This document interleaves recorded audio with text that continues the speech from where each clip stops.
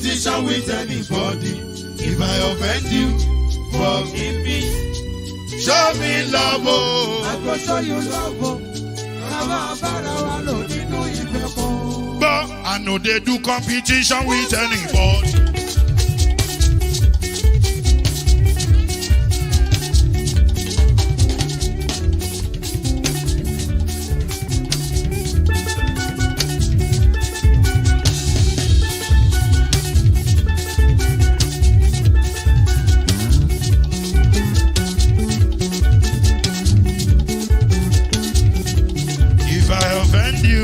Forgive me, show me love, oh, I go show you love, Kama bara wa lo nínú ìfẹ́ kan.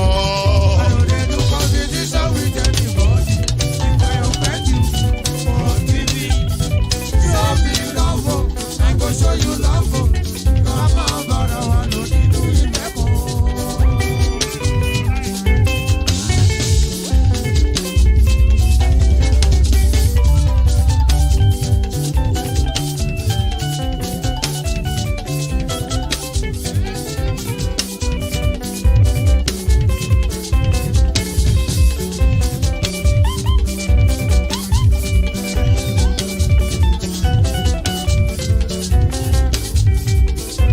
They do competition with anybody. If I offend you, forgive me. Oh, tó bá ti sanwó fún Ṣẹ́gun nàbí o, ẹ fẹ́ jókòó. Alákọ̀bí Ṣẹ́gun nàbí. Alákọ̀bí sábà mẹ́la. Anybody. Anybody? Any bobo. Anybody? Mo ló ń folú, ó gbà mí bó ṣe rí mi láti finishi. Délé mo ló ń folú, ẹ jẹ́ ń sọ̀rọ̀. Délé o.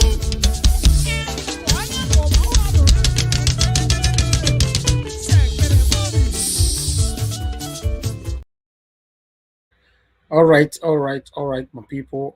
It's good to be back again. Thank you very much for your time with us. Continue to press on the like button and help us to share. Let's do this together. Yes, one moment, my people. One moment. You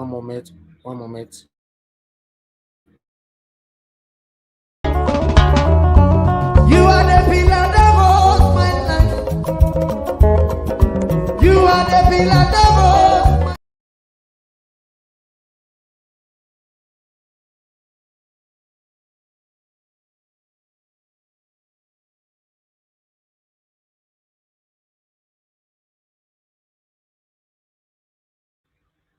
Okay, thank you very much, my people. Mr. Chukso Bigboy, can you hear me, sir?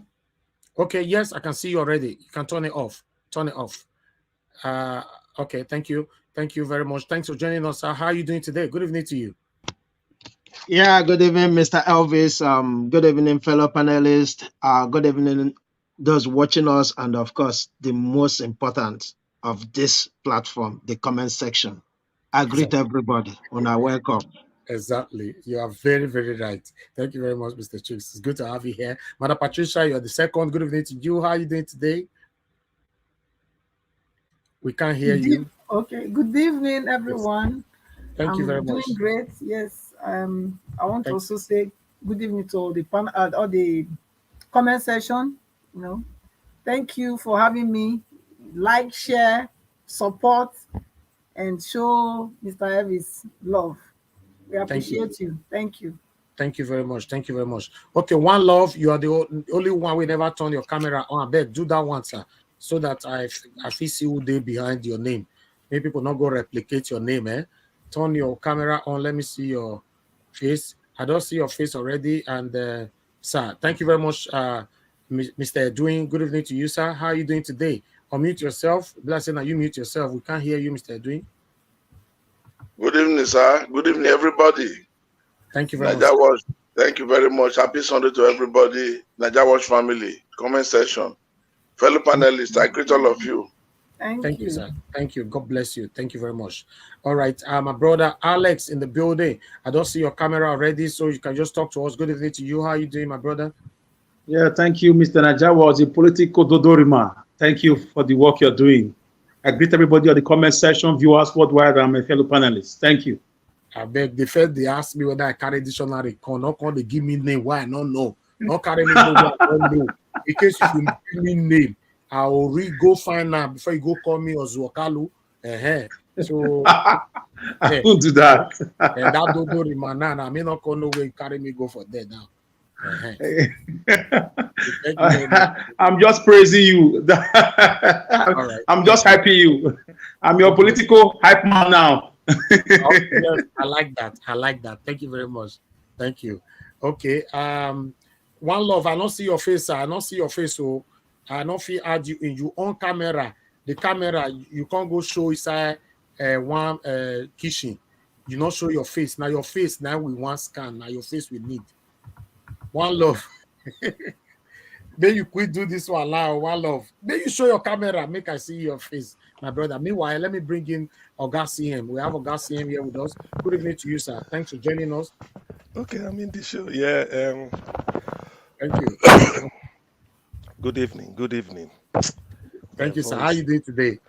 Well, I don't know. Please, you should escape my. I mean, how do they say it? You should excuse my voice today. I don't know why. Yesterday, I was just down with all this apicitis. I don't know what it means, but it's okay now. Thank you. Thank you. You'll be fine. You'll be fine. Don't worry. We're not going to make you shout today. Thank you. All right. My brother, one love. Is it better? Yes, it's better. I don't see you already. Okay. Don't worry. Okay. Yeah, I'm good. How are you, Mr. Elvis? I'm very, very good. I'm very, very good. Thank you very good to much. see you again. God bless you. Yes, we have Mr. Ike. Mr. Ike, you are far away. I see you for inside kitchen. They make part the yarn for that side. I'm not sure so we'll fish show where they make food like this for inside our screen. Oh, Mr. Ike, I see they carry cupboard, they carry everything. Okay. Mr. Ike, I go add you later. All right, we have Charles Shalinko. I beg Charles Shalinko. You know, say it be like saying the first time when they see this name be this so. I beg on your camera, make I see you. Okay, I have Mr. Ike. Now, Mr. Ike, thanks very much for joining us. Good evening to you, sir. Hey, my brother, God bless you. I just this our island now. They too hot. I just want to take a shower for 5 minutes. Okay, no problem. Off your camera then. Thank you, sir. Right. All right. We have Charles Chalinko. I beg your camera. No say a new name be this. We need to see you properly. I don't see your name. I beg. We not to see your name. We not to see your face. So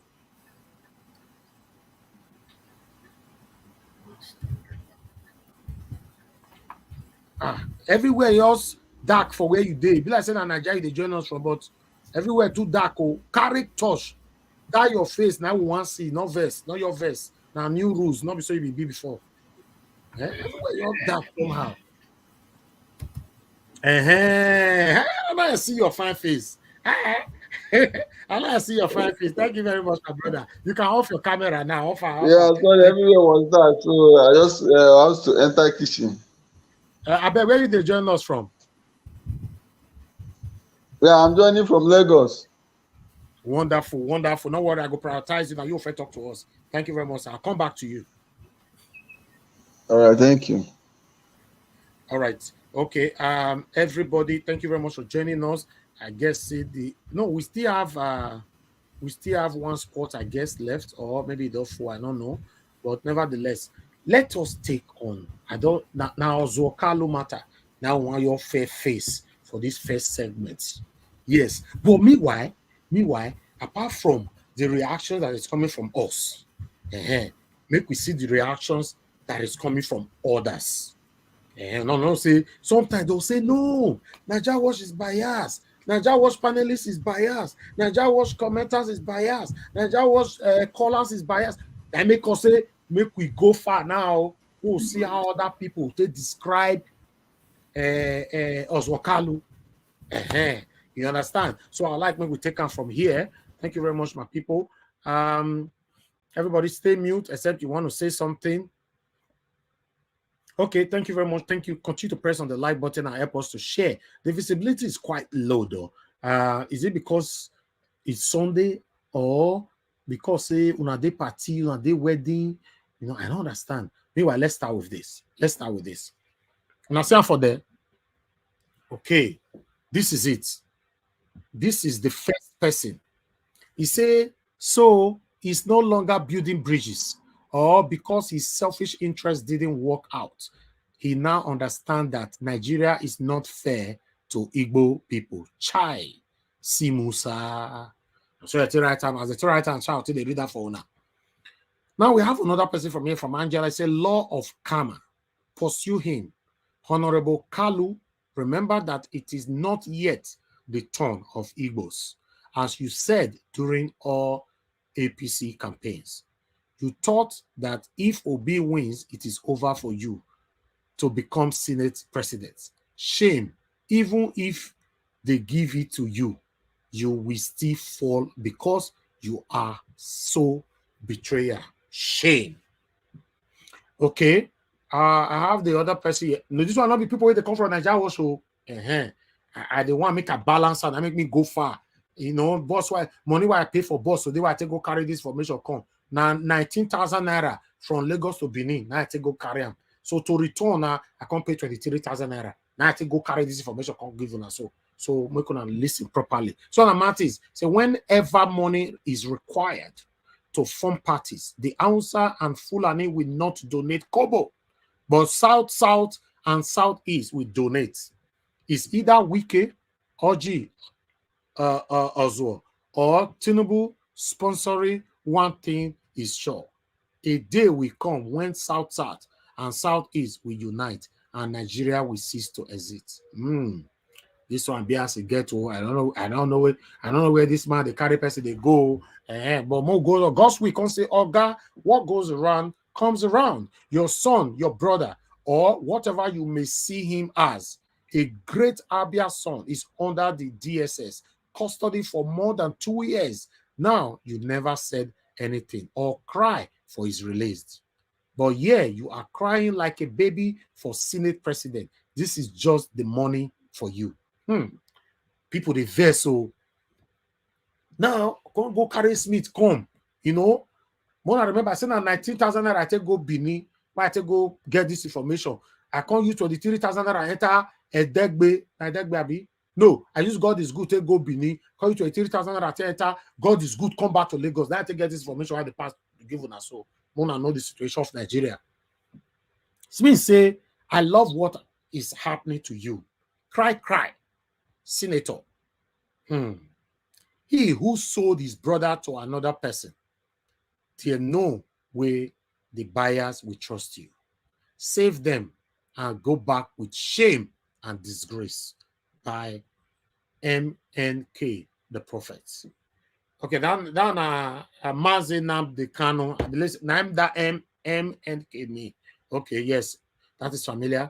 Okay, let's move on. Ikeshuku Christian can say the iron hands of God in your life, Oga Igbere, Senate President. I don't know what that means, but the right hand there, now right hand Igbere. What goes around comes around. I'm happy for you, sir. Why we can't get another one for a year? This one can be Shitwa in Keshi. Ikeshi, Abi, I get that right. I sure. Because have you seen why Nnamdi Kanu remains the only person that the Southeast people obey? All of you will come back in shame, he said. Wow. So now only Nnamdi Kanu, everybody they respect for Southeast. Now so they talk will not be me the talker. They could not come for me. I say now only Nnamdi Kanu, and they said Nnamdi Kanu, this Orji Kalu, he never talk anything about him. He not do anything about him without release him. Can you just imagine? Can somebody help me to ask Orji Kalu why is he crying? What do you want? You say you have money, you build this, you get factory. Then why are you crying? No, what's that cry all about? I'm not getting it, man. I beg. We could answer this question. Let's move on. We have other people here. King Magnus Otutu from my place where I come from, Otutu, now waiting to scare people. I don't know whether this one be, but let's go. Bridge builder, why are you weeping? This is the beginning. You own Mazi Nnamdi Kanu a lot. He warned you, but you wouldn't listen. Now you are coming back in shame after serving this. I'm not going to talk that last one. I don't know, say that's what it be. My producer, all this the way you have the forward to the call for me. So, want to be careful. If you see any kind word for this, we not do okay, not put on journal. All right.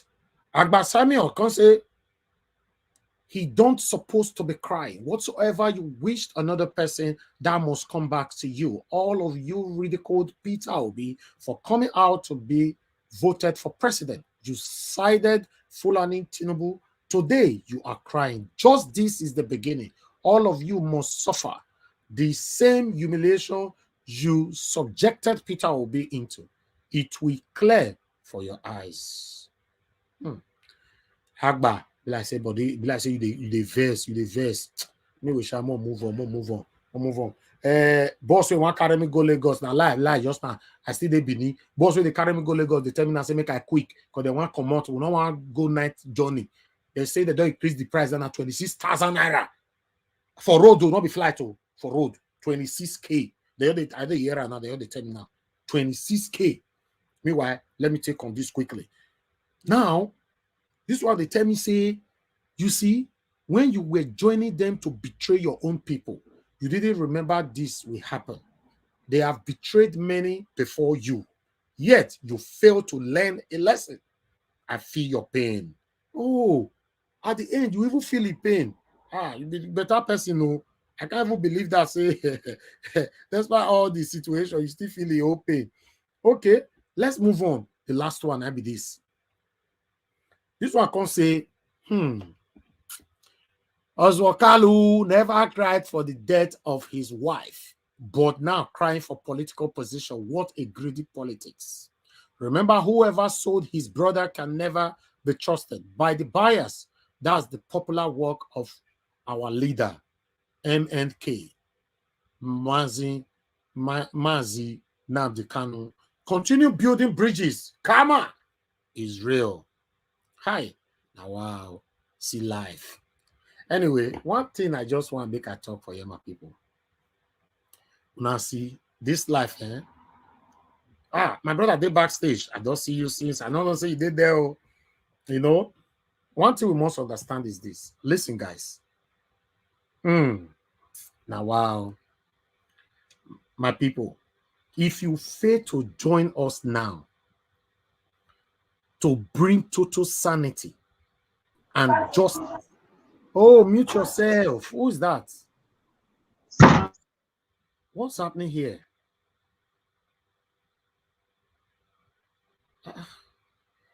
Maybe they talk like this. I know they like maybe they unmute. I beg. Not do them. Thank you. As I talk just now, you see this journey where we did so.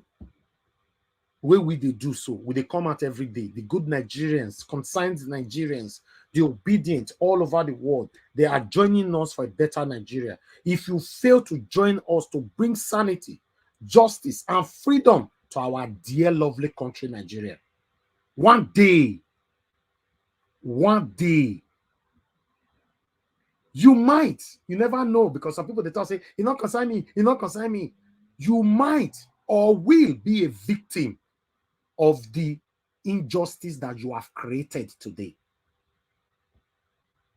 I'm telling you, today now not concern you. Today now you are working with the satanic people. We are fighting for justice. We are fighting for freedom. We are fighting for sanity, a good atmosphere, a good country. You said no, you don't like them. One day, you might end up being a victim of the injustice that you have created today. Guess what? That day, there's every possibility nobody will be there to help you. Nobody will be there to help you. You know why? It's part of the commons. It's part of what you've created. Because many of us say what we are doing today, we are doing it for our own selfish reasons.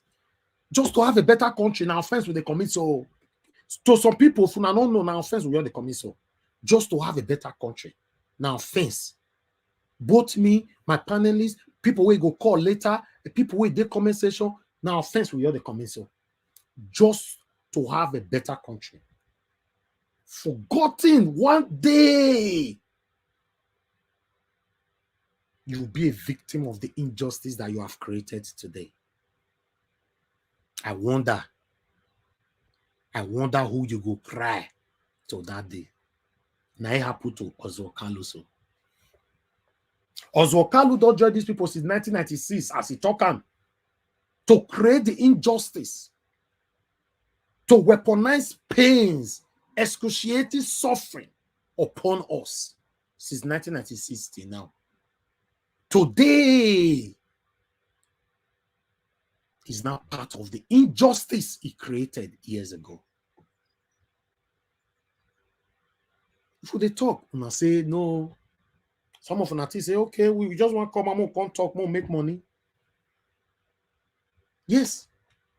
If we make money from what we are doing, it's a good thing. If you are thinking that, oh, we come out because of money, then what are you going to say about CNN? What are you going to say about Channels TV? What are you going to say about Arise, BBC, Al Jazeera, and many, many more that is far, far bigger than me? If you are part of the people who think that we come out because of money, may you labor in vain in the mighty name of the Lord Jesus Christ. I bet make una say amen for that thing for me. It's very, very good. May you labor for others to enjoy. You shall labor in vain in Jesus' name. Amen. People who think that we come out because of money, we are here to deceive the people. May you labor in vain. May you labor for others to enjoy. Amen, amen, amen. That is my prayer for you, because I've searched myself and I've searched all my wonderful panelists, my commenters, my callers. What we all are fighting for, what we are asking is a better country.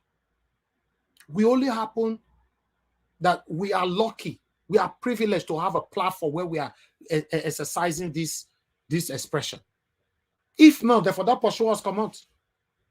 This us all of us gather for you saying that we won't go borrow one channel platform for APC people. They don't throw away us past window. Someone won't come on for here.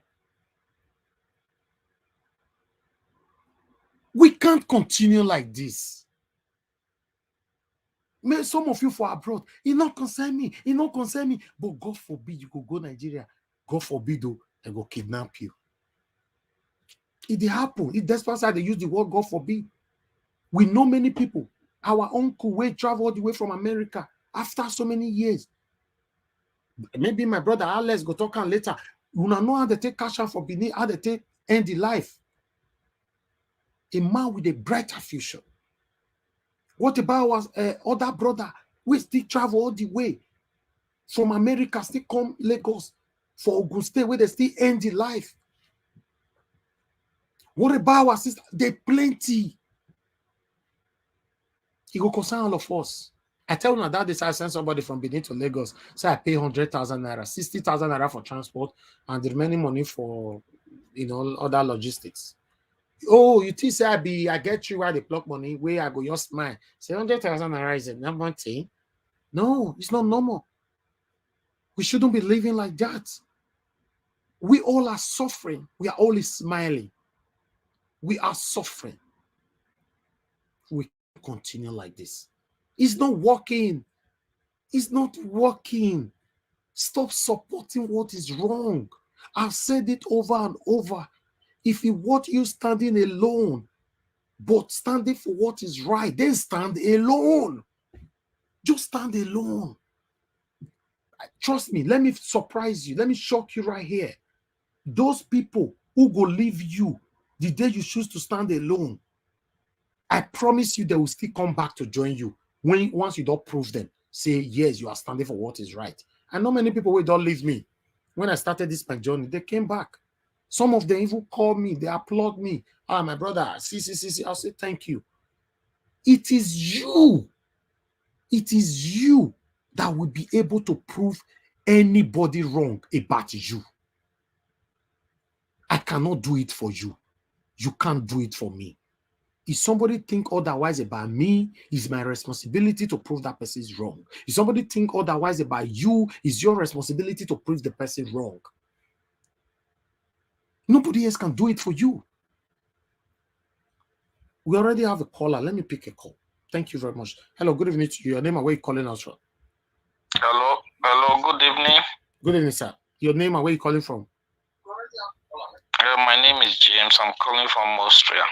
Thank you, Mr. James. Talk to us. You have 2 minutes. Go ahead. You have noise. Please off your TV, sir. Off your TV. Okay. Oh, off your TV, sir. Off your TV.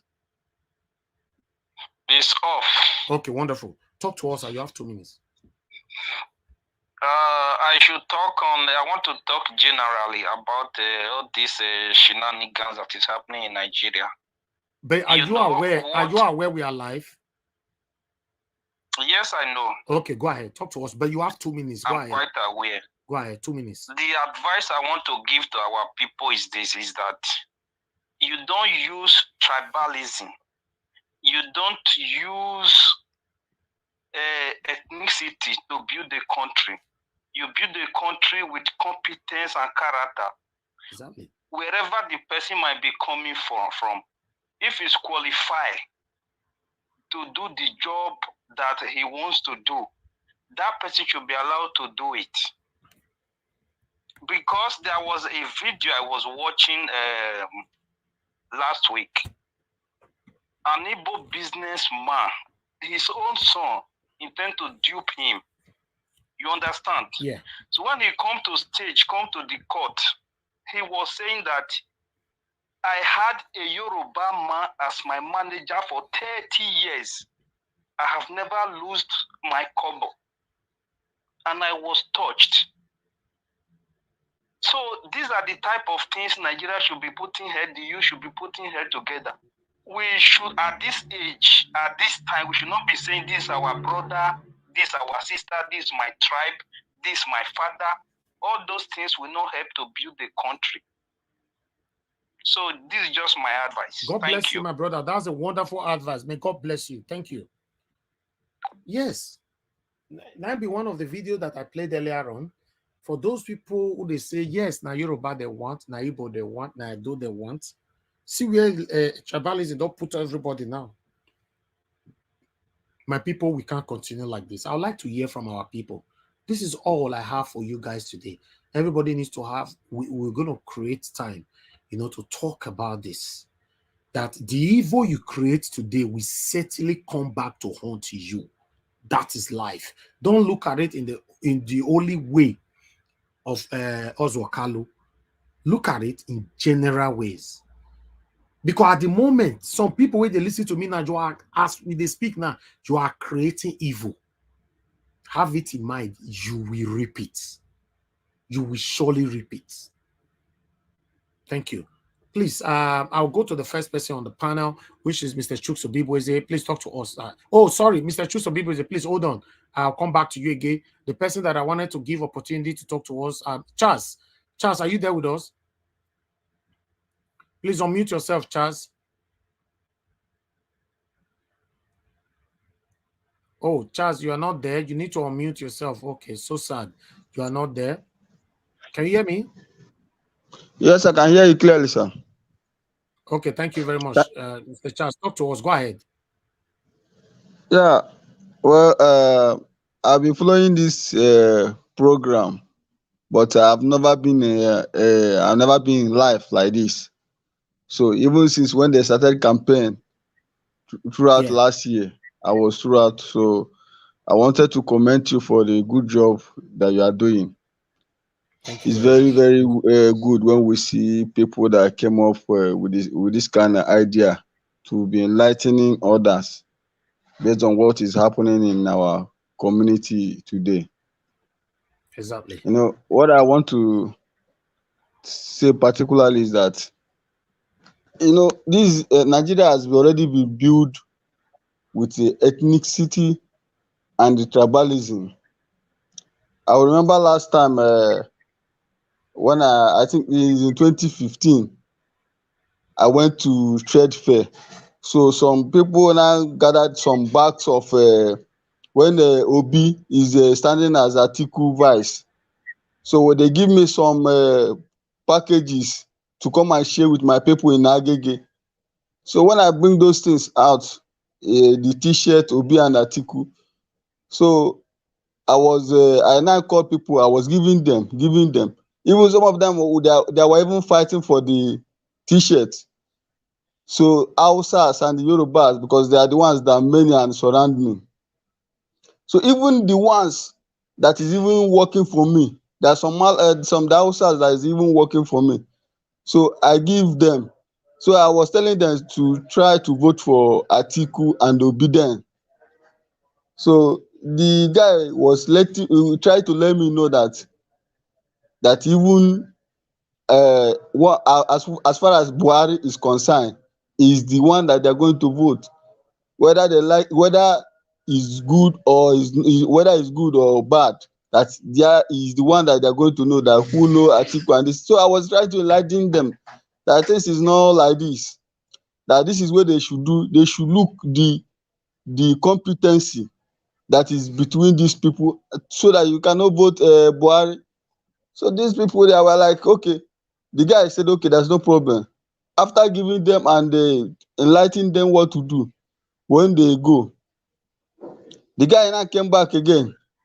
I was even telling, he said me that, Oga, stop stressing yourself, that this is the person that we're going to vote. Their people have already told them this is who they are going to vote, and they believe once, and they are telling them, maybe in the mosque, they were even saying it, because I'm the kind of person that I hear that Hausa language very well. They were even saying it, that even the Muslim, as far as that this person is Muslim, either he's good, he's right, he has his right senses, or he's mad, that he's better than that Christian that you are going to go and vote. So this thing is something that is even eating the country up. People believe that, okay, this is the person that you are going to vote in the north. As far as he's Muslim, forget anything, that any other thing that you are saying, you are just saying it, you are just preaching. That Muslim, whether he's mad or he doesn't have sense, so that is the person that they are going to vote. And we Christians, it's not like that in our side. It's not that we have started realizing what is happening. It's just this revolution, ballot revolution, Obi movement, that we people have started waking up to start realizing what has been lost already. So my advice with everybody is that I think either we should try to be enlightening them, the Muslims, so that they will know that once this person can get the job done, as like my brother the last caller said, once this person can get the job done, we should go for the person, not knowing that whether he's a Muslim or he's a Christian. This religion something has eat us up well that we don't even imagine what is going on. So that is what I have to say. Thank you, my brother. Wow. Trust me, my brother Charles, wait till you can't talk, so is part of the problem we put you and I for where we did today. Not only the Northerners, now you get this problem. You know, the Northerners, they get this problem. The Yorubas, they get them. The Igbos, they get the problem. The those, they get the problem. In fact, all of us get this problem. You can't be say some people can't get even more person. So now wait till everybody must work on to know that being tribalistic cannot take any of us anywhere. We will continue to suffer. And guess what? These same people, so where would they call our leaders? So the suffer, where would they suffer? Now they affect them. Now only you and I might be suffering. So thank you very much, my brother. I really appreciate you say you join us. Once a while, make you join us for panel mode, because on this panel we are learning from each other. Because now everything they happen for Nigeria, now all of us now they affect as Nigerians. Thank you. Thank you, my brother. Yeah. All right. Let us quickly move on to our Williams winner. He's also from Nigeria. I bet make an obvious people within Nigeria, they like make I prioritize them. Williams Winner, please talk to us. Good evening to you, my brother.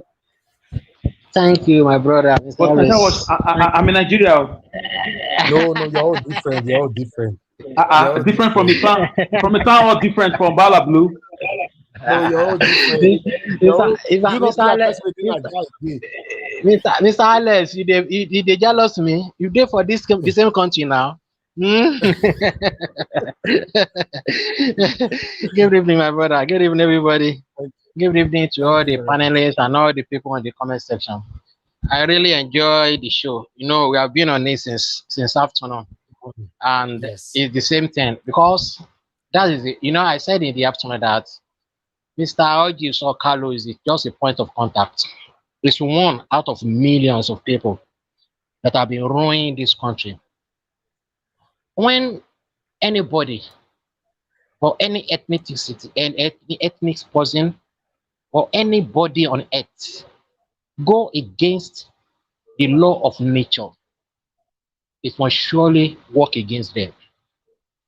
When God created heaven and earth according to the scripture, He created everything, animal, water, birds, everything. On the sixth day, God created man, and He gave him power and authority to dominate, to control every other thing that God have created. Later on, God created woman out of that man. And I've never seen anywhere God says, you Adams, I want you to dominate or subdue this lady or this woman I created from you. There's a point there. God never created or create any man to dominate his other man. We all have power at our own disposal. Everybody has power. But the power God gives to anybody is not to dominate, it's not to oppress other people. Anybody that have power, whether political power, whether money power, whether influence power, and you are using it to dominate other people, I'm telling you, it can never work very well. And that is exactly what is going on now. These people has power, Orji Kalu or any other people. Instead of them to use the power to do the good for the people, we are using it to dominate other people. Power intoxicates. And that's exactly what is going on in Nigeria or any other part of the world. But our own case, because we are in it already, because they have the power, they can dominate, they can oppress. And they didn't know.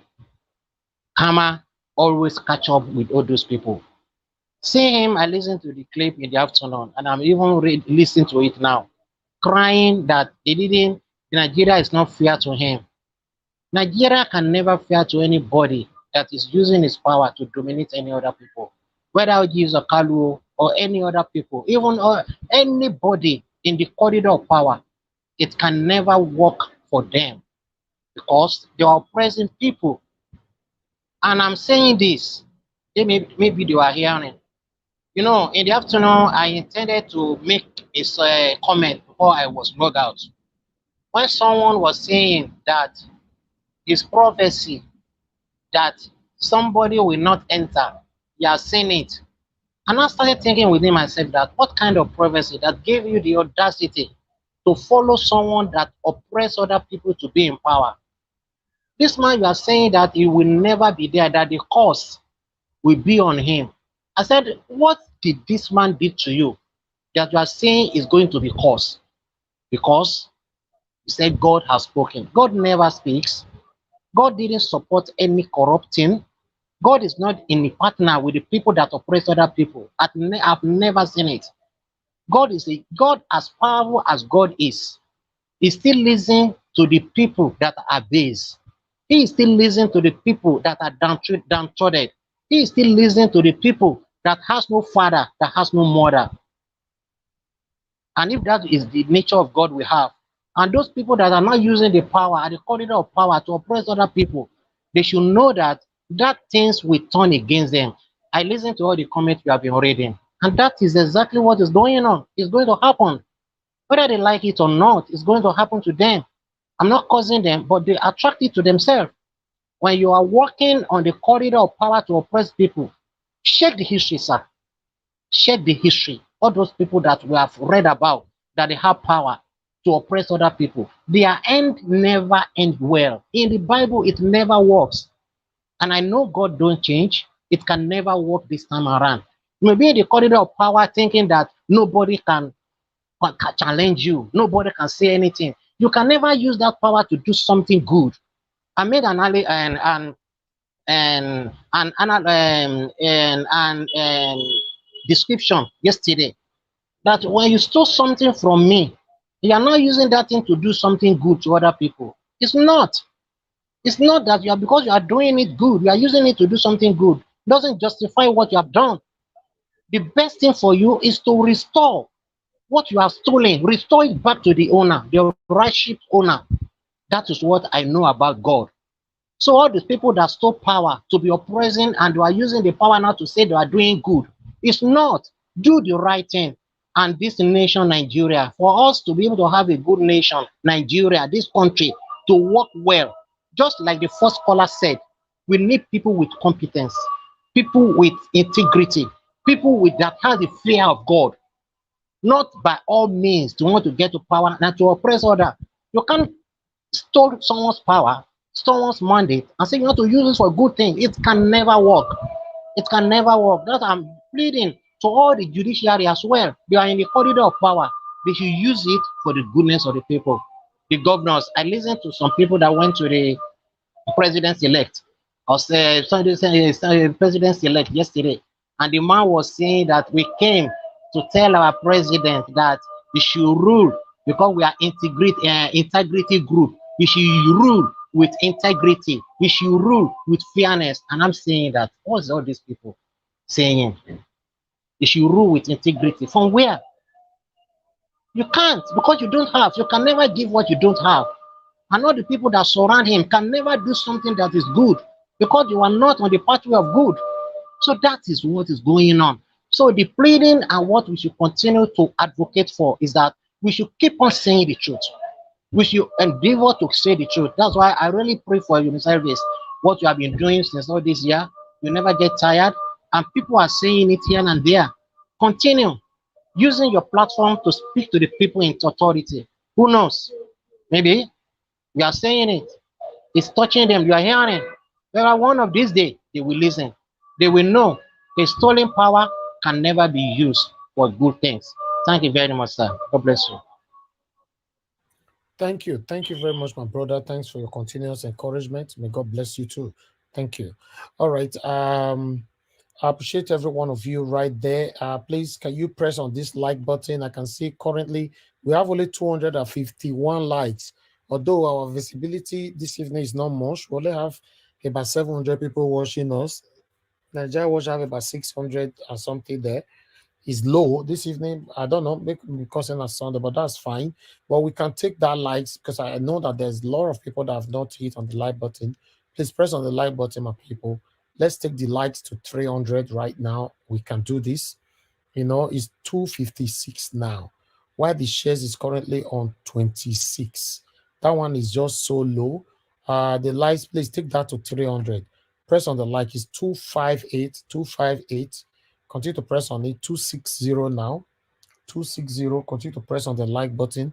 Let's take that to 300 before we move. Before I call on the next person, it's very, very important because we can't be here and our voices is not going to go far. We are not talking here to have fun. We are talking for our voices to go far, to reach the same leaders that we are complaining about. Then they might do something about what we are talking about. That's what we are doing. The reason why we are here is for solution. So we talk and we expect solution from them. That's why we are here.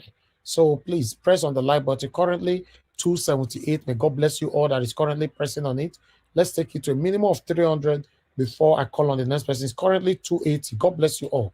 You see, one thing about my people, when they follow me, they go, you know, some of them just want to be reminded, not that they don't want to do it. Just check now. From 250 something, it's already 280, 84 now. So thank you very much, my people. I appreciate every one of you. It's 288 now. Thank you, thank you, thank you. Let's take it to 300, exactly 300 dots. Then I'll call on the next person to talk to us. Thank you. God bless you all. I appreciate every one of you for your continuous encouragement. Trust me. So somebody to talk and people listen to you and do it for you is a blessing. To be honest, it's a blessing. I can't force people to do this. It's just I don't know how to thank Una. Una do well. I really appreciate every one of you. Thank you. 295, 295, 295. Continue, continue. Just five more. 297 and three more. Then we start talking. God, now God bless you now. 298, 298, 298, 298. God bless you, all my good people. Yes, I believe they don't complete. All right. Now 298, although that's what I'm saying. Okay, I'm see 299 now. 299. We need 300 minimum. Good, 301. And God will bless you now. And I want to thank Folashade Alabi. Thank you very much for becoming a member on our platform. I really do appreciate my people. You can become a member. I'll post the link on the comment section later on. Some of you don't know how to do it, but I'll post the link. Please press on the dollar sign. Encourage what we're doing here. Somebody should buy us a coffee. I really do appreciate that. Thank you. God bless you all. And also, press on the subscription button and hit on the bell as well to be notified whenever we are here. Subscribe with us. We get new subscribers every day. I want to thank all our new subscribers. Please, if you are new on this platform, make sure you come to the comment section and let us know you are new so that we can welcome you in. So people will also subscribe. Now you tell us on that day, you guys are special. You are special. Let us know that you are here so that we can welcome you specially. Now God bless every one of you. Let me quickly go back again to talk. Mr. Chuksobi, is your turn right now. Okay, Madam Patricia, talk to me. Yes, I can hear you, Yes, man. I just wanted to draw your attention to the sharing aspect of it. How does it work? Because the number you mentioned now is very low. So I wanted to know how it works. Is it that Yeah, when you it's just share, do you you have copy to, the link. yeah, You and then you copy the share it? link. Yes. You share it to other platform where you belong, like to a WhatsApp group that allow links, to your Facebook where you belong, to Twitter, to any platform you belong. Yeah. Just share Yes, it I and copy it and paste understand. it there. I understand. Why I'm saying so is because in WhatsApp you can only share five people at a time. Yeah, and if I've shared Okay. like over to 25 or 30 people, so why is it not reflecting on the numbers that you just mentioned? That's why I'm thinking No, no, no, maybe. no. No, no. When you share Mhm. to 25 people, some of them don't click on it at all. Okay, it's You only when they understand? click on it that's when it's being recorded. Yeah. Exactly. Yes. Okay. Yeah, that's where Okay. it is recorded here. Yes. Okay. Some of them Okay. don't click on it. So when they click on it, recorded, but after 3 days, I think total will be recorded. Okay. Okay. Now it's But what clear. we can see that currently now is now 47 now. So yes, that one is going up gradually, and the lights is also going up. Currently we have 315, 318 on the lights. Thank you very much, and God will bless you now. Yes, I have Thank a you. super chat from Michael. Thank you very much, man. I have a super chat from Michael Og and Nemaro. Thank you very much for buying me a coffee. I really do appreciate this. Trust me. Now, this one, I had some of the verse for so they say they want to labor in vain. I make me pray for them. Just now say, if you are counting my money that my wonderful people supporting me with on this platform, I pray for you today. May you labor for others to enjoy in Jesus' name. So that's what it will be for you, because you cannot go and question CNN, you cannot go and question channels, Arise, BBC, and many other platforms that's bigger than me. I don't know why you're doing this where people are appreciating the good work we are doing here. Apart from the financial aspect, the people that come here every time to join us to air their voices, do you think we can pay them for it? Thank you, my people. Now, God will bless you. Now, thank you. All right, let me call on Mr. Chusobiboeze. Mr. Chusobiboeze, please talk to us, sir. Yeah, good evening, Mr. Elvis, once again. Okay, thank you, sir. Panelists, all protocols duly observed. Yeah, there's question you asked. You asked, is this the same Orji Kalu? There's and I want to use this opportunity to answer that question. There's two Orji Kalu. I don't know if you know. The first Orji Kalu is building bridge Orji Kalu, and the second Orji Kalu is the marginalized Orji Kalu. So it's up to anybody to choose the one he wants. You know, the reality is, like you always said here, and many people, attested to it. That whatever you sow, you must reap. Whatever you're doing, there's no escape.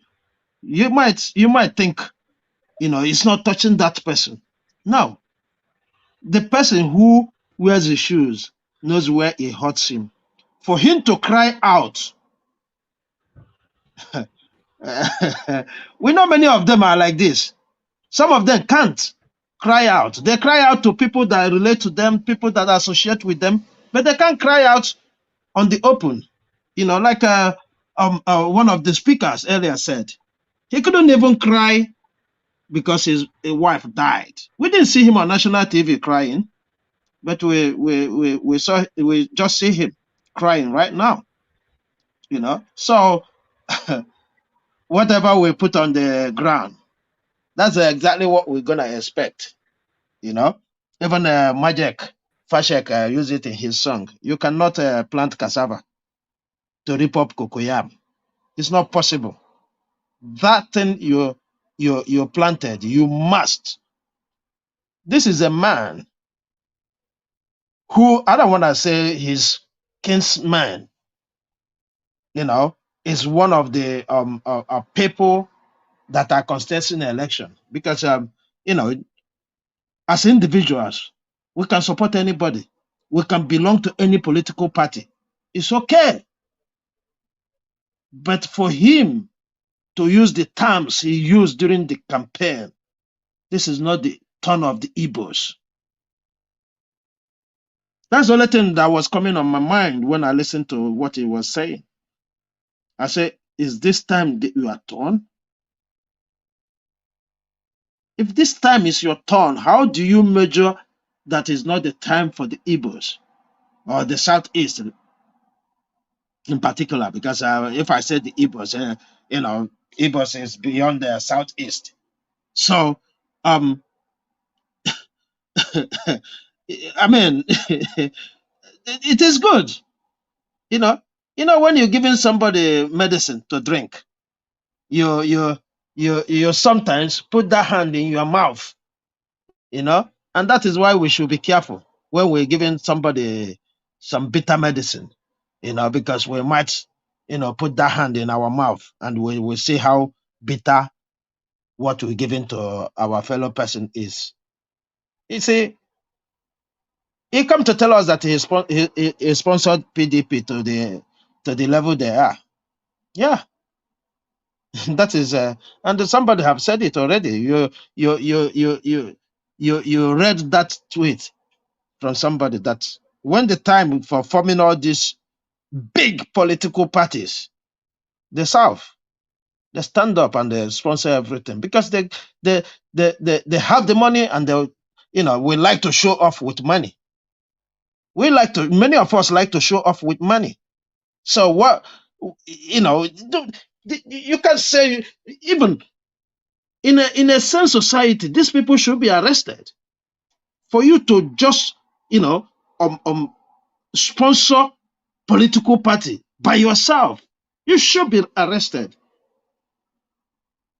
Because is it that it is a stolen fund, or you are sponsoring that for you to have lion's share? That is what, we live in a Western world. There's a cap on how much you can give a political party. They're not stupid. That's why they make such. But in Nigeria, where we do things, oh my God, I don't know. This man is crying. He sponsored political party. Somebody sponsored to go and bring Nigerians who are stranded in a war zone back. He never cried out one day. and you sponsored political party, and you come to tell Nigerians that Nigeria is not fair to you.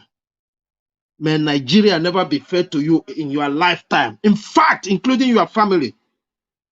Anybody in your family that supports you, may Nigeria never be fair to them and their generation, except those who read the history and come out to confess. The same suffering Nigerians are suffering today, may it visit you. Because when he was saying all this, I was remembering people who are doing great things for Nigeria and that never cried out, and Nigeria never paid them back. Nigeria never paid them back. Look at Alan Onyema. He's been doing it. Not once, not twice. I don't know how many, but I can count up to 3 times he has done it.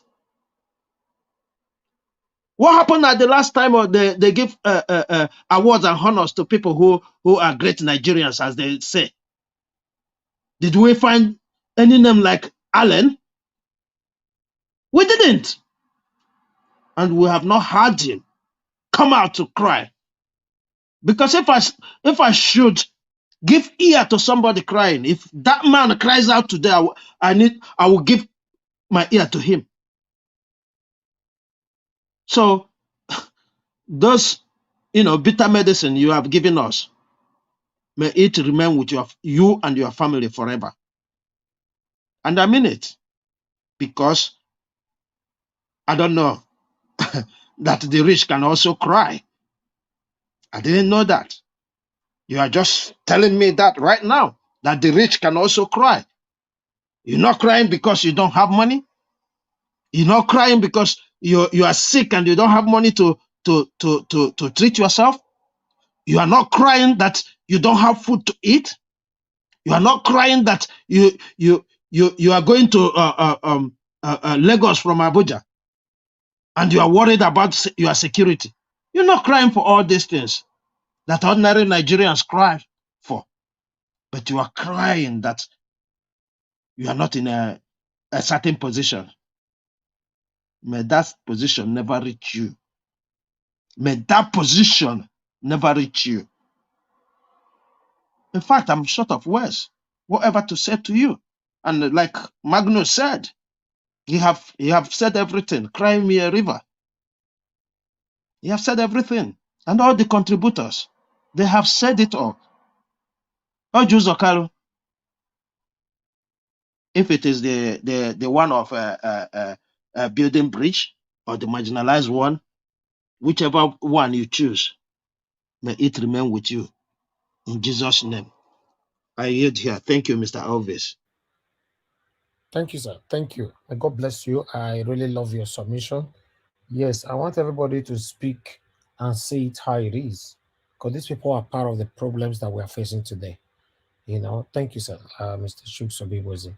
Thank you. Before I call on the next person, I would like to quickly appreciate Adelaja Ogobi. Thank you very much. Michael Ganemaro once again. Falashade Alabi, thank you very much. Appreciate every one of you. Peg Modi, thank you very much. May God bless you. Thank you, Amaka Afojobi. Thank you very much. I really do appreciate every one of you for your continuous encouragement. May God bless you all. I would like to call on the next person, which is Madam Patricia. Madam Patricia, please talk to us. Good evening to you once again. Good evening. Good evening, Thank you. everyone. Please speak louder. Yeah, good Thank you. evening. Yes, Good we evening, can hear you. everyone. Thank you. Okay, thank you. I think my sister has some issues. Let me say good evening to those in the comment section, and good morning, good afternoon from wherever you are watching us from. Thank you for being a part of today's broadcast. And of course, Mommy Diaspora, good evening to you. And I send you special love. And all my panelists, my co-panelists, thank you for all the ones that have submitted already for your submission. You're doing a great job. And yes, the article you before with the one that said Yoruba Locum, that was a funny one. That just proved that there's nowhere that being a bigotry will fly with Nigerians. Nigerians gone too far to be dealing with this tribal sentiments, to that this political class are using to divide us, to separate us even the more. And it's good that we are kicking against it. We are saying no. We are, speaking truth to power, letting them know that we're not going to take it from them, because that will not help anybody at this time. Nigeria is gone too far to be having such a primitive way of dealing with each other. We have come too far. The intermarriages, the living together, moving, people living from people that have their buildings elsewhere from their own native towns and cities. So how do you go about that? So Nigeria has come too far, and it's a shame that this political class, they always want to use this to separate us even the more. And I don't really see any reason why a well-meaning Nigerian should fall for those traps, because it's a trap. The more you make people believe that they don't belong together, the more hatred they will build for one another, and the more they will not want to work together. So I am not surprised that we still have some good Yoruba people that are coming out to speak, because this guy, I believe he's a Yoruba guy, that did that video, and calling out the Yoruba people that what they are doing is wrong. And I'm very grateful that we still have people like that, even though we know that majority prefer what they are seeing.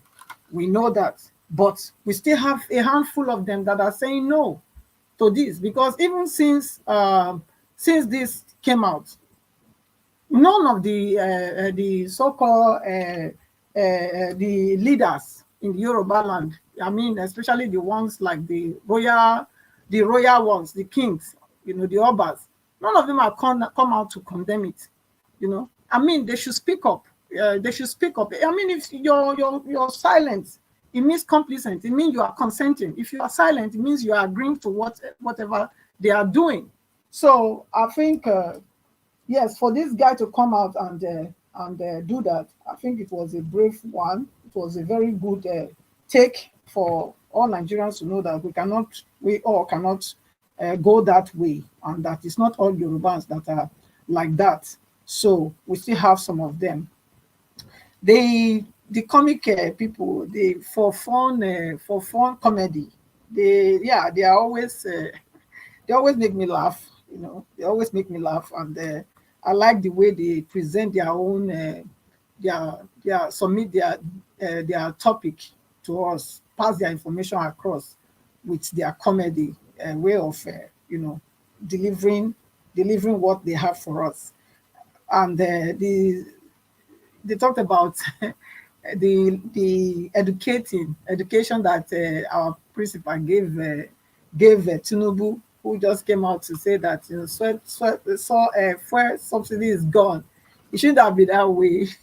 Now you don't say because you have a toothache, you just take a spanner or whatever, and then you just pull it without not taking some painkillers or anesthesia to ensure that at least when you remove the teeth, you're not going to be having terrible pains, and you're not even able to stand, because that is what happened in this case. And our principal made it clear that if he was the one, he had a plan. He would have showed empirically how he was going to be able to do it without even nobody would have felt it.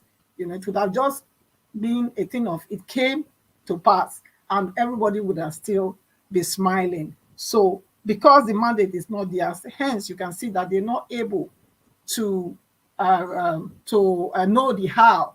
It's not about who said what. It's about how did he say he would do it.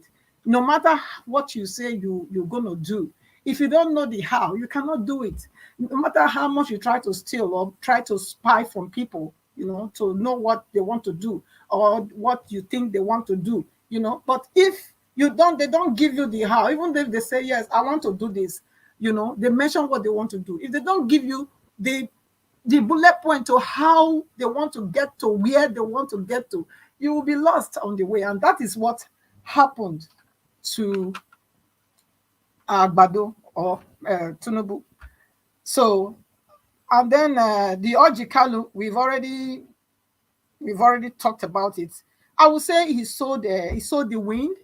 Now he's to reap the wind, because you cannot give what you don't have, you know. And for him to have come at this time and say Nigeria happened to him, Nigeria has happened to everybody. So I'm glad that it's happening to him. It has finally happened to him, and he should maybe with this, who knows whether this can help him to now put himself together and change and repent from his wickedness, what he has done in many years. Maybe this can help. Who knows?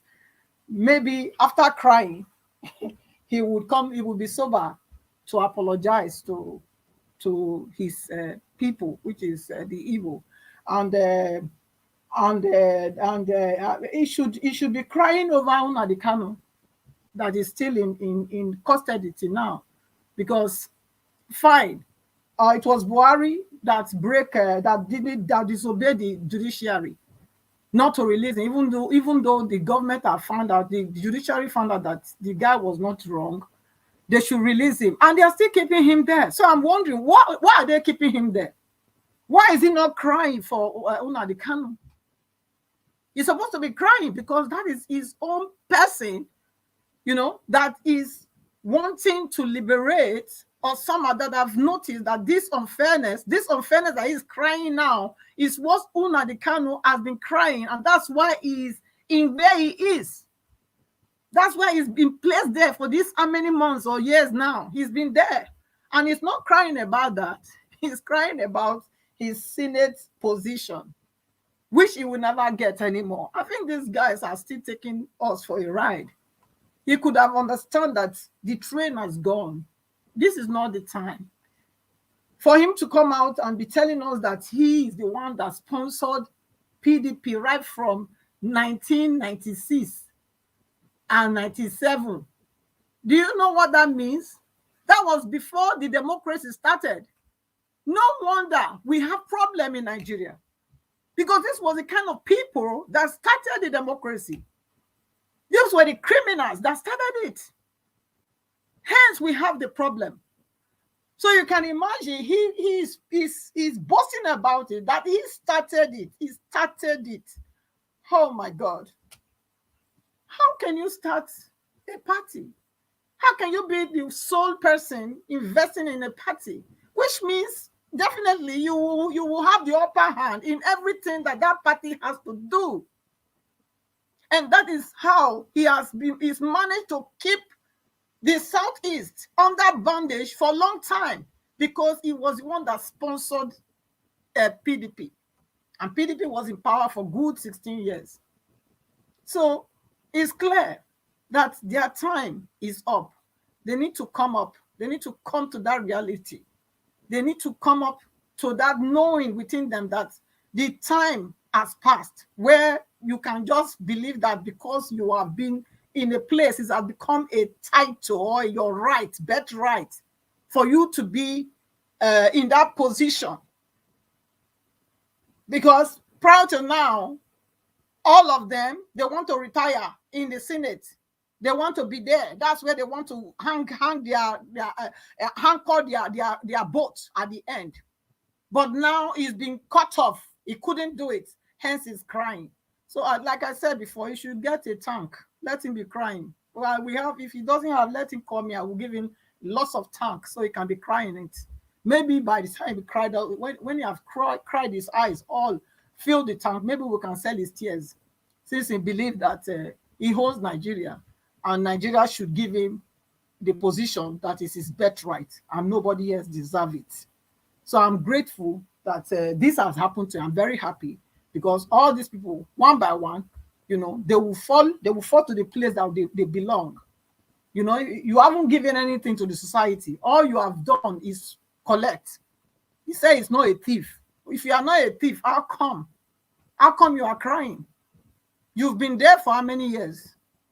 If you're not a thief, you're supposed to tell yourself, listen, It's high time I go. Let somebody else come. But that's not what you are doing. You are crying because they didn't give you the position. So I'm very, very happy that he has lost out on that ground. I think I will rest my case for now and let somebody else talk. Thank you. Thank you. Thank you very much, Mother Patricia. God bless you. Yes, make it cry and cry and cry river. You know. Yes, we have it's supposed to be Mr. Dream. Mr. Dream, please hold on. We have one of us here, Kashi. So Kashi, I would like you to talk to us. Good evening to you. It's good to have you on the panel. Okay, good evening, Mr. Ninja Watch. Good evening to everybody on the panel, and a very big good evening to the viewers and, of course, those wonderful people on the comment section. But Patricia, in fact, you finished work for Orji Kalu. But first of all, No that be thing, Oswokalu. no be small. You reach to call him Oswo, sef. To be honest, me, that thing when they shed, that thing no be tears. These guys are politicians and they know how to act movie. All that thing are just acting in the act.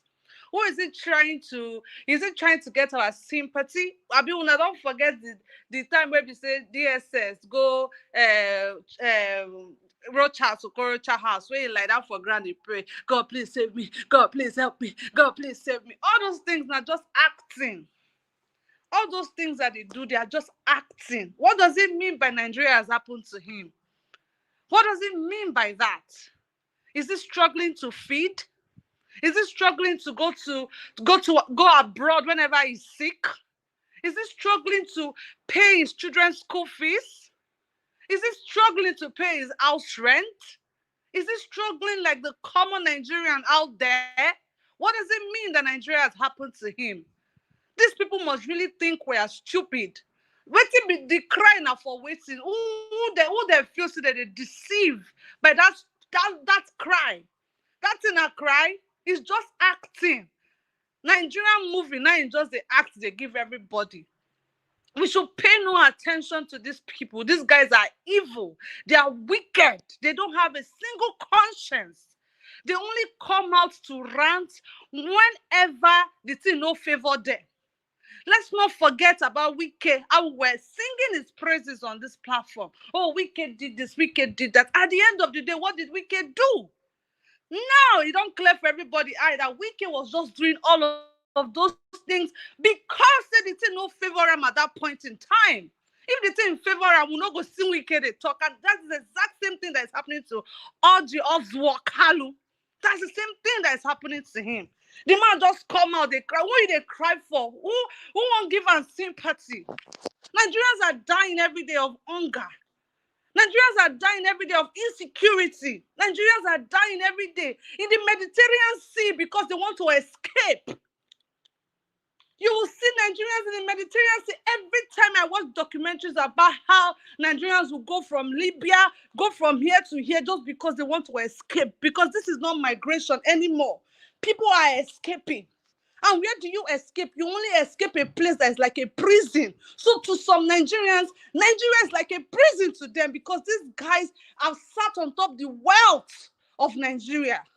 They have sat on top of it. They use senatorial position. They compensate themselves. Meanwhile, Nigerians are suffering. Meanwhile, minimum wage is 30,000 naira. Even the 30,000 naira, how many of them they pay their workers on time? How many? You come on television and you're saying Nigeria has happened to you? Oh, please, spare me that trash. I beg your pardon, Mr. Niger Watch. Who does that? How dare you? You dare make mockery of the common man out there. Say Nigeria has happened to you, you come, they cry. What have you done in your local government? How many people can come out and stand and say, oh, Orji Kalu has done X, Y, Z? How many people? Let's not forget about how they went to the ex-governor of Zamfara State. Look at all the cars that they took from his home. Bulletproof car dey inside. SUVs wey be say dem never even drive dey inside. Over 40 cars, only one person, and people are suffering. And Zamfara dey as Zamfara take dey. There's no single civilization in Zamfara state, but governor get more than 40 cars, bulletproof or SUV. They never even drive them. What are they doing with all of these things? When Peter Obi said the cost of governance in Nigeria is very high, this is what he's talking about. Only one person could just take everything and people are dying. People are suffering. You're coming out to cry. Who you they cry for? Not let you sabi cry. If not like that, everybody begin come outside, they cry. Who you cry? Help. Don't come to Nigerians and cry. Do what you are meant to do and you watch Nigerians fight for you. That is exactly what is happening to Peter Obi. Because when he was in power, people see what he do. That's why Nigerians are coming out, fighting for him. Do what you're supposed to do and watch Nigerians carry your matter for head. You don't come out and start crying. What kind of crocodile tears is that? When people are suffering. They say that they increase minimum wage to 200,000. They never feel pay 30,000 naira. Meanwhile, governor go collect salary where they run in billions. They go still collect allowance. They go still collect this. Collect sitting allowance. Like the kind of allowance where these people they collect. If they decide to invest that money in each of the communities, I don't think Nigerians will be escaping the way they are escaping right now. You come outside, they cry. What do they cry for? When you did here, they support whoever you want support. Did you call us? Did you come to us? Now, because you say maybe power don't shift for your hand, you can't come. The thought Nigeria has happened to you.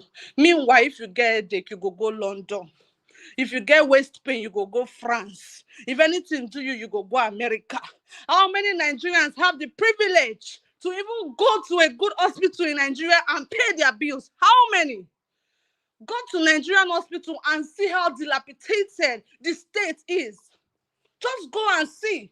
You come outside, they talk, say, see, I don't even want to talk because this thing, it pepper me for my body. And that's the reason why I said, let me come out and share my 2 cents. Nigerians, especially Igbos, are not even tribalistic. I remember when CM was saying somebody like Orji Kalu, if you come out for anything for East right now, may you see any stand and constant beside them. No, the man has done nothing. 0 over 100. 0. He did absolutely nothing. You're coming out to gain the sympathy of Nigeria. What did you do? What did you do when they were killing the Igbos? What did you do? What have you done in your community? Let's not forget Ike Kweremadu too. See all the houses where they confiscate. All the houses, all the cars, everything where they confiscate. Meanwhile, he didn't do anything for his people. Can't come outside. Who won't fight for you? We will not do that. We will not even give any attention to you because you refuse to listen to the cry of the common man out there. These offices are meant for you guys to serve Nigerians. But in Nigerian politics, they're the other way around. We are the ones serving them. We are the ones serving them. You're not coming out to cry. Say Nigeria has happened to you. It should define to Nigerians what exactly it means by Nigeria has happened to him. Make it can't give us the definition. Let's hear the definition of what it means by Nigeria has happened to him. Bunch of selfish people, wicked people, criminals. Bunch of selfish people. Thank you, Mr. Nigeria Watch. Wow. Kashi now one table now also Kalu stand before. Now you don't break the other table, just join that now. To be honest, yes, thank you very much for coming here and your wonderful submission. Trust me, that is what we need right now to ginger the people to understand that, to recognize the satanic people that have been causing us all the pains that we all have been facing. Now karma has visited him and he's crying. He should be ashamed of himself, to cry. If you guys notice, the reason why I played that video again today, not the normal viral video, I went to bring the full video. If you guys noticed, when he immediately finished his submission, after he finished crying, the Senate president said thank you and called on the next person. Nobody in the house that even said, "Oh, so sorry, don't do this." Nobody. Even Tinubu's wife was there. Chetima was there. None of them. They just call on straight on the next person. They don't send you. They don't even know if you exist. You have never existed as far as they are concerned. You are a disgrace as far as we are concerned. God will continue to punish you all that have caused Nigerians so much pain for the past decades. Thank you once again.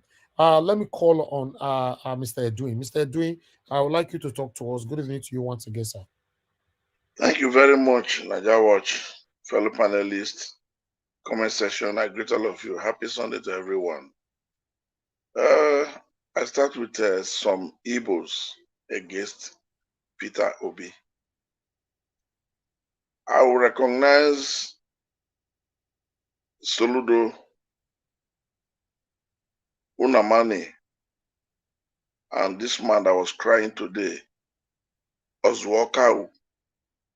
Orji Kalu, for people who don't know what it means in Benin, is that na full na first do Orji Kalu. Yes, Orji Kalu. So that is this man. Then did not end there.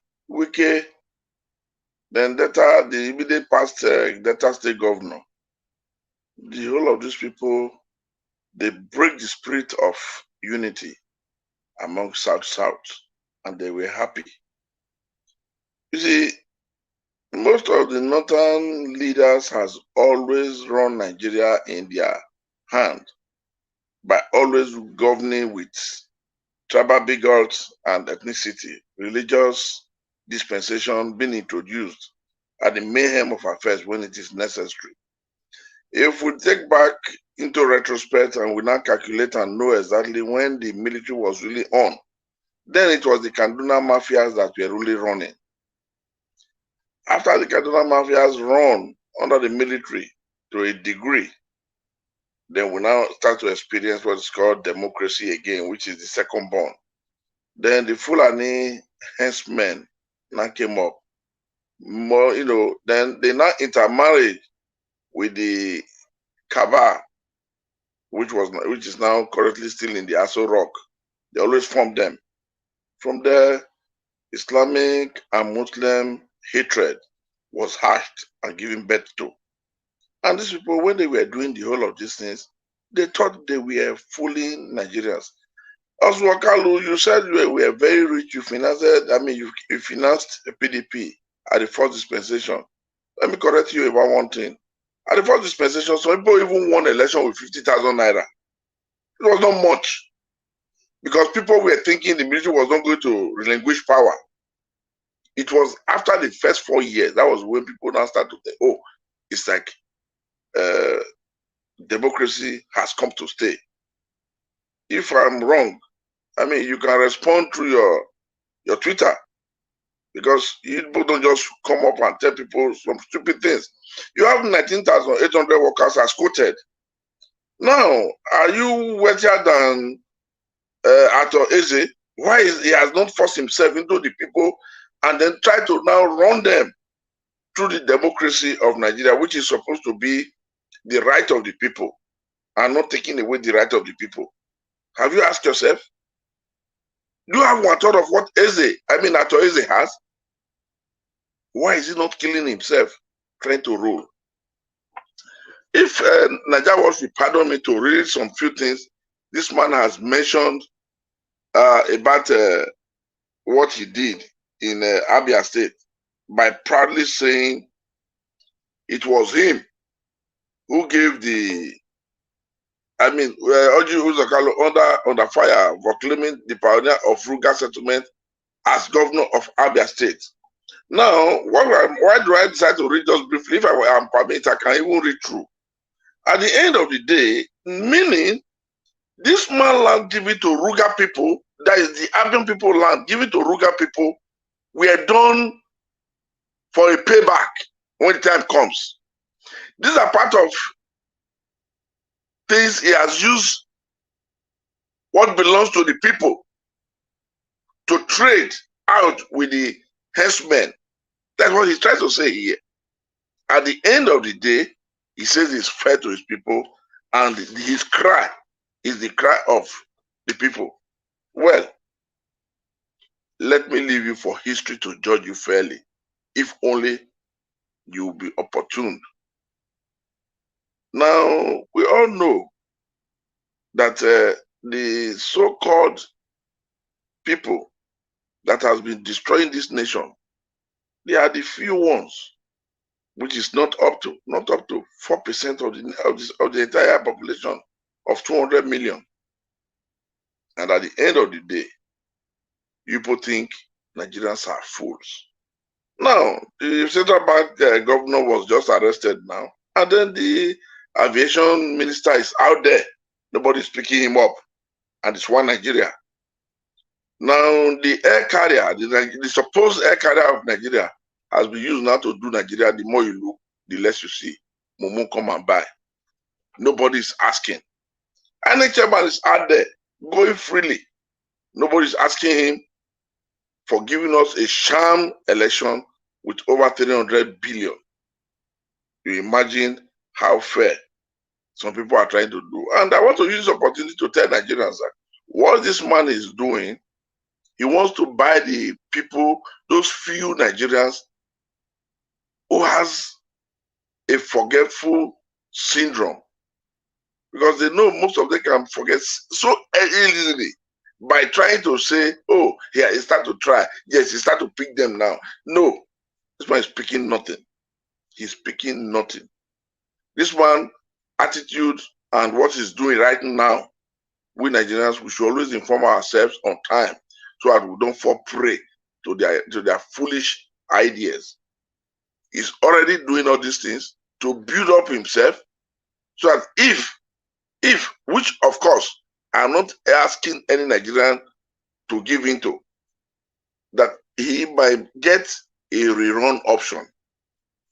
He's doing this thing to say he's trying.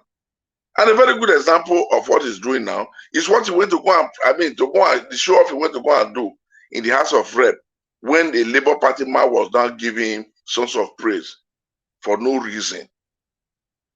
So this is exactly these things he's trying to show off. He's doing it, and I will tell you, the Attorney General is there, going free. Orji Kalu was released from jail by the Supreme Court, but the Attorney General refused him. I don't know what is different from what Attorney General has done compared to what Emefiele have done, also refusing the Supreme Court to give him order to release money. Now money was not released for you to do enough during your election. Maybe you think by now you would have been going through this hardship, these difficulties, these court sittings, because you were short of money to do exactly what you want. But you've forgotten that Nigerians are not fools. Nigerians are not fools. The only ones you think you are fooling are those ones that has short memory problem. Because some people, they are quick into forgetting issues. And those who are forgetful, you can fool them. But by the time they realize, it will not be possible. By thinking that you, Orji Kalu, you can cry to Nigerians. Do you know how many people that have cried and died without help, without assistance? For what their right gave to them as a citizen of a nation is that the government should come to their aid. How many people did you rescue? You say you are paying people 19,800 Nigerians. Okay, good. But the question is this: what is their salary? What is their salary? Tell us.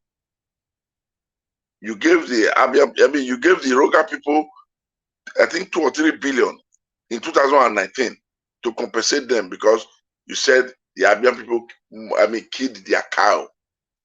You were doing all these things, selling all this with your language now, with your presentation. You were doing all these things just to use the good name of Abian people to build your momentum for what you were aspiring to be, a political, atmosphere. You didn't know that as you were doing it, the God Almighty has took up for all of us as a being the cup of your good doings and the cup of your bad doing. As you are doing it, first your good ones, whatever good you do will fall to the cup of the good one as your account. Whatever bad you do will fall to the account of the bad one. When it is time, our God Almighty has a scale to measure your attitude, most especially towards the heart and the living of a fellow human being.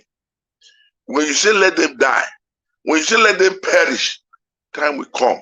God Almighty will make you perish before your eyes and before your own house. Nobody will be there to help you. You didn't cry when you lost your wife, but you cried when you lose a position. Has Nigerians not tried for you? All the time you were in jail, your salary was being paid as a senator. Where is it done elsewhere? Where?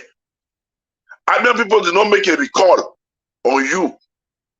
That is not enough to say thank you. I thank God my people, they tried for me and I will cry back to them. That's what I would have expected I would have been expecting you to say. But you addressed it within the circle and the cities of your cabal, the selected criminals that has pulled Nigerians into cry, into pains, into solidarity, into agony.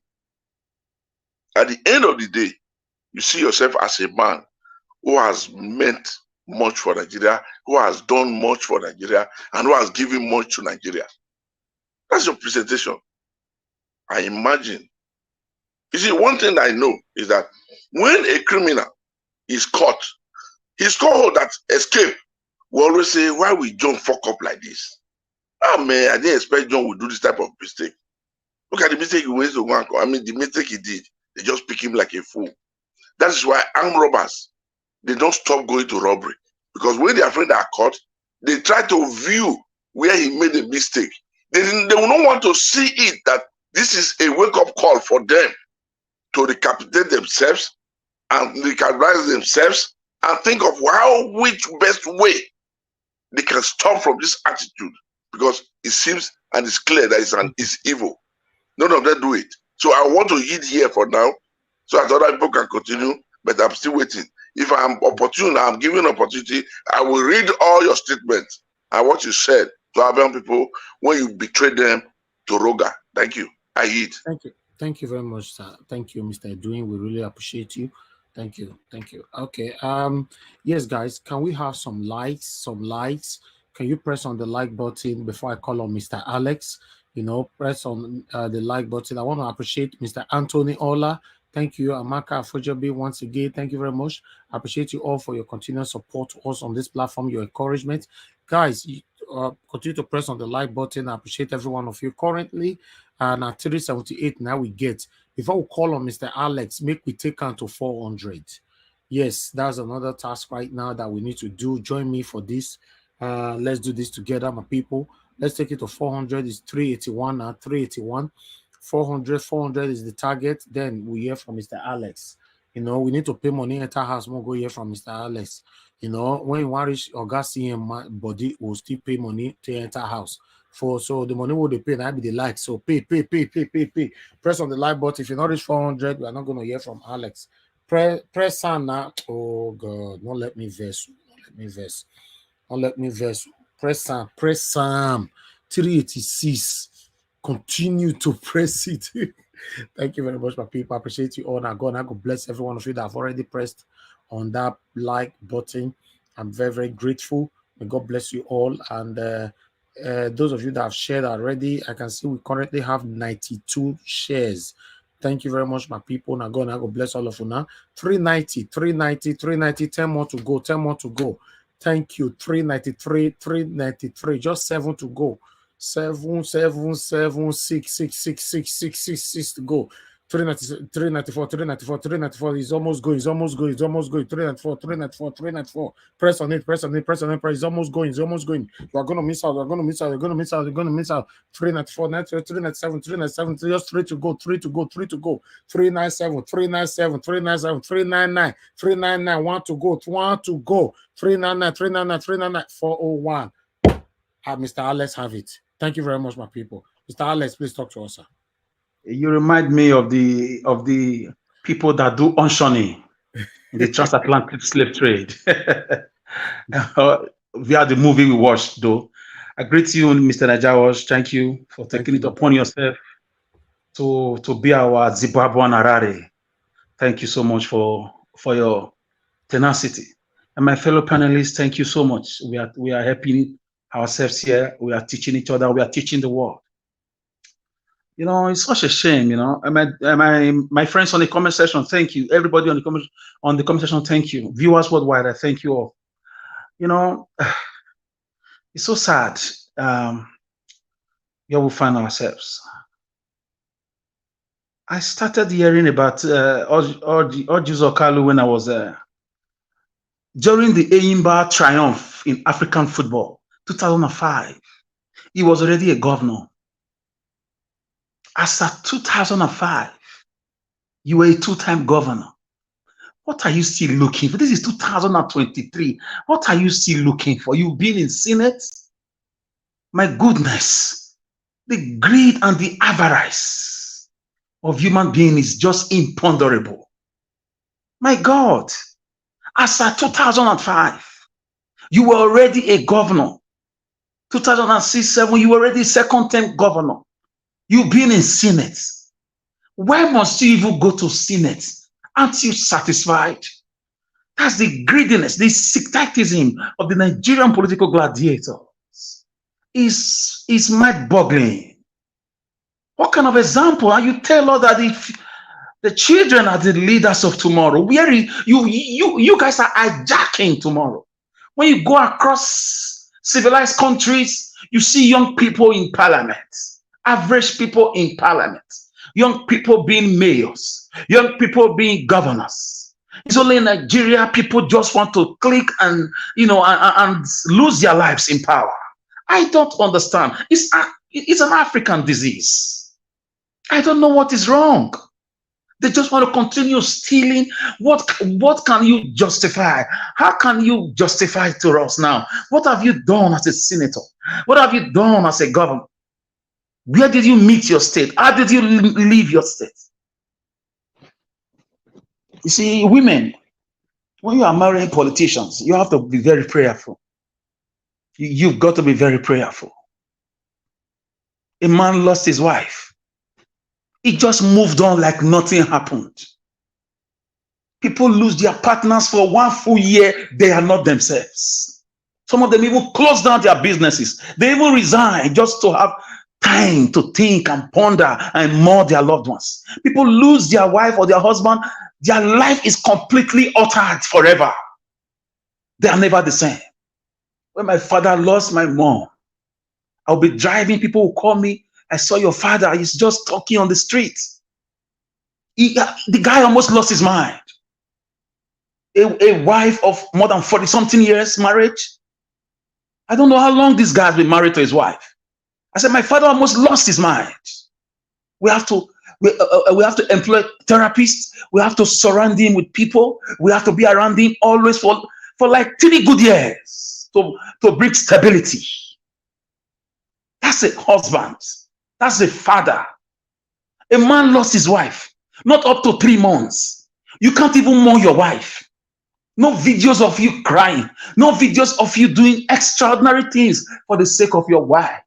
That leads me to ask questions. Why are these people's wives always dying few days before elections? I'm not questioning God, but why are they always dropping dead when it's time for political, activities? I leave that to you. Your thought is as good as mine. Your conclusion is as good as mine. So some of them are diabolic. Some of them are into different mysticism. So we have to pray for our daughters when they are getting married. These men don't care. They are ready to do anything just to get to power. They forget power comes from God. It happened in my state. Yeah, my state, a former governor, I will not mention his name. The same thing happened. It caused problem between him and his children. Before we knew, he went and imported a new wife while he was staying in power. These are signs of, for me, in my opinion, wickedness, heartlessness, questionable circumstances. These men lose their partners. So I'm worried for our daughters. I'm worried for our daughters. Like the Greek would say, Oteos boitos. And may God save us. Yes, I want to go historical as a professional. Before I make, so I can take you around. I love my Eastern brothers. We are one country, but the country is not really one. Historically speaking, there seems to be, I mean, the Fulani, Hausa, whatever caliphate or oligarchy, they have a way of penetrating my Eastern brothers. The day my Eastern brothers will come together, either they will get what they want or Nigeria will stand on its feet. These guys are enterprising. These guys are hardworking. These guys are wonderful people. I grew up with them, as I said here before, a long time ago. Nnamdi Azikiwe played the same cards of Northern allegiance. I stand to be corrected. He played that same card a little bit. He was always with them. He spoke Hausa more than Igbo language. The same thing, Ojukwu wrote to Aguiyi Ironsi. He said, sir, please disband your bodyguard, the Hausa Fulani bodyguard that you surround yourself with. If you cannot rule as a head of state, come to Enugu, let me come to Lagos. Please, sir. I know these people. Aguiyi Ironsi did not listen to him. Guess the person that took his life? Theophilus Danjuma, his bodyguard. Then he was a captain. He was his bodyguard. He knew when he was not with his Aguiyi stick. He had a very magical, strong powers vested in a crocodile stick called Aguiyi. With that thing, you can't do him anything. He was in the bathroom. It was Danjuma that told the enemies that he was in the bathroom. He was not with his Aguiyi. That is how he was surrounded. And he shouted, Danjuma, you, Hassan, you. Says, they asked him to shut up. Ojukwu warned him. If he had listened to Ojukwu, I'm sure that thing will not happen. So I'm calling for unity for our Igbo brothers. I'm calling for unity. You guys are strong. You guys are wonderful. You guys are enterprising. You guys do miracles with economy, miracles with technology. We saw the Ojukwu bomb. We saw how they held Nigerian hostage for 2.5 years. We labor the Aburi conference and the Ojukwu electronics recording wristwatch because nothing was allowed in Ghana in that Aburi conference. On confederation we stand. We know Ojukwu's antecedent. The first graduate to grace Nigerian military was an Igbo man, a son of a billionaire businessman, arguably the richest man in Africa as at then. He fought that war with his father's money. So Ojukwu was bright. He was an historian from Oxford, first class. What a brain! What a brain! We had engineers who turned water to wine during the war. If not the international collaboration, Nigeria was losing that war. It was the international body with some saboteurs from the, I'm sorry to say, from the western part of the country against the arrangement they had with our dear brother Odumegwu Ojukwu. Why am I saying this? The Igbo are great people, but they lack unity. I'm very careful to choose my words so I don't step on toes. I love you guys. I love your enterprise. But some elites are just too selfish. The day they will come together, the day Igbos, my dear brothers, will come together, from the elite down to the diaspora. Listen, I was in Belgium. I was lodging in a very big hotel in Brussels. In fact, arguably the biggest hotel in Brussels. When I came out, I saw the service. I saw everything. I took a tour. I asked, who is the owner of this hotel? They told me Nigerian, with more than 300 staff doing shift job. When I investigated, the man was an Igbo man in the Brussels Central, just by the central station. How did he rise from a migrant to employ 60% of the people working there were white people? I was proud of my fellow Nigerian. There's something about you guys. I call them the Africa Chinese. The day Igbos will stand up, either they get their country or Nigeria will, we get itself back, and Africa will stand. Until we start respecting these guys, we go nowhere. Look at what they are doing to Peter Obi. Look at Orji Kalu, Kenana, these guys who God has placed in different positions, Okocha and the rest of them, who became traitors. If they have stood with this man, in spite of their traitorship, look at what Obi is doing. Do you think it's easy to beat the the ruling party in the Federal Capital Territory, you must be joking. I speak to you as a professional political analyst. You must have a lot of guts. You must have a lot of discipline. You must have a verifiable antecedent for you to engage the Philistines in their own backyard and defeat them as the David. It took a lot. It took a lot of work of obedient movement and the obedient family. Because one man stood out and said, no, a new Nigeria is possible. You beat them in the first Federal Capital Territory, which is Lagos. I mean, the second one after Calabar. You beat them there in their backyard. You beat them in Edo State, the heartbeat of the nation. Edo State is the thread holding Nigeria together, linking the whole regions together. You beat them there. Even in Rivers, in the wealthy land of Nigeria, you beat them there. He's an Igbo man, but a Nigerian. So I'm not going tribal. I'm just letting you know what gifts we have in these men. I don't know what is wrong with these traitors. They usually play this game.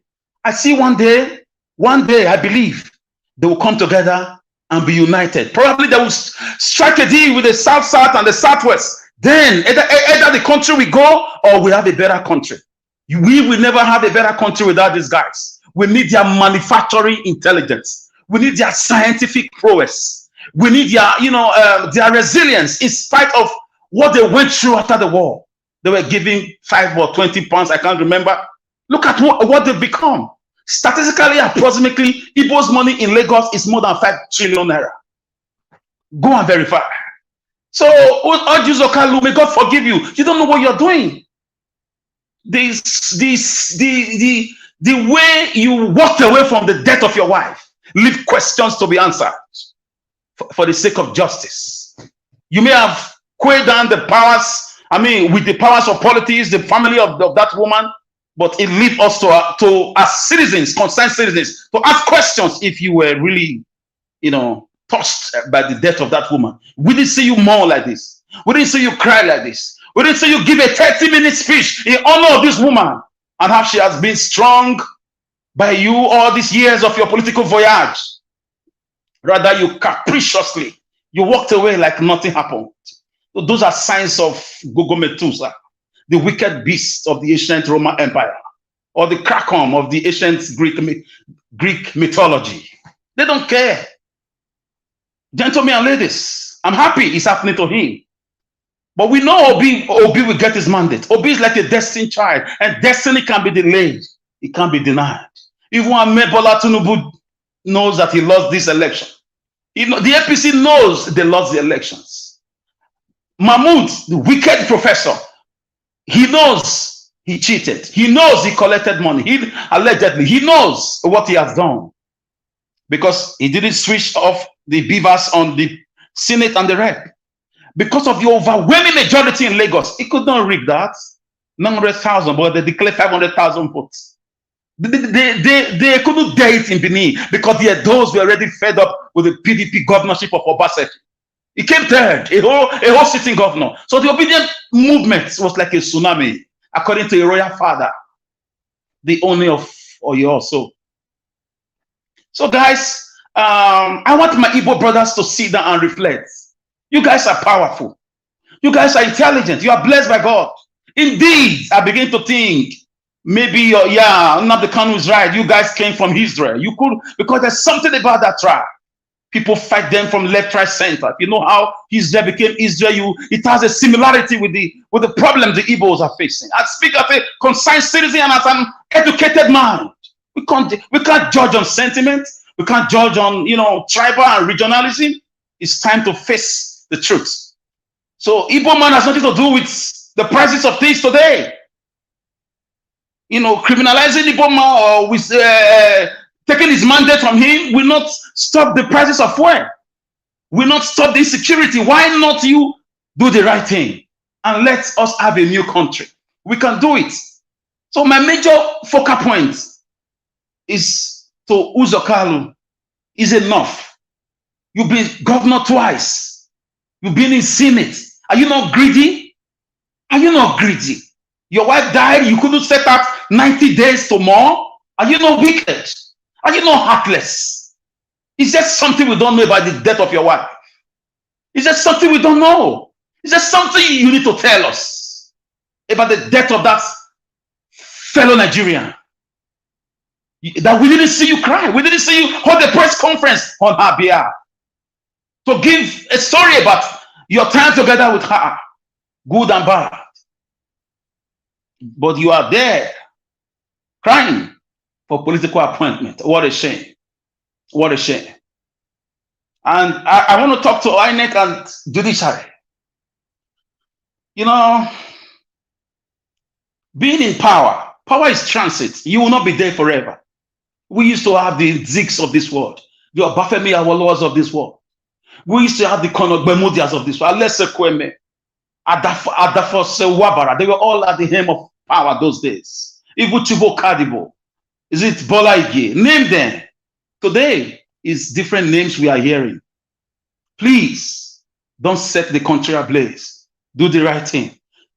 Bring out the materials. Allow Labour Party and Peter Obi to investigate the beavers.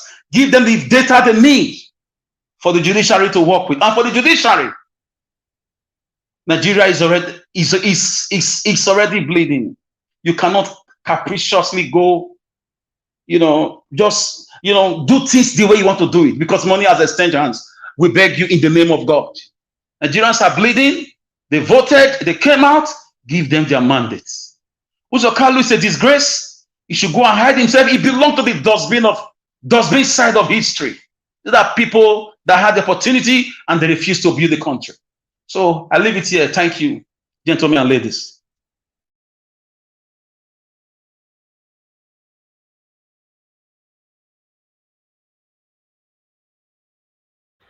Thank you very much, Mr. Alex.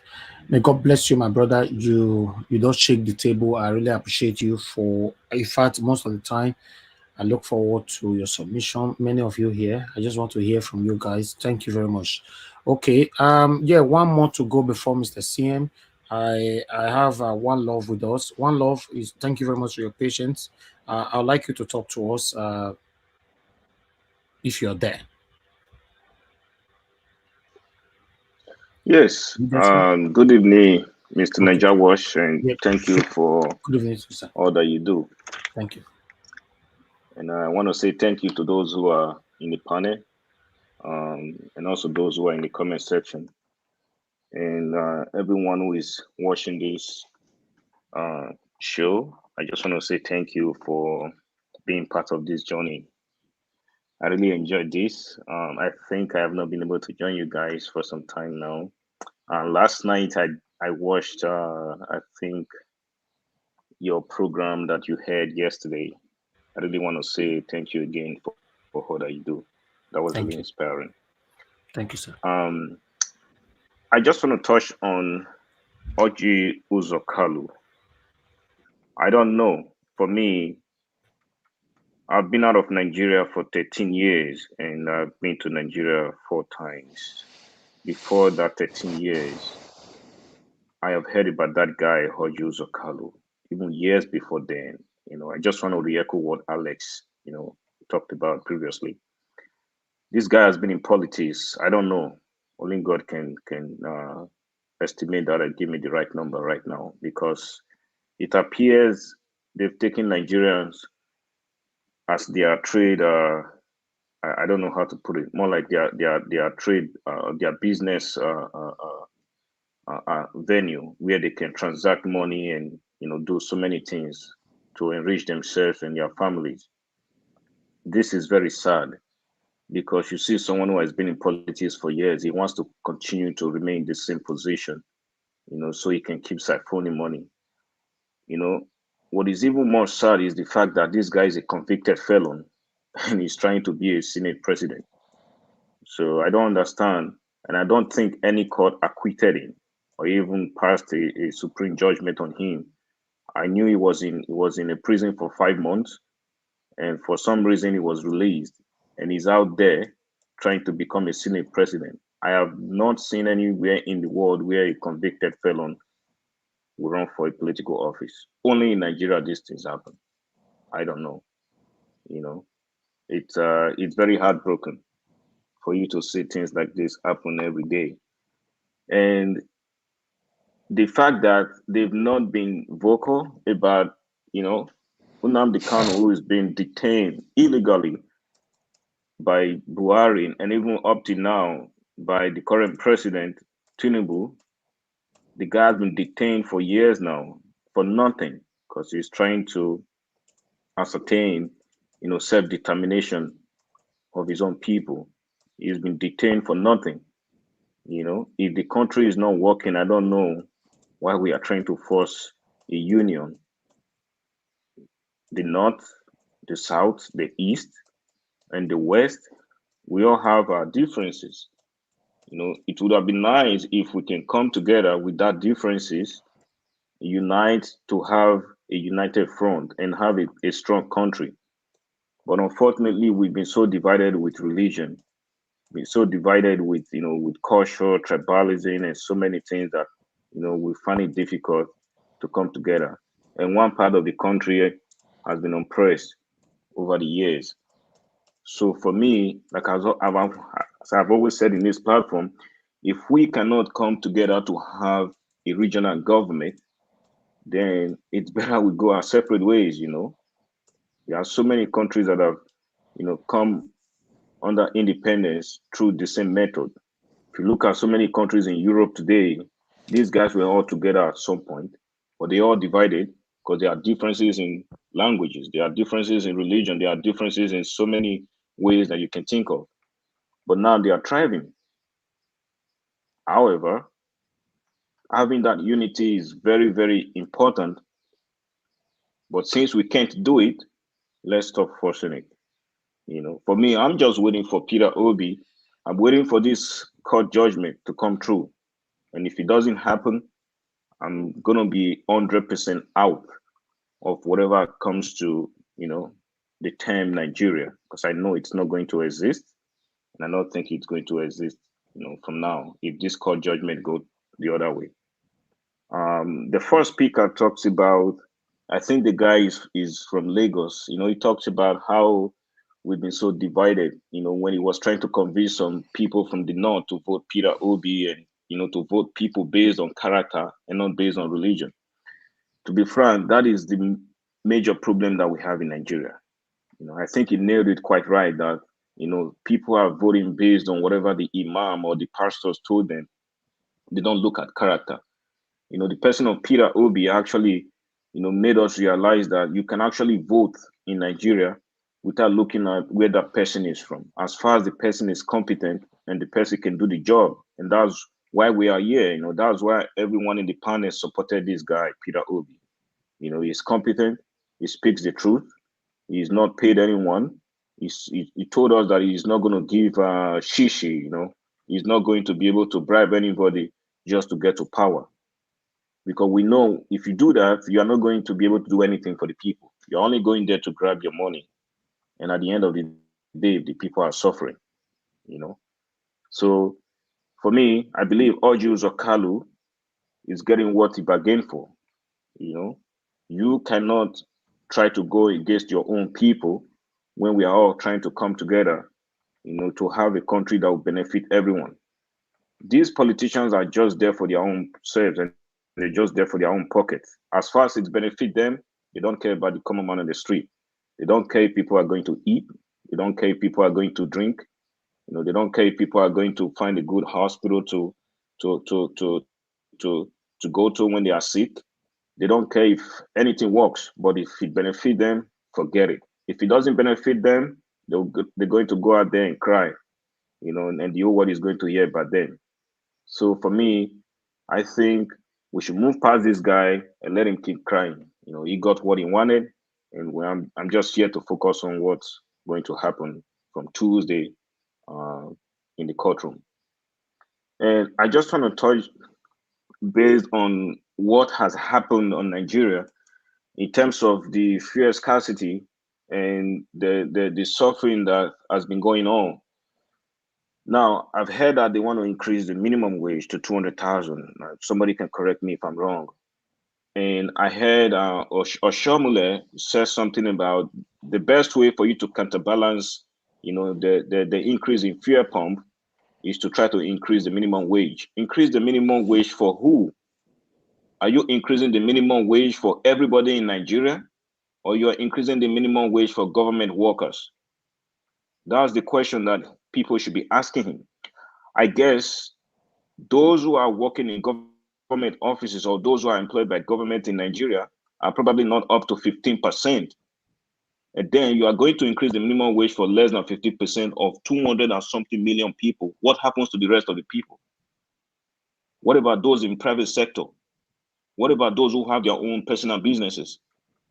What about those who are farmers? How are they going to get there?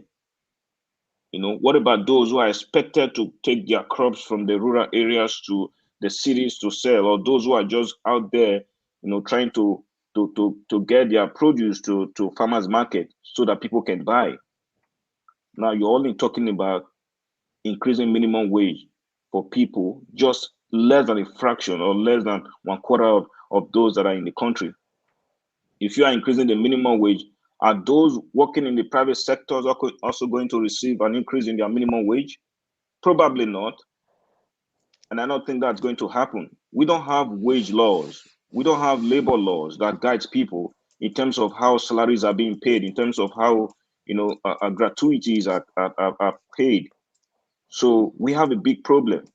They are just talking about the fraction of what is happening in Nigeria. It's just like a tip of the iceberg, People are suffering, and increasing the minimum wage of government workers are not going to do nothing. And you are even going to skyrocket everything up because inflation is going to hit up, and it's going to be out of the roof. For me, it's either they don't know what they are doing, these rulers, because I don't call them leaders. Leaders lead by examples. It's either they don't know what they are doing, or they are just playing wicked. And it's very sad for me living in the Western world. Sometimes I gave up on accusing the white people about racism, because what is going on in the black land is appalling. When you see a fellow black man trying to make it difficult for their own people to eat, to drink water, to live a good life, it's really, really sad. So we have to decide after this court case if we are going to live together in this marriage that is not working, or if we are going to go our own separate ways. But I have to thank you so much, Niger Watch, for bringing awareness to all of these issues. For creating a platform like this for us to come together and brainstorm on how we can move forward. So I'm just waiting. I'm gonna try to follow up from Tuesday, and just gonna keep. I think we still have time up till September, I believe. So whatever happens will determine the fate of millions of Nigerians. If we can live together, let's go our separate ways.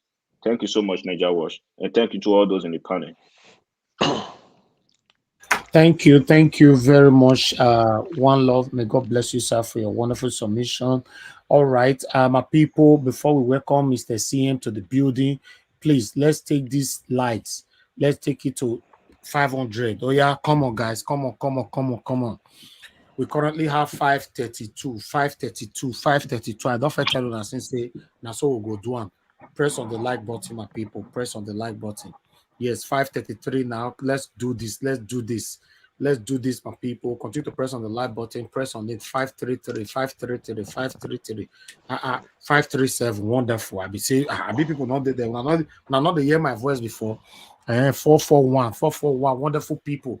Come on, guys. Come on. Let's welcome Mr. CM to the floor. Come on. 443. 444. That number be as get to 444. Okay. All right. So if I'm on another time, be 777, another 777. 446. Now 446. Come on, guys. Let's do this. Continue to press on it. 448. 451. We only have 49 to go. Don't tell me 49 people is not available right there. Now we need 48 people to go. Just 48 is 452. Now press on the like button, my people. Press on the like button. Continue to press on the like button. Press. All right. While you guys are doing this, let me pick this call from Tony Africa. Tony Africa, good evening to you, sir. Please talk to us. Oh, good evening, sir. I don't want to say thank you. So first of all, I will say that you should curse those people. I say curse those people. Who?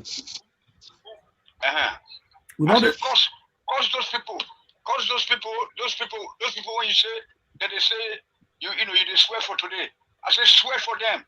Those bad people, those satanic people when they for Nigeria, when they say you are collecting money to do your job. Oh. Not cause them with Jesus Christ.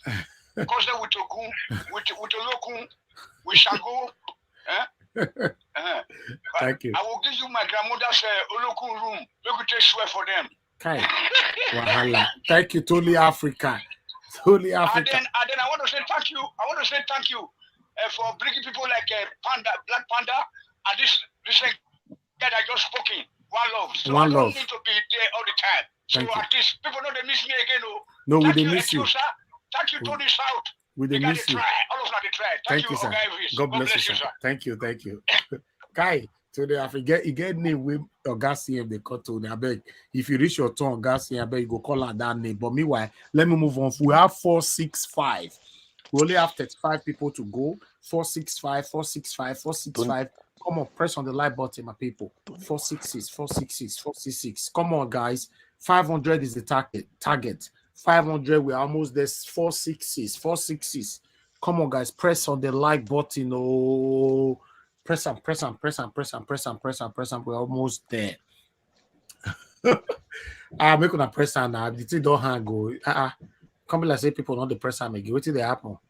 Make una press on now. Now one person can press. What did they happen? Time don't reach to sleep now. Okay, all right. More take and go for 480 then. May we call Oga CM in. We couldn't press on now. More now make me vessel. I'll tell Oga CM make you young kuma go house. No need. 469 now. 469. Press on. Don't be selfish with your like. Don't be selfish with your like. I know say APC people, if they're there, they're not go press. So lie, those people not the press. 473. Yes. God bless you all. 475, only 25. Just 25 to go. I will say one person, the feed press and 24 to go. 24 to go. Press on the like button. The thumbs up. 24 to go. 24. Press on the like button, my people. The visibility is increasing. That means more people are coming in. Just so they hear my voice, more they press the like button as they come in. That's the only thing that is holding us back right now. Press on the like button. Let this thing go. And 500 be the target. 477. Press on the like button, my guy. My people right there. 479. 21 to go. 21. Yeah, 481. 19 to go. 19 to go. Yes, 483. 17 to go. 483. 484. Just 16. Just verse 1. 485. 15 to go. Just 15. I know say some of my enemy go the verse now saying, why did they even listen to ourselves? They tell them on pro now the presser. Now that one they pay on so abi. Now that one they pay on so. You see, respect not be waiting. You wake up say people respect me. You have to earn it. Whatever this my wonderful family is doing for me today, I earn them. That's it. That's life. You have to earn it. Don't wake up and say because he's senior me, I must respect you. Life doesn't work like that. You got to earn it. 490, just 10 to go, my people. 10 to go. 10. Just 10 to go. 10. We're almost there. Press on the like button. Don't miss out on this. 9 to go. 9. Just 9 to go. We have 8 to go. 492. 494. Only 6 to go. Yes, this is going. 494, 494, 494, 494, 6 to go. Is going. Who is the highest bidder? Is going. Press on it. 494, 494. We are leaving. We are going. 495. 5 to go. 496, just 4 to go, just 4, just 2 to 492. How? What happened? We lose some there. What happened? Some people your vanish come out. I've been at the what is this up there? 494 again. So how would they miss that too? What is up? No worry. 496 now. 4, the same 4 to go. Yes. We're almost there. We are getting there. 497. We're about to leave. The door is about to shut down. 497. Press on it. 497.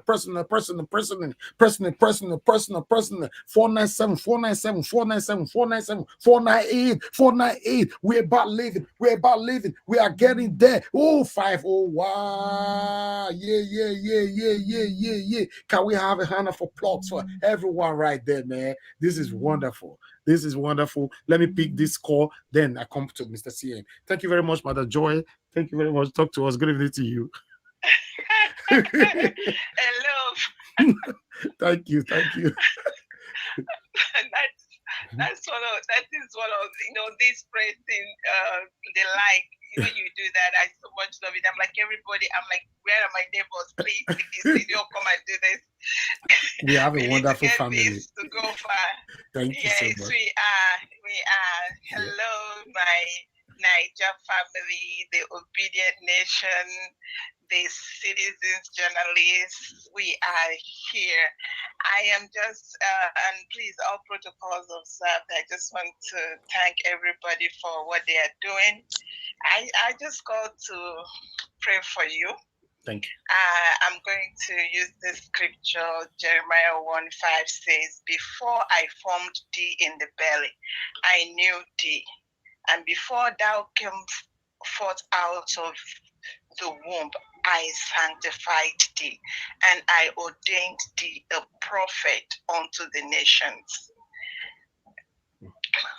That for such a time like this in the life of Nigeria, you were brought into this world, into Nigeria for such a time as this.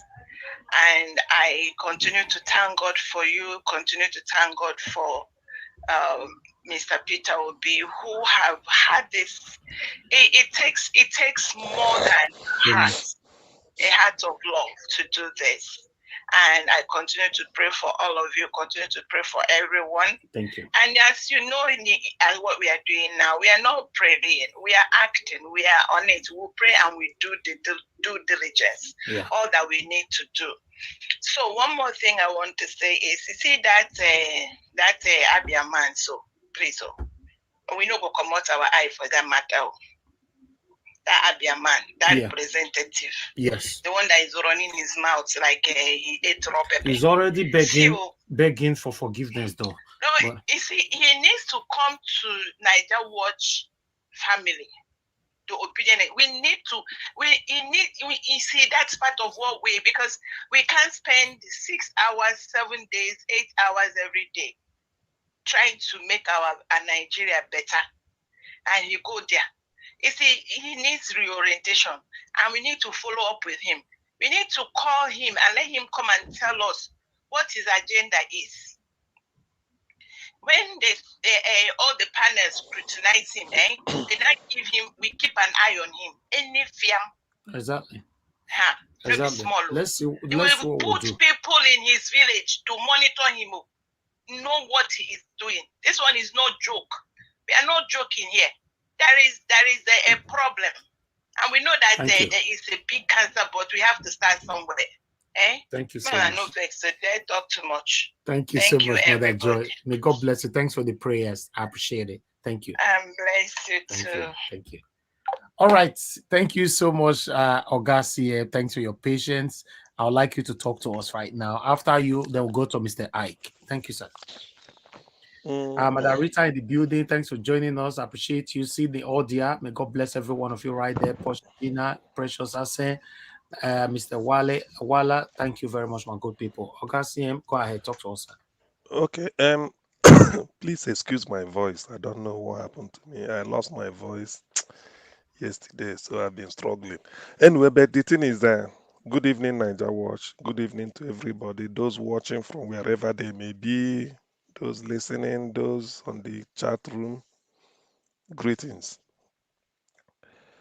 Well, you asked a question about Orji Kalu. Why is Orji Kalu crying? Yes, sir.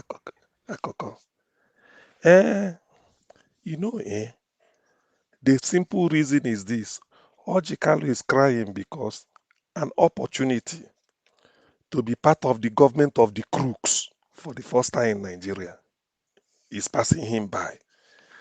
The chief crook is in Aso Rock. Another terrorist crook is a deputy. So they are looking for somebody in the Senate. And it's now a battle between two crooks in the Senate. Orji Kalu on one hand, and then Akpabio, which is a smiling crook.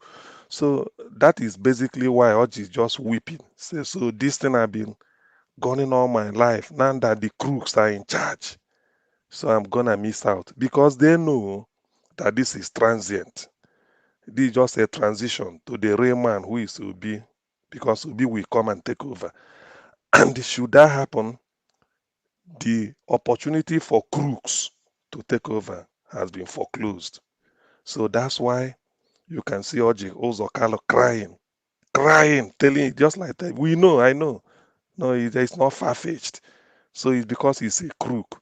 So, but given because Orji Kalu is involved and people, he's Igbo, and then most of the those that spoke before me, they are quite sort of, although nobody is sympathetic to him.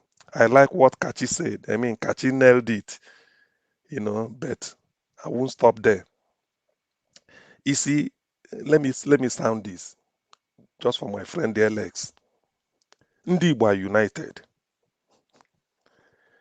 Peter Obi should tell you, Ndị Igbo are united. But are they united behind crooks? No. You see, when people say, maybe when they look at Orji Kalu, they look at Okorocha. I think he named some of them. Chimaroke Nnamani, Ikekwere Mmadu, all those Okezie Ikpeazu. I mean, there are many of them. The conveyor belt has been bringing them out for a long time. Chris Oba in Anambra State, not to worry. So when you look at these people, these are the crooks, these are the thieves. How do they emerge, or how do they come out of the Igbo stock? This is it. It is either they have questionable parentage. Remember now they kind of used to tell us that people fathered by the people, but by non-Igbos are so much. So the tendency is that people like this, they are foisted on the Igbo people. If you want to be like them, a politician, you join APC, and then maybe with alliance of what is it called, the Southwest and the North. They will say, this is the man we want. This is the man we want in the Southeast. Go, we help you. Go and contest for your senatorial district or go and become governor. It is not the Igbos, not the grassroots that bring them up. That's why when you see them, when they get in, they will be doing the bidding of those that brought them in.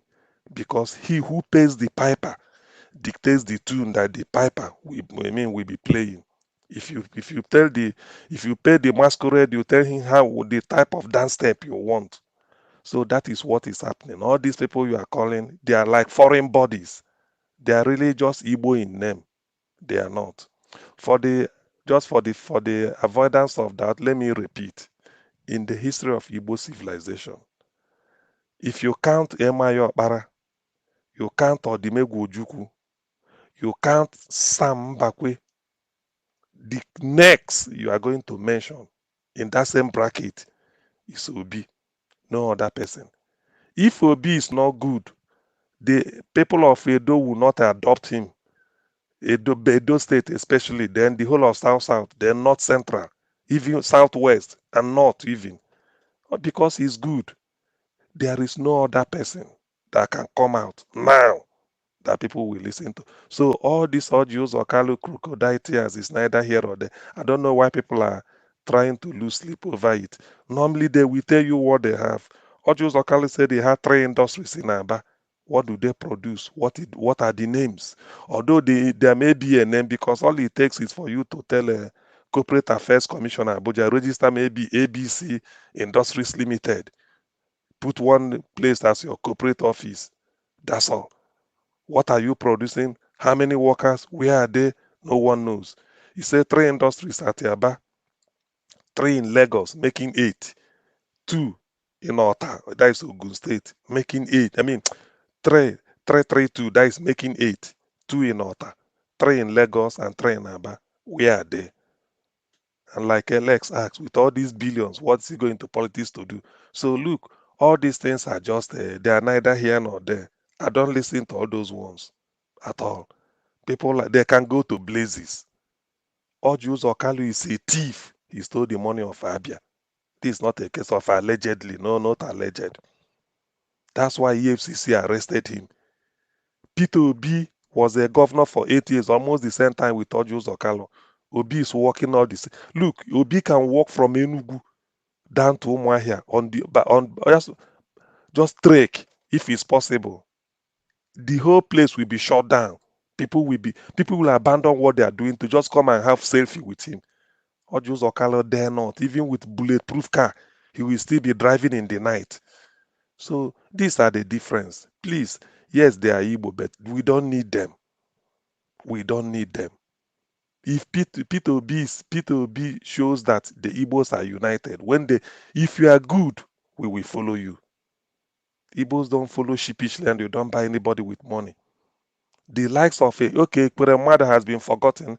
He's drinking tea in Her Majesty's prison in the UK. I think they say it's 12 years. I don't know how many years they gave him. Because he stole money belonging to his constituency. Chimaroke Nnamani was disgraced by a Labour Party governor and a senator elected from his constituency. Okezie, as we saw what he was doing, he left Aba to rot. Abia State 0. We don't regard those people. Okorocha stole money from Imo State, built a university, and told the people of Imo State that that is another university owned by Imo State. At the National Universities Commission, it was registered as belonging to Rochas Okorocha and family. What does that tell you? Tomorrow, people will say Igbo leaders. How do you want me? Me, just let me with what I am. I'm not, but what I am to go and unite with Rochas. Is that what you're expecting? Nobody can do that. Now, if that one didn't shock you, there's one they call Devil Omahi, or Dave Omahi for those that love him, as the governor of Ebonyi State. Ebonyi, go and check the poverty rate in Ebonyi and the HTI. This man used the resources of Ebonyi State to build an airport.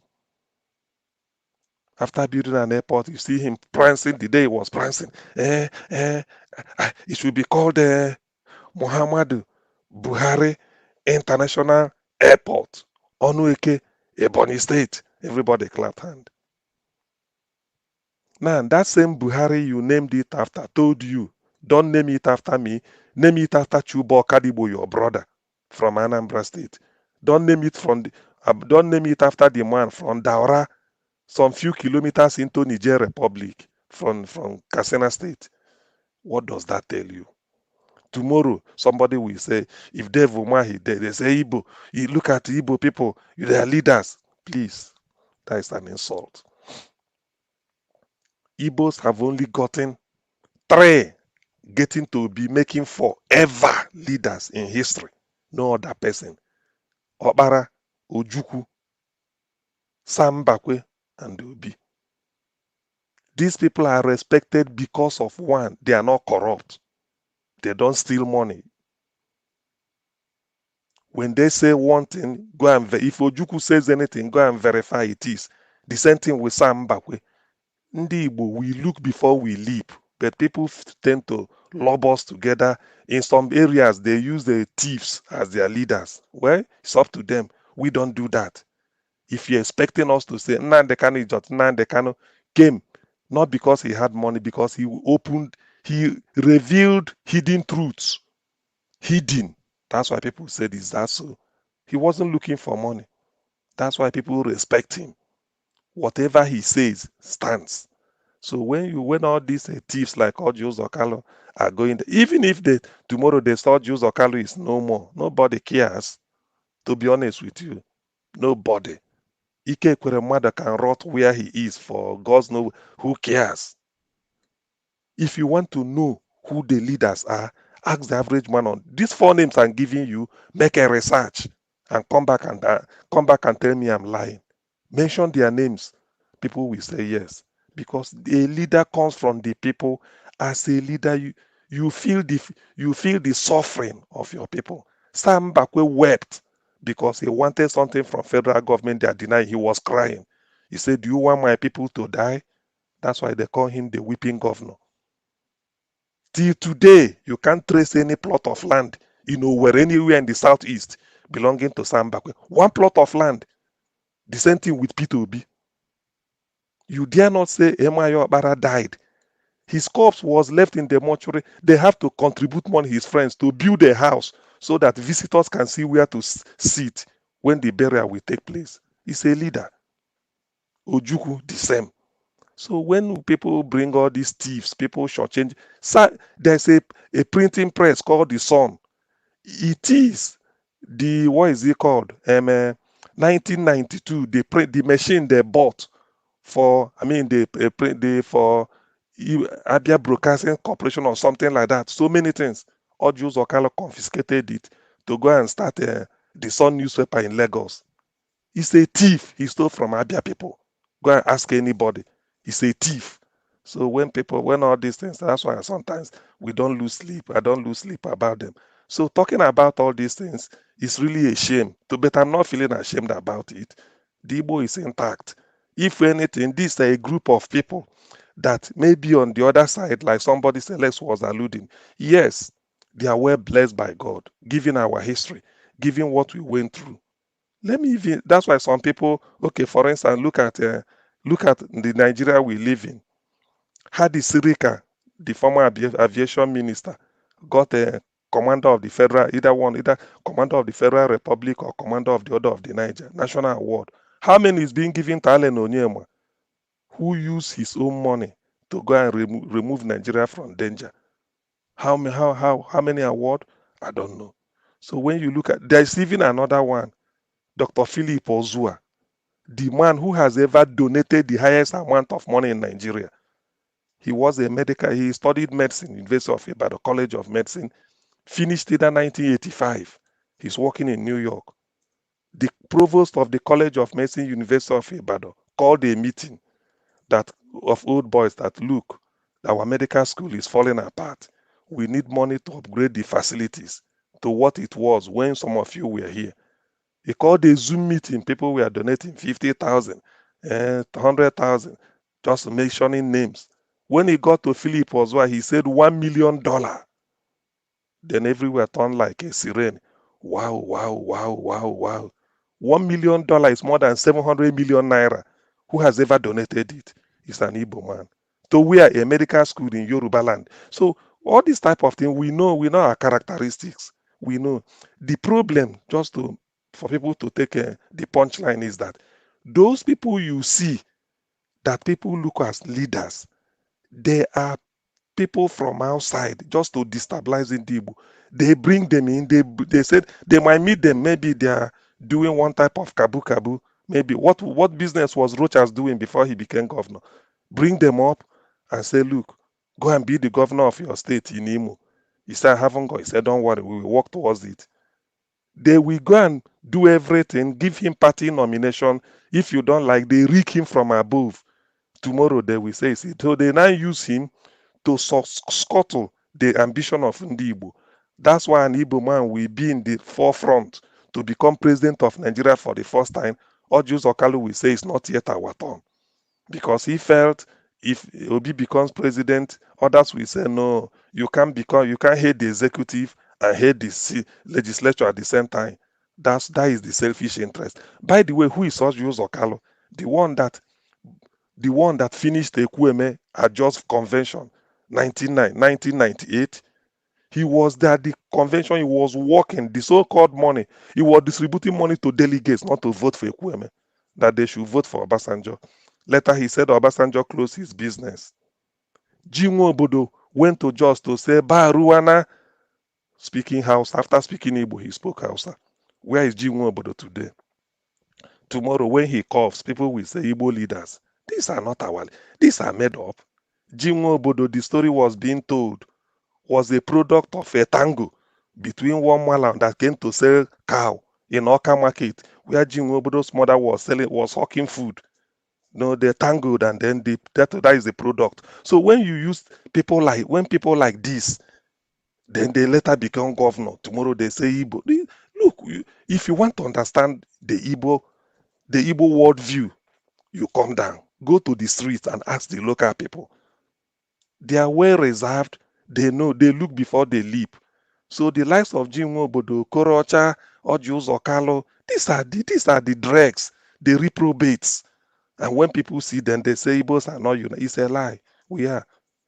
If anything, they cannot score. Should tell people that, look, they know what they're looking. If you don't believe that, use P2B. P2B today can be mobbed, not because he gives money.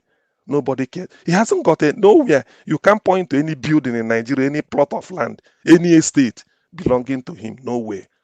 He said, go and verify.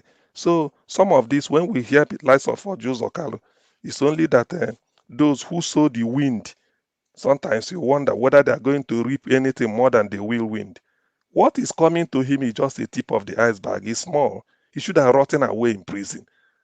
The so-called mandate he's trying to exercise, that he won Abia North, is a lie. It's those his masters, those people from outside Igbo land that put in to do their bidding. They rig it through INEC and then say, now you come back. What is he trying to say? We don't regard him. He's Mr. Nobody.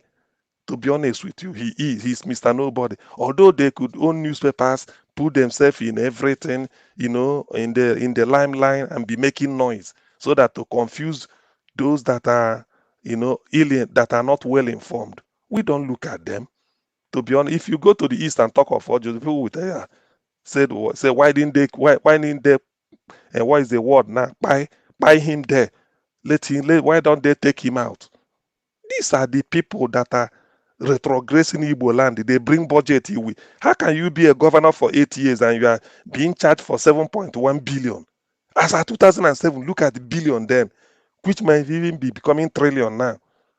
For a state, what did you do? Nothing. Look at Rocha Sokorocha.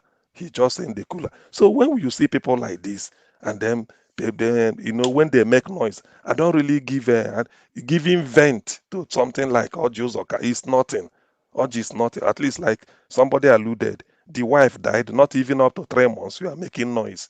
Who are you trying to deceive?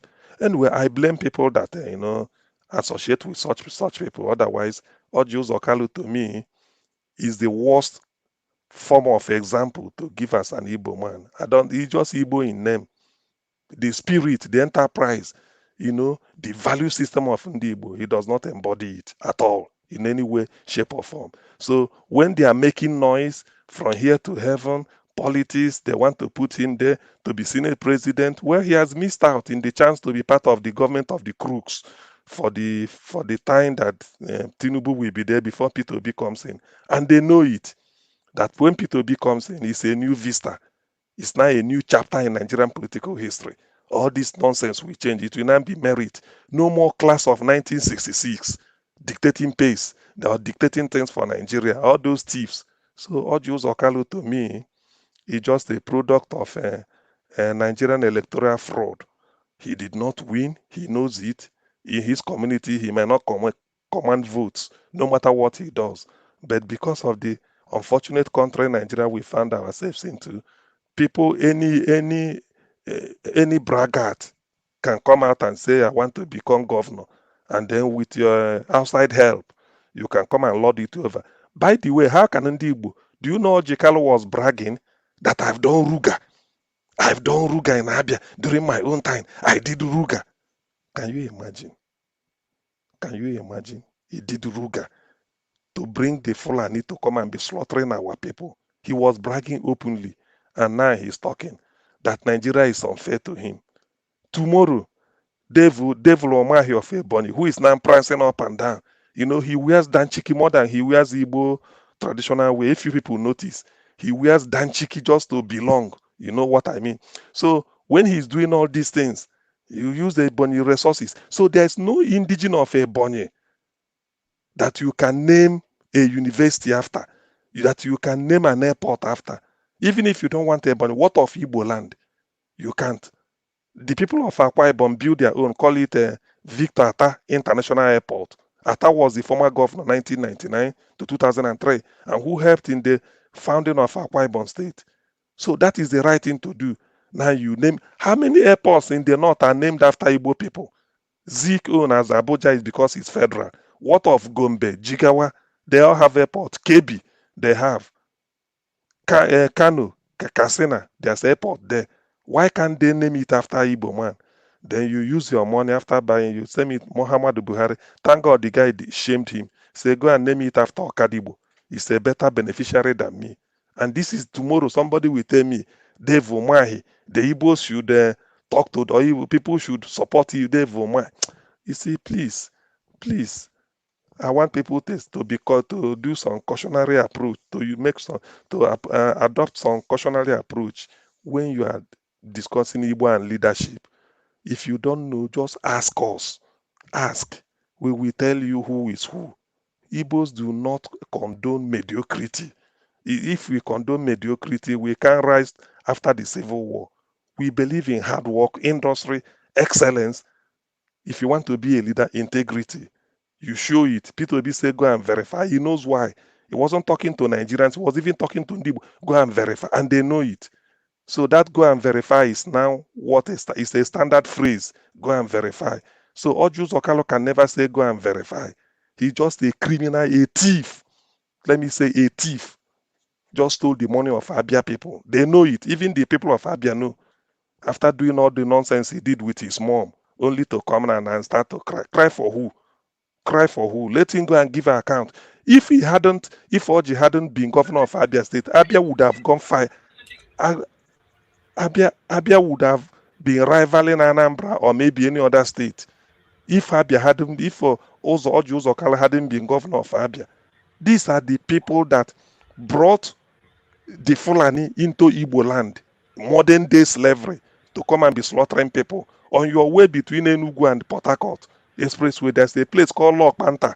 Lok Banta is like a bear, even if if that is like another Fulani village, free, giving them, and from there they are perpetrating all sorts of atrocities around there because Orji brought them, hoping that they will give him what he wants. If you can sell your brother, even the buyer will not trust you. We know this.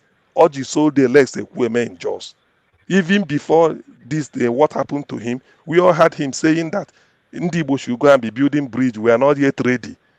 Even when you look at P2B, that the people like Dr. Haruna Guru has been sounding, telling his people that they never knew this man existed. People like this, that they all united again behind him. Orji is telling people that no, not yet. We should be. Who is Orji Uzokala? By the way, this is a man with questionable certificate. For the avoidance of doubt, which school? Even if Orji went to school, do you know who? Does anybody know the school he attended?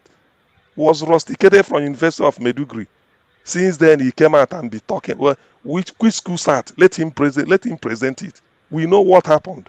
So all these things, when people like this, it's just like best of the fame say that like Tinubu. That's why he's crying. He had the same credentials like Tinubu. Tinubu is doing his own in drug. He is doing his own in looting Abia. This is what they did. So he felt that this is their turn. That's why he's crying. So please let no man cry for Orji Uzokala. He does not represent Igbo. His name may be Igbo, but he's not Igbo in the real sense of the Igbo man. Thank you. Thank you very much, Oga CM. May God bless you. Thanks for your support and your submission. I appreciate you. Let me come to Mr. Ike. Mr. Ike. Yes, ma'am. If I can just add to what Mr. CM said. Yes, sure, you can. Yeah. When he mentioned that Orji Oswo Kalu is the same as Tinubu, that both of them have the same credentials, I wanted to add to it. Actually, that's true. Because even himself testified in that place where he was crying that there are people that does not have anywhere source of income, but yet they cannot give. They have they are billionaires, or they are, they cannot tell you what their source of income, but they are rich. But him that has a source of income, he was arrested. Are you getting the point? So yeah, so yeah. Tinubu does not have any industry like we know, but he's a billionaire. So where does this money come from? Of course, they are bed of the same feather. Thank you. And nobody is asking them question. Thank you, Madam Patricia. All right, let me come to Mr. Ike. Thank you very much for your patience, sir. I'd like you to talk to us. Good evening to you, Mr. Ike. Good evening, my brother. Good evening, everybody in the panel, or good afternoon, or good morning, depending from where you are part of us in the panel. Thank you for our brothers, sisters in the comment sections, and those that are watching us around the world. Niger watch Pepe Demo, Pepe Dem, Niger watch Pepe Demo. Listen. Pepe Demo. He go depend them. As he As he defeat us, he go depend them. Oh yeah.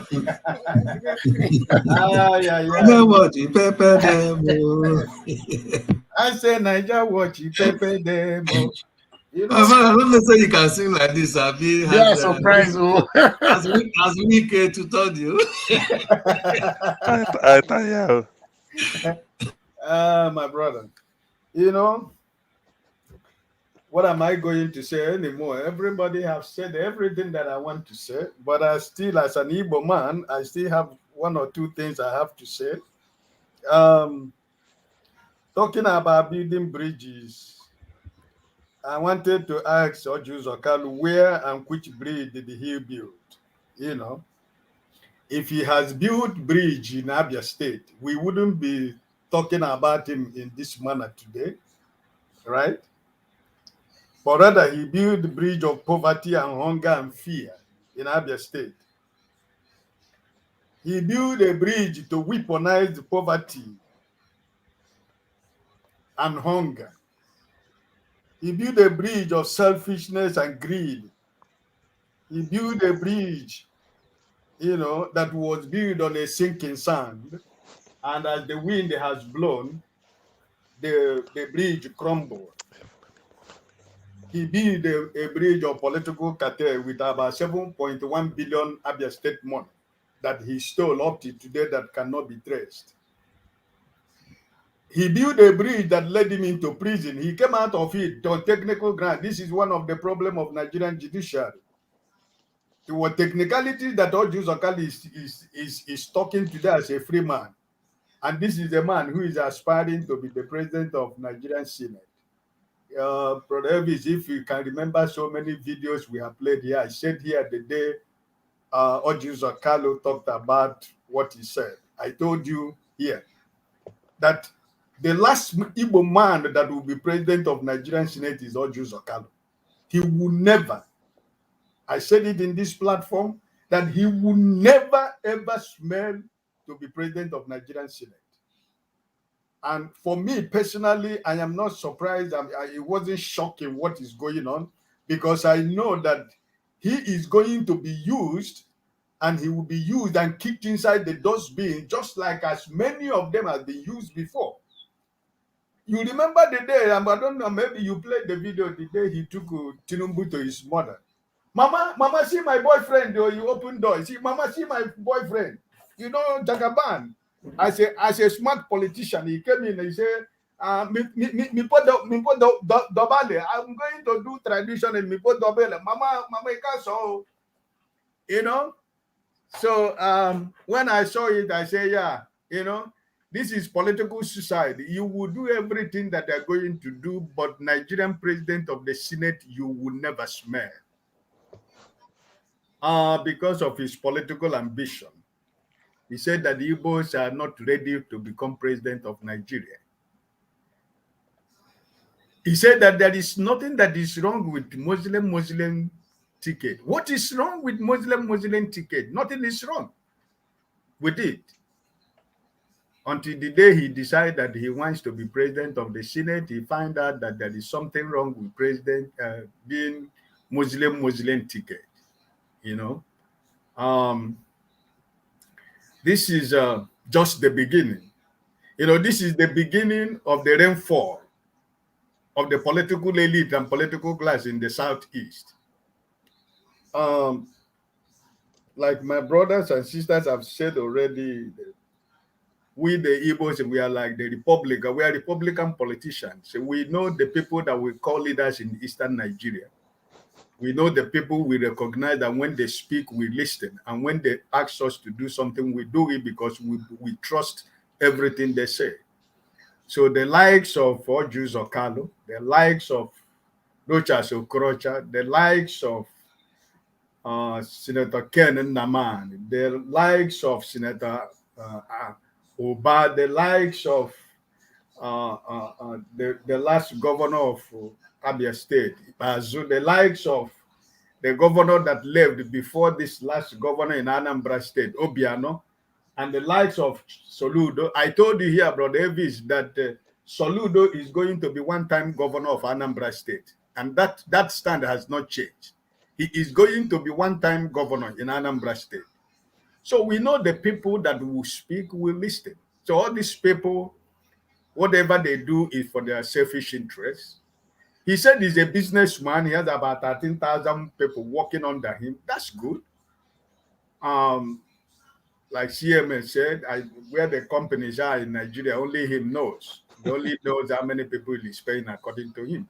But if you have all this money, and like as he said, he single-handedly, sponsored PDP. If you have all this money, why do you have to steal 7.1 billion of Abia State money? Why do you have to take the money that belongs to the people that is supposed to be their governor?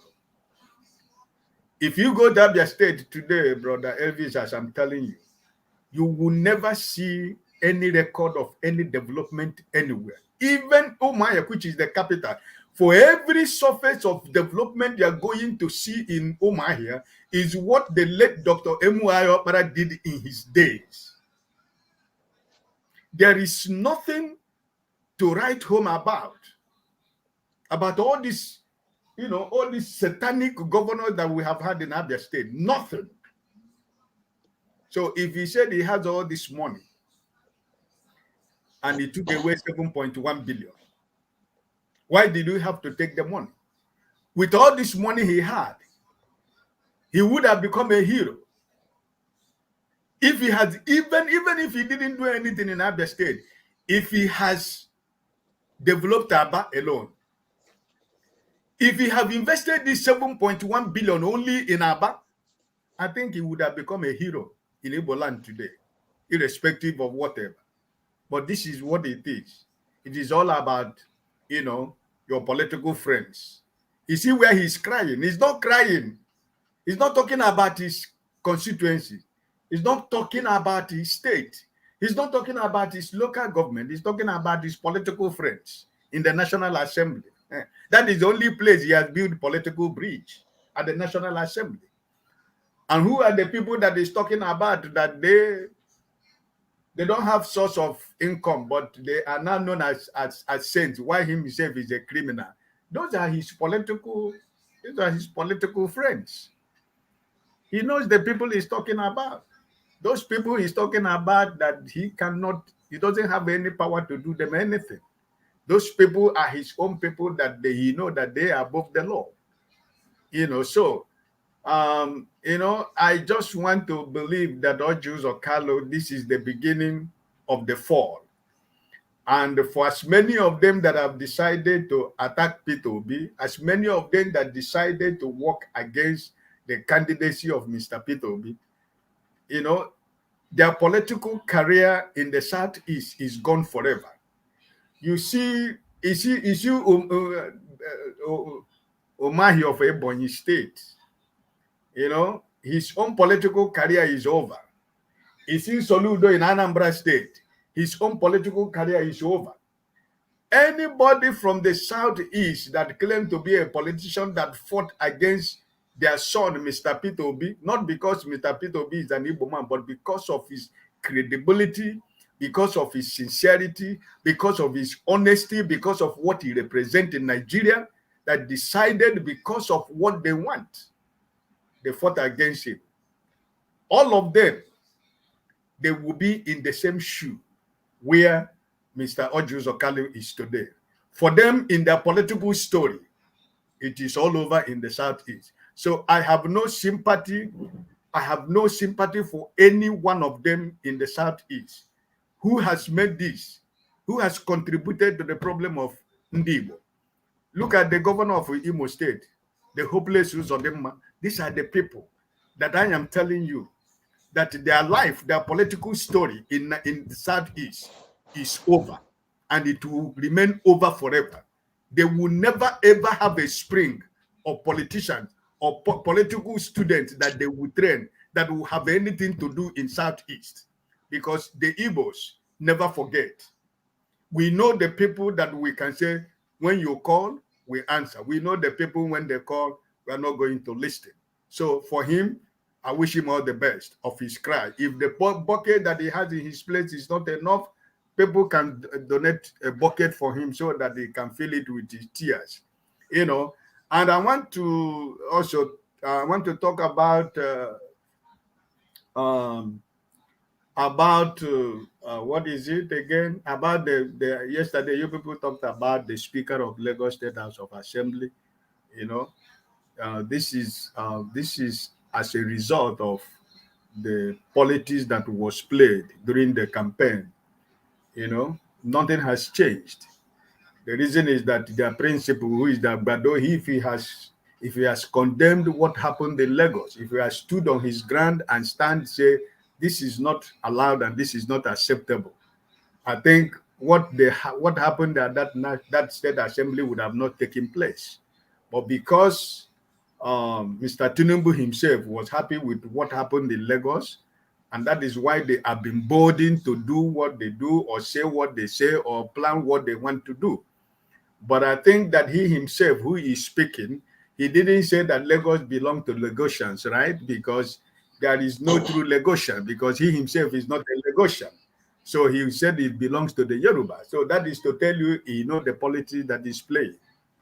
And also, I want to thank my brother Alex. You know, I listened to him yesterday about his submission concerning patriotic Nigerians and young Nigerians to register and join Labour Party. I think I've been saying it in this platform. While we are fighting at the court, we should also remember that we need members from the local government to state level to the world level. So I was really appreciative of his submission yesterday, and I was inspired by all he said. And this is what I said. I said, yeah, Brother Elvis, 2 or 3 times occasion. Yeah, I'm trying my best, trying to encourage people and trying to lead people to go to Labour Party and register and become a card-carrying member of Labour Party, to be involved in the local politics, be involved in the world, be involved in the state, because this is the way we build those structures they are talking about. And for we that are obedient, that obedient is not a political party, but it is a movement. And through that movement, we have produced credible men and women that can go and register and become member of Labour Party. Because we need people, we need credible people in the next election. There are so many elections that is going to take place in Nigeria, like Elec just said yesterday. And I heard when he talked about the young man from PDP who joined Labour Party in Edo State the other day, that was welcomed by the chairman and his executive. And the way he was speaking as if he is coming to the Labour Party to take over the governorship candidate of Labour Party in Edo State. But I just want to remind him that the obedient movement started in Edo State, the heartbeat of the nation. So I think that obedient in Edo State will produce one of the most young and better and the best governor in the next time in Edo State, because that is where that movement was birthed, in Edo State. So if he has come to join Labour Party, he's welcome. But also he should know that he should follow the process. He should play by the rule of the game. And I think I am sounding it as a warning to the chairman of Labour Party that no matter whatever he wants to do in this time around, whatever happens in Edo State, we are so much interested in what is going to happen in the candidature of the governorship candidate of Labour Party in Edo State.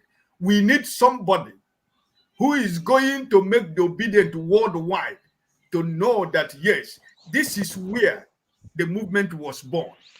We don't just need a candidate, but we need a candidate who will stand the test of time. We need a candidate who will say, go and verify, as our principal used to say. So please, even as we are talking, as even we are hopeful about what is going to happen in the court, I am doing the little that I can privately by trying to let people back home go get involved. If you don't have money, I can give you money to register. I want you people to get involved. We don't want, the satanic people, like Elvis used to call them, from PDP and APC to come and hijack Labour Party, because we have so much credible people in obedient movement that can take any political post, any political position, that can aspire any political position in Nigeria. So please, encourage your brothers and sisters, encourage your friends. Let us get involved. We need mass movement. We need mass, registration from every nooks and corners of Nigeria. We need members of Labour parties so that, Lord, we can be able to rescue Nigeria from the grassroots. So I just want to thank my brother Alex for making his intentions known, and I think that we need people like him to get involved. And because he's in Nigeria right now and he knows more than us that are outside, and I think that by the time comes, whatever God will make all of us to see, everybody we have supported in this platform has always won election. So please, in your own little way, try to encourage your family, your friends, and those you know in Nigeria that are credible, responsible Nigerians. Let them get involved. Become and register, become a card-carrying member of Labour Party. Thank you, my brother. God bless you. Thank you. Thank you very much, Mr. Ike. Thanks for your wonderful submission. God bless you, sir. Thank you. We now have just two to go before we take on the second segment, because we have another topic here that we need to talk about. Okay, I'd like to call on, before I call on, give us a mandate. Guys, can we have some likes currently on the like? We have 541. Please, can you press on the like button, press on it, and let's take that further. Let's work on 600. God bless you all. You guys on the comment section, I appreciate you all for your time with us. Thank you, thank you. As you all can see today, we didn't give a time limit for anybody. Yes, we do this only once in a while. Just let people talk freely. Thank you. Yes. Give us a mandate. Talk to me, my brother. Good evening to you. Thanks for your patience. Good evening, Mr. Elvis. Hope you're having a good weekend. Thank you so much for all that you do. Thank you. Good morning, good afternoon, good evening, everyone on the panel and people in the comment section. Greetings to everyone. The situation of Nigeria is still making people, even on weekend, you still have to come lend your voice because you care for the nation. The soul of the nation is in the hand of the wicked ones, and we're trying to snatch out Nigeria from the hands of the wicked people. Praying that this struggle will not be in vain and we all will in the long run smile. Let me just digress a little bit from what is been probably played earlier, and then I'll come back to that. Waking up this morning at around maybe about 6 a.m. or 5 a.m. thereabouts, I think about 5 a.m. After having the morning routine, prayers and all that, getting ready to go to church, and having my clothes, my white shirt ironed. It occurred to me that Jonathan was the president of Nigeria, and all of a sudden, political crisis and every evil thing happened, and this guy was whisked out of Asorok.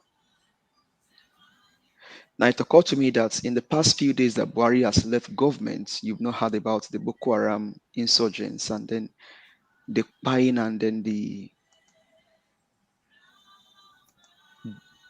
taking of people's life for ransom. And they begin to wonder that so humanity can actually do evil, plant Boko Haram insurgents, just because you want to chase somebody out of office.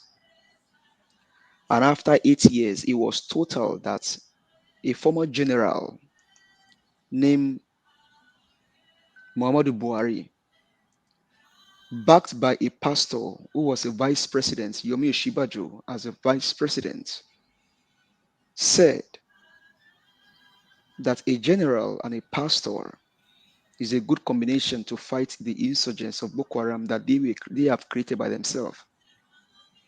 It never occurred to me that these guys can actually waste 63,111 lives just because they wanted power. And there, I could not hold it. I was just wondering, this was going through my mind, and I began to wonder that how can humanity be this wicked because you want to rule the people?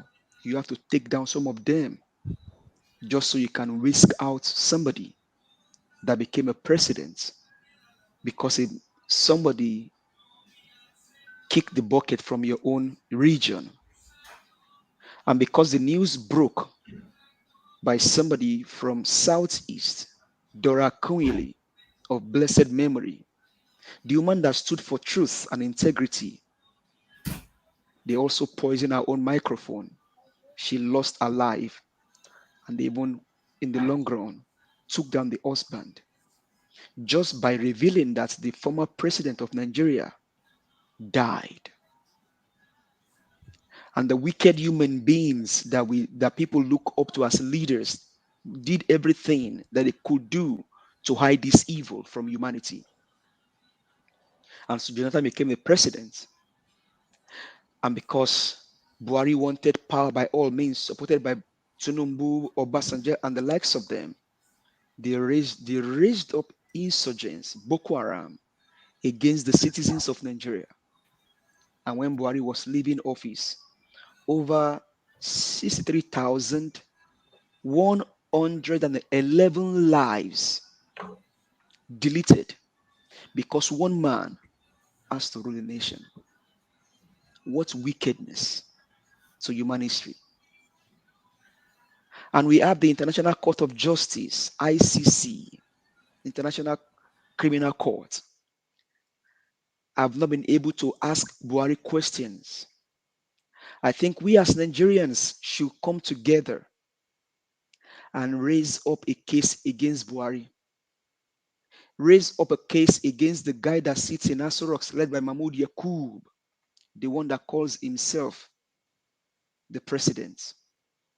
As it is right now, my fellow human beings, Nigeria has no president because the guy that sits in power stole somebody's mandate, stole the mandate of Peter Gregory Obi, incited and induced bribery to get to where he is today. If not for anything, my people, the deletion of 63,111 people just for no cause reason, because somebody must sit in power.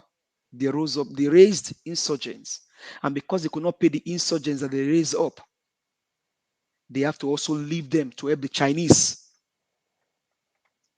to mine our natural resources like the lithium, the oil that we have. This is how wicked these human beings are. God bless the soul of Dele Farotimi. Just reading through, don't die in their war.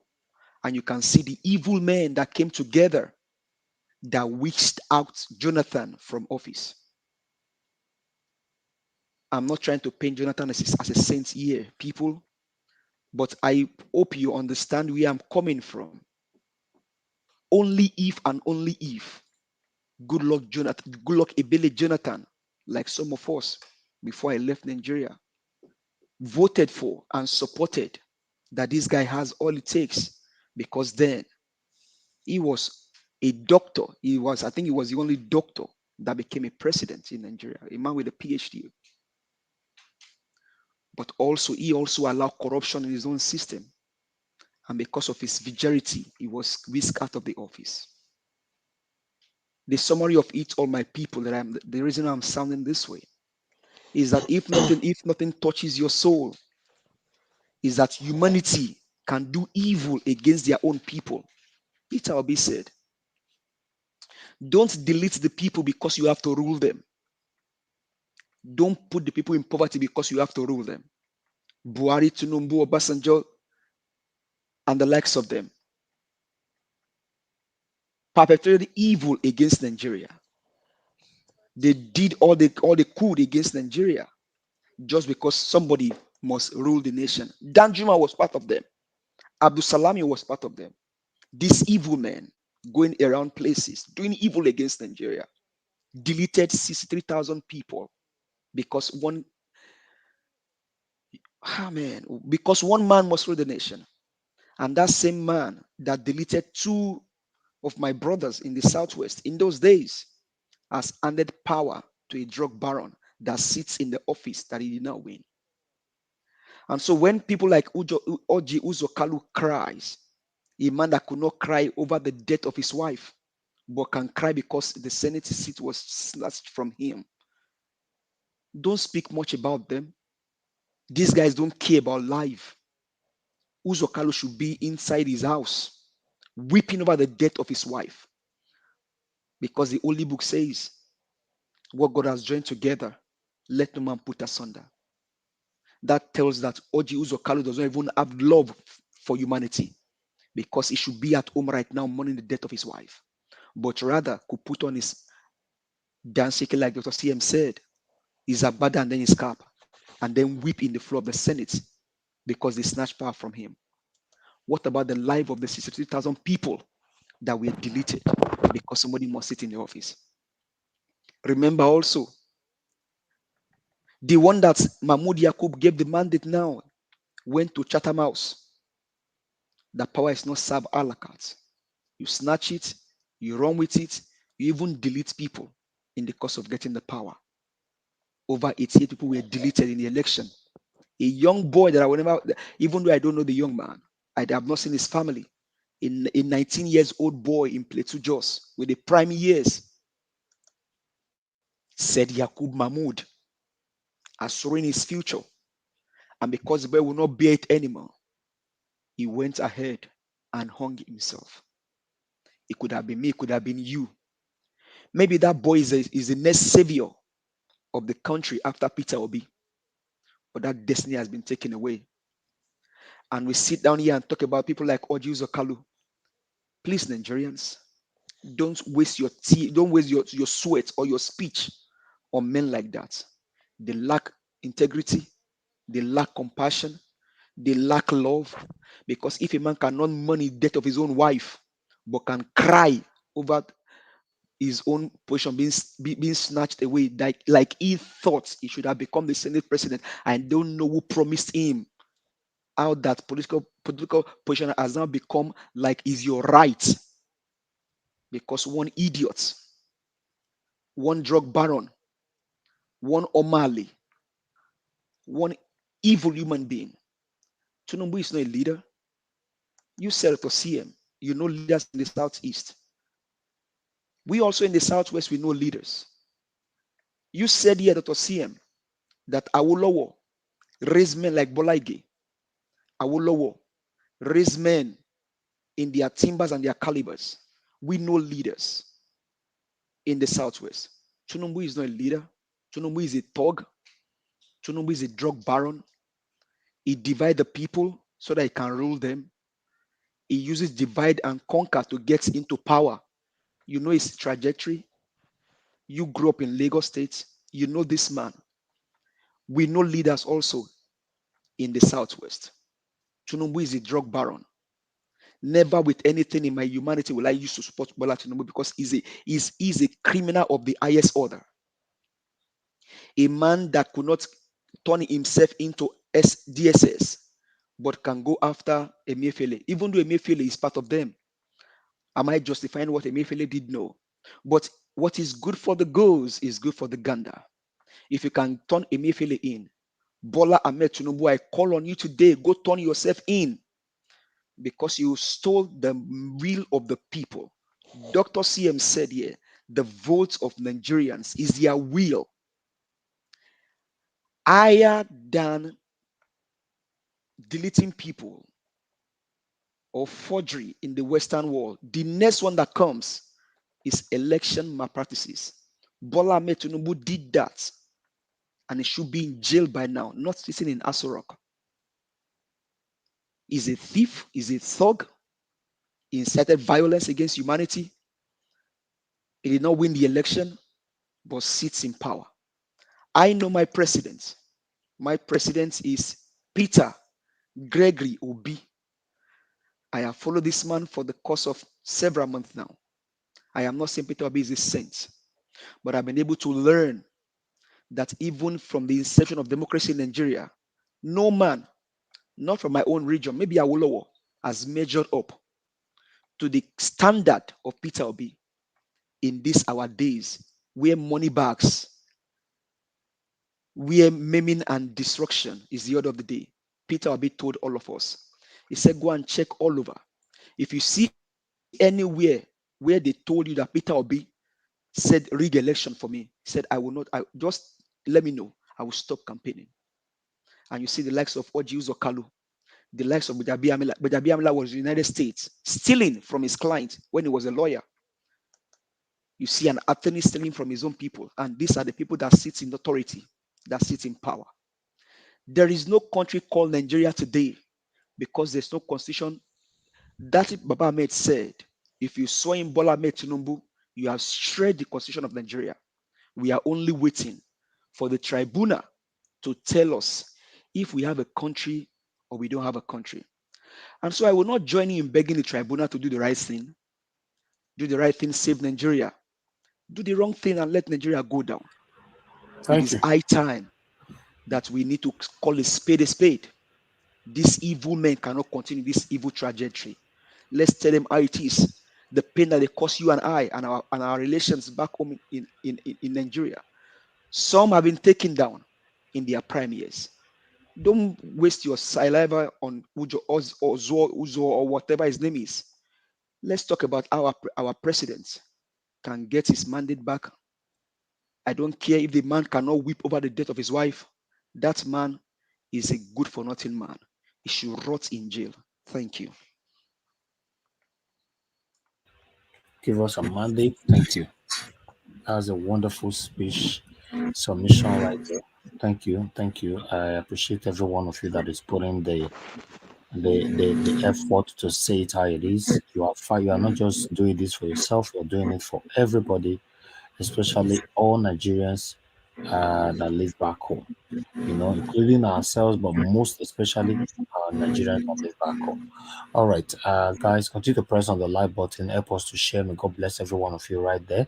Mr. Jordan, you're the last on the panel. I'd like you to talk to us. Thanks very much for your patience. Talk to us. Yeah, thank you, my brother. Thank you for all our listeners and every panelist. Most thank you also, Niger Watch, for the great effort that you have been putting in holding this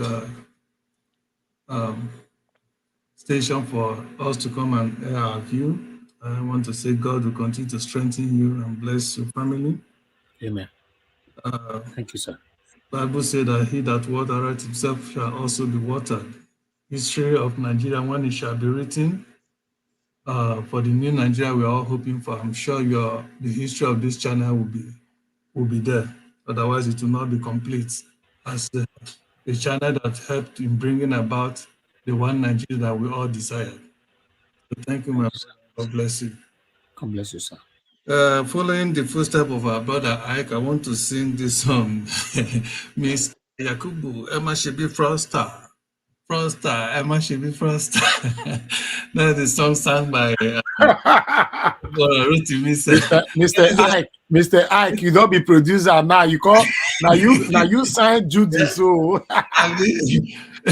Yeah, but Mr. Juden, you know what that means in Yoruba is that Mr. I know, Yakubu, a man so be fraudster. now. That means he's behaving like a fraudster. It's a fraudster. It's not like he's It's a behaving like fraudster it's a now. fraudster. You know, No, it's Mr. the son of Mr. the son Judy. of that. Now, Mr. Ike signed you, so The son of our I beg, beloved. Mr. Judy, give me 1 minute. Make I welcome you properly to the stage with that same music where you sing for us just now. I beg, make you sing. I like that. Mr. Yakubu, Emma should be fraudster. Are you calling him dignity? Mr. Yakubu, Emma should be fraudster. Mr.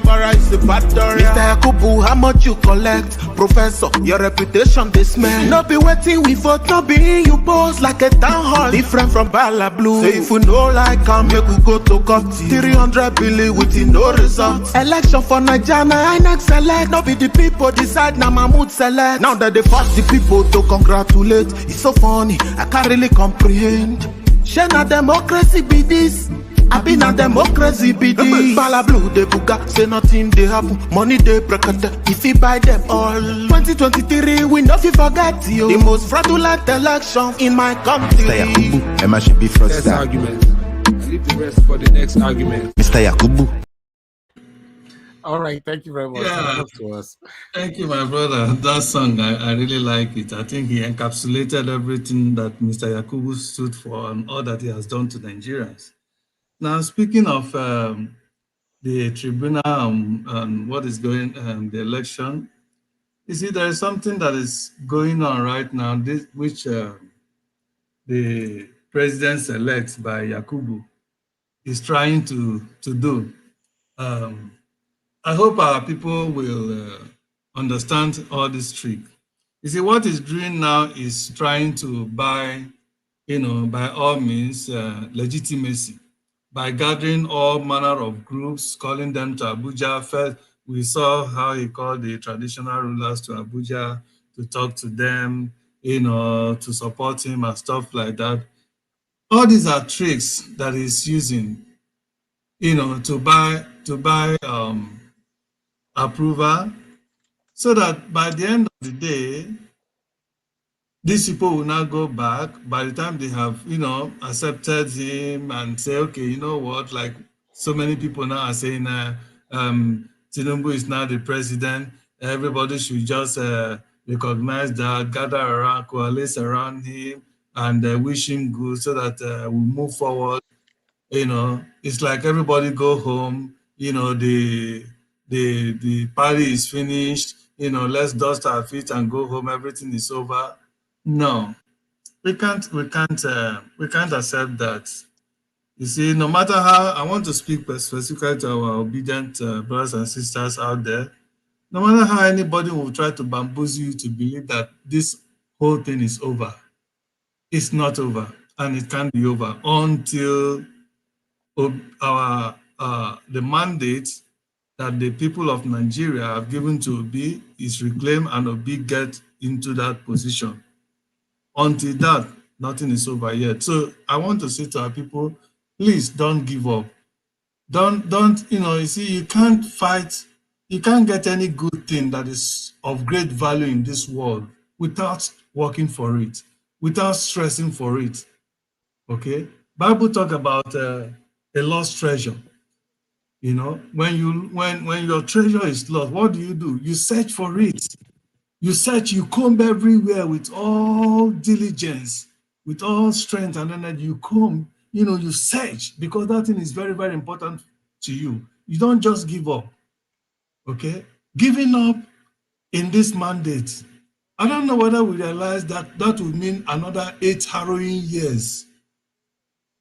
Because nobody will expect that come 4 years, no matter how well we might organize Labour Party or everybody, that this set of crook that have taken over Asu Rock will allow you to even win. The reason why Obedient even came this far was that they took them for granted from initially. They never thought that they were going to pull this. To them it was like what was somebody described it as tsunami. What Obedient did. in the political arena in Nigeria. They never realized the storm that was coming upon them by the obedient movement during this election. They were all taken aback. They were all taken by surprise. So what does that mean to them? To them, come next 4 years, if we give up, they will now begin to plan to make sure that we would, in fact, this type of tsunami, they will put everything in place to make sure, even before it starts rising, they will stop it from its roots, from its starting point. That is what is going to happen. So then that would mean another 8 years. Another 8 years, who knows what's going to happen, whether they'll still be in Nigeria for that 8 years. So giving up is not an option. Please, my obedient people, wherever you are all over the world, there is no giving up. Don't allow anybody to deceive you to say, oh, he's not the president, he has been sworn in. There's no way they can remove him. There's no way the judge can rule otherwise. And then even if the judge ruled that Obi should be given the mandate, that Obi won the election rightfully so, that he's not going to get out from that. Lie. As long as that place remains, that is a placeholder, and that is not the rightful winner of that position, he is going to leave. Nigeria have rejected him, and I believe the land upon which you stand have rejected him, and all the crew he has already used to surround himself. People like Yamo, people like Femi Kayode, people like Olumo, people like name them. Orji Kalu them. What is he called? Najabi Amila. All these are past people. All these people that have one past criminal record or the other. Some of them have even been convicted, even in foreign land before. Nigeria. When you come to Nigeria, anything goes. In fact, it's the crook. The more crook you are in Nigeria, the more the political arena, is the more acceptance you are in the political arena in Nigeria. And that are the things that we want to come and change in the history of Nigeria, so that we'll begin to have people with impeccable characters and record in positions of authority. Not just in positions of authority, but appointing people, square peg in square hole and round pegs in round holes. That's the only way Nigeria can progress. Otherwise, with this crop of people, look at the people Agbado is already surrounding himself with. And of course, what would you expect? You can't give what you don't have. You can't be a criminal and then go and appoint a saint to be your minister, or to be your chief of staff, or to be your chief of secretary. No, it's not going to happen, because when you're appointed, they're going to be giving you trouble, because their ways will be different from your ways. So in order not to have that kind of trouble and setback, you are going to appoint crooks like you, who will always understand. Whatever move you make and whatever move they make, you will always understand. That is exactly what it is, because you wouldn't expect to become a president today and begin to appoint people like Orji Kalu in any position of authority, or people like Femi Kayode in position of authority, or people like Gandola of Kano, what is it, Kano also, in position of authority, Babariga Gandola. There's no way it can happen.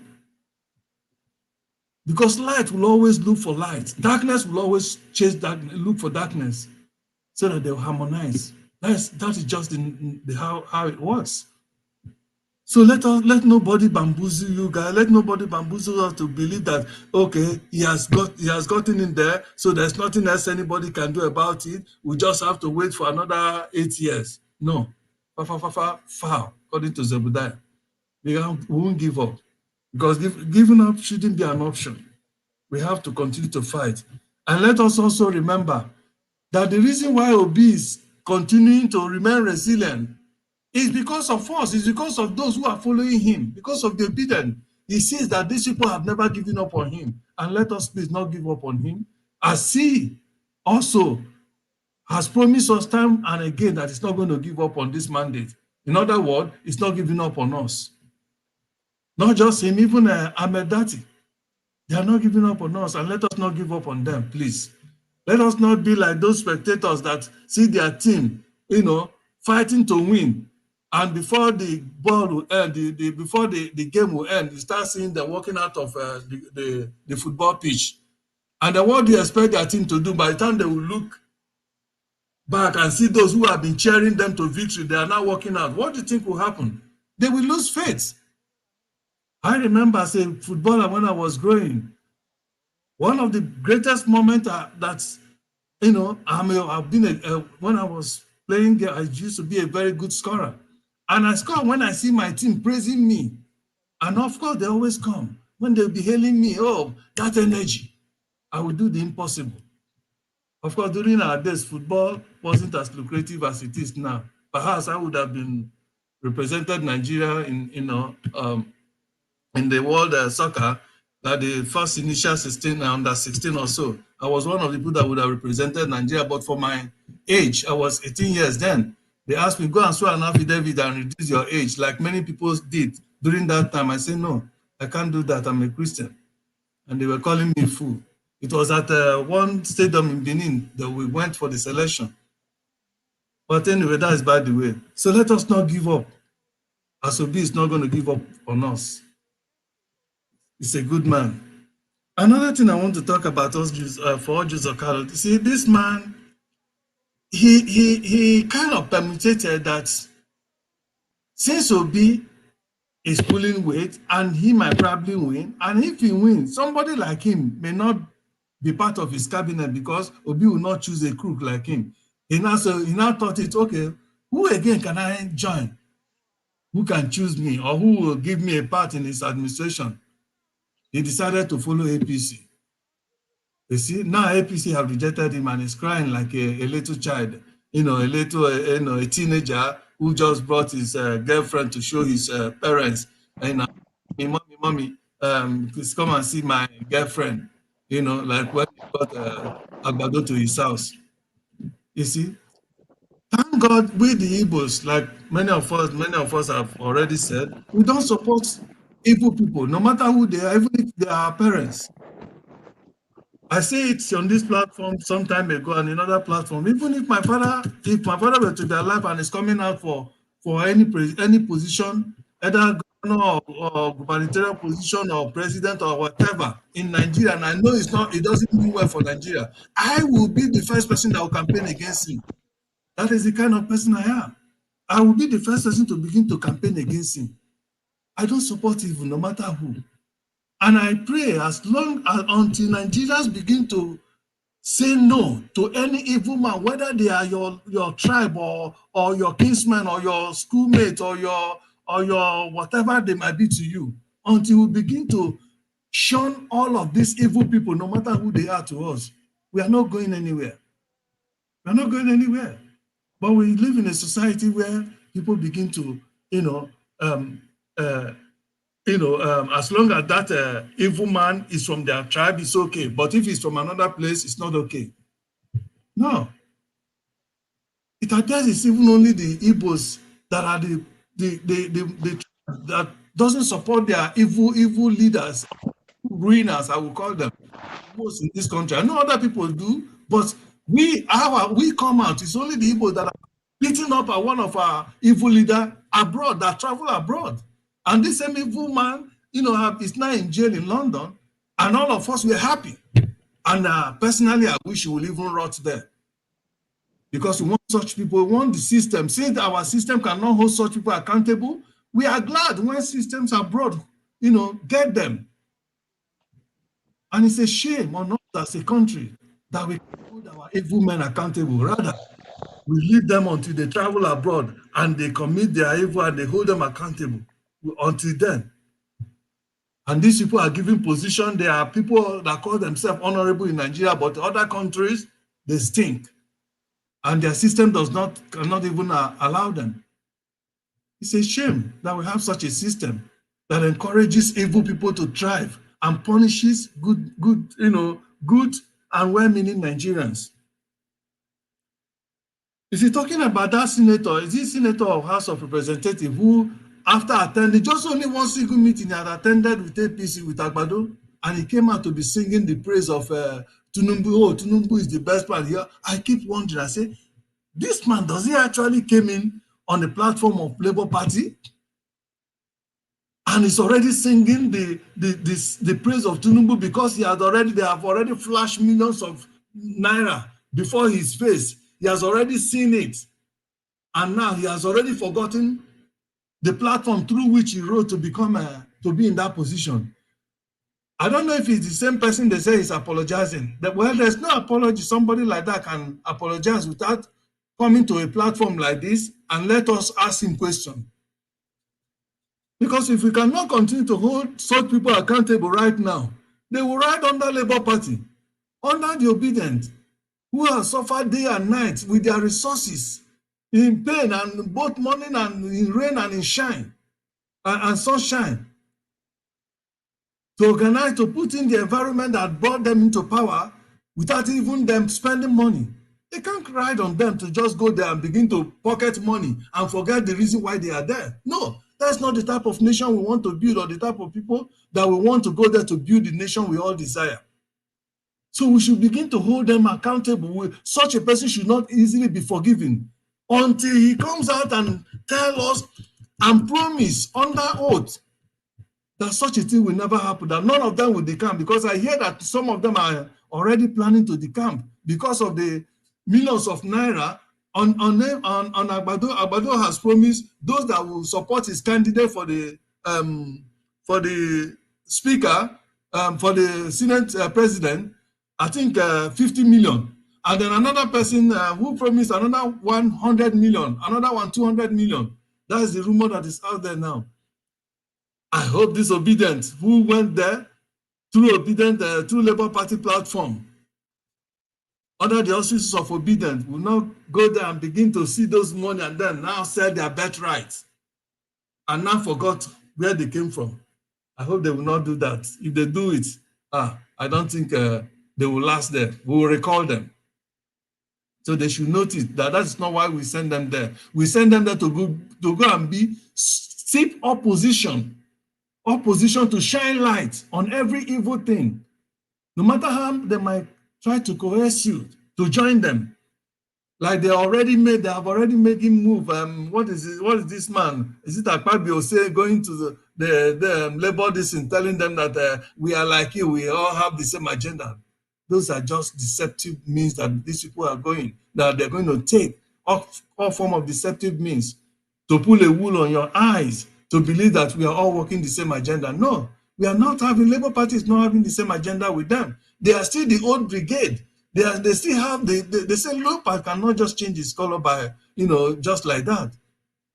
Okay? They are still very toxic, and their ambition there is still to continue to loot Nigeria. Your going there is not to loot, but to correct the evil that these people have done over the years. That is why we sent you there.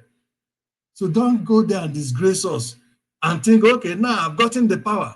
I cannot do whatever, I cannot decamp and join the bandwagon. Like they say, if you can't beat them, you join them. No, we are not those that belong to, if you can't beat them, you join them. Even if it's only two of you there, remain resolute. If they try to bribe you, if they put pressure on you, all you need to do is to come out and let obedience worldwide. No, see, this is what they are doing to me. And leave it from there. We'll all take it up from there. All those people that are trying to coerce you or force you or intimidate you with money or whatever, because they are going to do it. Tinubu can't just go there and repent and change and become a saint overnight. No, he got there on a platform of corruption. And that corruption is what he depends on to continue to sustain him there. That is why he has already earmarked 50 million each for people that will support his candidate, so that by the time he gets his candidate over there as a Senate president or a speaker, they will only be doing yes, just like for the whole period of 8 years they did to the terrorist man that have just left, Buhari. Okay? That is not how a country can progress or a democracy can thrive, by saying yes. You are there as an opposition. A third tier of the the democratic this thing, okay, power. The gubernatorial, the judiciary, the executive, and the legislature. You are the legislature. You have equal power. The legislature has equal power with the president. Yes, he's the executive, but if you want to paralyze him, you can paralyze him, and that is why we sent you there, not to paralyze him if you want to, if he has a good agenda to do, but when you want to do an evil thing, such as any project you see they have formed to steal Nigerians' money, you are there to say no to it. Well, I just hope they will not forget what we sent them there. Then concerning the fuel, you see, there's somebody, I don't know if we know, there's a guy in Igbo land. Why I want to bring this point here is this. You see, Africa is waiting for Nigeria. Africa is waiting for Nigeria, and Africa cannot move forward and thrive and develop if Nigeria should continue to play the kind of role they are playing in Africa. And for Nigeria to arise and take its proper position in the world today, in Africa and in the world, the Igbo man in Nigeria, his effort, his input has to be recognized and has to be given the proper place. So the more they continue to shoot to undermine the Igbo man in Nigeria, the more Nigeria is doing more harm to itself. We all see how much gas, fuel is costing now. How many people can be able to afford fuel? And we all know how much people depend on fuel to power their little generator to run their small businesses. Those that own salon, those that own restaurant, those that own all kind of places. Even the market woman in the market that grind pepper, they all depend on this generator and fuel to put in the generator to run their businesses. Okay, but how many people can afford this new increment now? But there's somebody who has just discovered a way that they can use. For the first time I'm hearing this, that they can even use gas to power generator. I don't know if any of us have seen that. Huh? Yeah, I just put the link in the private. You've seen that, right? Yeah, look at that invention or that discovery. Many people, according to the guy, they spend 6,000 naira in buying fuel to run their generator for their shop every day. But now they bought a cylinder of this regular size cylinder of gas for 7,000 naira, and that they have used it to power their generator for 5 days. And according to them, it has not even gotten the gas have not even gotten up to they have not even expended up to half of the tank. So yeah, he said he can use it between up to 2 weeks. 10 to 14 You can use it up to 2 weeks or more. Then imagine how much they're going to save. And because of that, many people are bringing their generator for him to fix it. Now, this is the ingenuity of an Igbo man. This is what Nigeria has been depriving. I'm not saying there's only the Igbo man. There are many talents all over Nigeria that, if given the conducive environment, honestly, people will be queuing in our embassies all over the world to come to Nigeria to do business or to live. But because we have evil leaders, evil ruiners that don't even think of tomorrow, people that have no vision. And for the first time in my lifetime, we have seen a leader with a vision. And Mr. Judin, sorry to interject you. That man that you talk about is from Anambra State. From Anambra State now. Yes. From Anambra State. What is it? I've forgotten the name of that town in Anambra State. Okay. And many things are coming up. If you go to the internet and see what Igbo man, producing. There was one that has even made generated electricity with water. There's a way he did it. A young boy. And I keep wondering, imagine if all these brains are overseas, how much they would have gone. But they rather kill the talent. Please, because we have leaders that does not have any. Yes. Just 30 minutes. 30 seconds interjection. The one of water is in a stream. The boy went and put the thing in just a flowing stream, and he was giving them power supply unlimited for days. Before he showed it. He's still in Anambra State. You see? He said go to a stream. He had a coil. That's the way he started it, and the thing was just using water to generate electricity, and he connected it to the house near to them. He's giving water. Then that of gas, something was. Cylinder. It's like a carburetor injector. He caused something. Carburetor injector, yeah. So if you put it in terms of, if you put it on the generator, then you use the tube of the gas as if you putting it for normal cooking. You put it there, the thing will be burning, and then it's giving generator. So what it means is such people, if really this is the type of people I will recommend to P2B, he will take him to Goniland where they are flaring gas, Yes. That type of thing, set up one type of a small scale something that is enough to power the whole of southern Nigeria. That Ogoni, because that gas is wasted. So all you need to do is, instead of flaring those gas, you then connect it through this pipe, and then it burns and then gives electricity. Simple. So you know, this gas that is even being wasted and flared in Nigeria. There was a time they did a study that if that gas is harnessed, that we'll even realize, I think about double the amount we are realizing oil, in crude oil itself. Okay. All right. And then do you know sorry, that also Mr. the Judy. gas? Okay. Sorry, let me. So I think I saw again. It's just surprising to see all of these wonders coming out from Anambra State. I think God is just used to exonerate Peter Obi. Now there's a young chap in Nigeria also from Anambra State that is going for the World Chemistry Competition conference. Oh, yes. In Nigeria. Yes, Same the best. yeah. He's competing with the best in the world in chemistry. He's representing Nigeria. I even talking that 2 years ago in Florida, there was a young man won in Nigeria. A young Nigerian boy, an Igbo guy won in Nigeria in sciences in the whole world. Now, these are brain we have in Nigeria.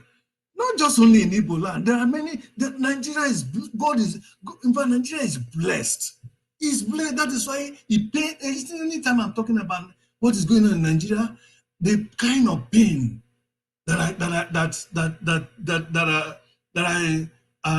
is in my heart, because I know, it's before, right? If you have not traveled abroad, when you see white people, you will think that they are invisible. You think that they are next to God. But when you walk with them side by side and look, you will now begin to see that there's not too much thing about them. It's just that they have conducive environment to thrive. Okay. I'm helping out with children with disabilities, autistic children in middle schools now. Now, the middle schools that I am going to every day and work, if you see the equipment that is in these schools, Jesus Christ, I don't know if there's any university in Nigeria that have such equipment. This middle school, I don't know if there's any university in Nigeria that have such equipment. Okay. The need is there. But why? We can have those things in Nigeria. But we can't because of the kind of leaders we have that only think of themselves. They want to grab power, to keep for themselves, and to enrich themselves, and don't even the Nigerians that they're supposed to serve. It's so sad. It's so sad. And then again, finally, before I give up, one thing that we should please continue to stop doing in Nigeria, or many of us, especially those of us that live in Nigeria, this issue of a governor coming to do one project, maybe a tar road. Yes, because we know that many roads are bad. And when a tar road, we now begin to praise him. Oh, he has done this. Oh, he did build one bridge and build one that. No, we are part of the people aiding them to believe that whenever they do anything, they are doing us a favor. Whereas they're supposed to be accountable to the world. They are our employees. They're supposed to satisfy us. Before we praise them, okay. Thank you, sir. Find out if there's a way we can know how much have they received to do that project. Thank you. Thank you. Thank you. Thank you, Mr. Jordan. Thank you, everybody on the panel. Today, as you all can see, we don't have a time limit. I allow everybody to talk freely. We do this once in a while. Only once in a while. It's not often because You can see some people talk for 20 minutes, 30 minutes, 35 minutes. So, yes, it's only once in a while. I appreciate you all. I've learned a lot. I've been listening to everybody right here. So now on this second segment, now we're going to have a time limit to contribute. But meanwhile, I'd like to quickly bring this in to bring to your awareness. My brother just shared to me. I appreciate you. Give us a mandate. I was already aware of it anyway, but thank you for bringing this to me, because it was part of the second segment that we need to talk about. Yes, you see the situation that we are facing in Nigeria. When I know say this man will go paint aeroplane, we say, let me see if I can put it on the screen. Sirika, now they confess. So they confess now. They talk now say lawmakers, that he accused them of, oh, mute yourself. Who is that? Please mute yourself. Thank you. All right. You can see Nigeria Air, Sirika accuses lawmakers of bribery. So I would like us to quickly take this year. Former aviation minister Hadi Sirika has accused the lawmaker who branded the launch of Nigeria Air as a fraud bribery, noting that he demanded 5% shares of a national carrier from him. Speaking on Arise TV on Sunday, Sirika said that the lawmaker, Nonlin Inaji, approached him and asked for the shares of himself and his people. Continues, Honorable Inaji asked me that I should give him 5% of Nigeria Air to carry him along with his people. I said to him at that time, Honorable, a bidding process has taken place and some people won, so I think you should go to those people and ask for the 5% share, Sirika said. Sirika also criticized Naji and the House Committee on Aviation for conducting a predetermined hearing on the Nigeria Air project. You see, all this the way they happen, so none of them they go prison. I'll be with they happen. Anyway, let me continue. I was a member of the House of Reps 20 years ago, and 10 years ago, I was a senator, Sirika said. I know the working of the National Assembly. He, Naji, called for a public hearing, and right under the public hearing, he's just tuned the paper and read the Riot Act. The practice in the National Assembly is that after hearing people and their complaints, you now go and sit down as a committee, discuss the issues, raise them, approach the whole House of Reps, and take a position of the House plus leaderships, and come back and make your findings known. But not immediately, you just read the Riot Act. It means predetermined. Naji has not yet responded to Sirika's allegations. The Nigeria Air project has been plagued by controversies since its inception in 2018. The federal government announced plans to launch a national carrier with a $3.7 billion investment from the government and private investors. However, the project has been delayed due to a number of factors, including concerns about the government's ability to manage the airline and the lack of clear business plan. It is unclear how Sirika's allegation will impact the Nigeria Air project. However, the allegations have raised further questions about the government handling of the project and the viability of the national carrier. So, you see, these people will confess and nobody will hold them. You know why? Because if you check it properly, almost all of them in power as leaders are affiliated with the crime. That's why you see it is hard to see that arrest is going on. Listen, guys, like I said before, if we cannot sort out the head, Nigeria is going nowhere. And what is the head? We must have the right person as a president. Somebody was actually telling me this evening on this broadcast. While we are on this broadcast, I was talking privately. when one of you was submitting, and the person is in Nigeria. He called me and he was telling me that if Peter Obi finally wins, you know, declare the winner as the president, that these satanic people, none of them will let him work. And my response to him was, just let him win. Let them declare him first. We cannot die before the bridge. If we get to the bridge, we will find how to cross it. You know, let them just declare him first. Obviously, we know. Mr. Peter Obi said it, that it's not going to be an easy journey. In Tokam, not be saying not Tokam. So if they also declare and tomorrow say Naim be the president and they just sworn him as the Nigerian president, then another battle does start. But then concerned Nigerians want to see the people that will hinder any kind of development in Nigeria at that particular time. But our priority right now, our focus is for him to be declared as the president of the Federal Republic of Nigeria. Thank you very much, my people. Our final submission is what we're going to be taking now. You might talk on this, you might talk on something else, as long as all is affiliated, is on the same journey on what we are doing here. Thank you very much, my people. I appreciate you all. Continue to press on the like button.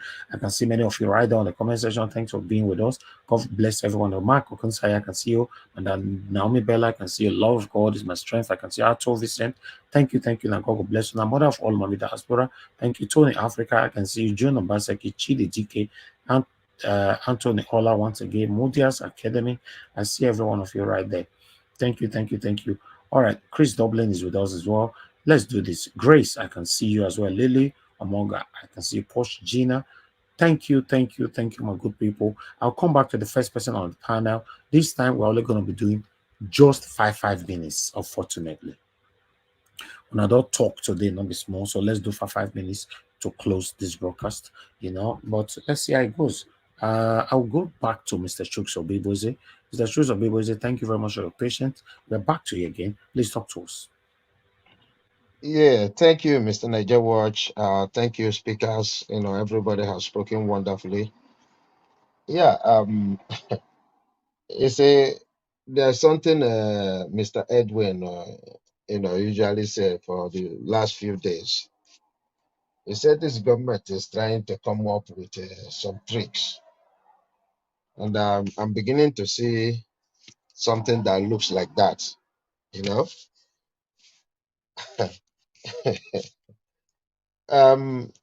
if this man is speaking, if you arrested the MFLA, why not arrest this one? We're not gonna be happy that he's speaking. We know this is the usual thing that used to happen. So when we'll be happy is when these people are getting arrested, because their arrest will prompt so many people.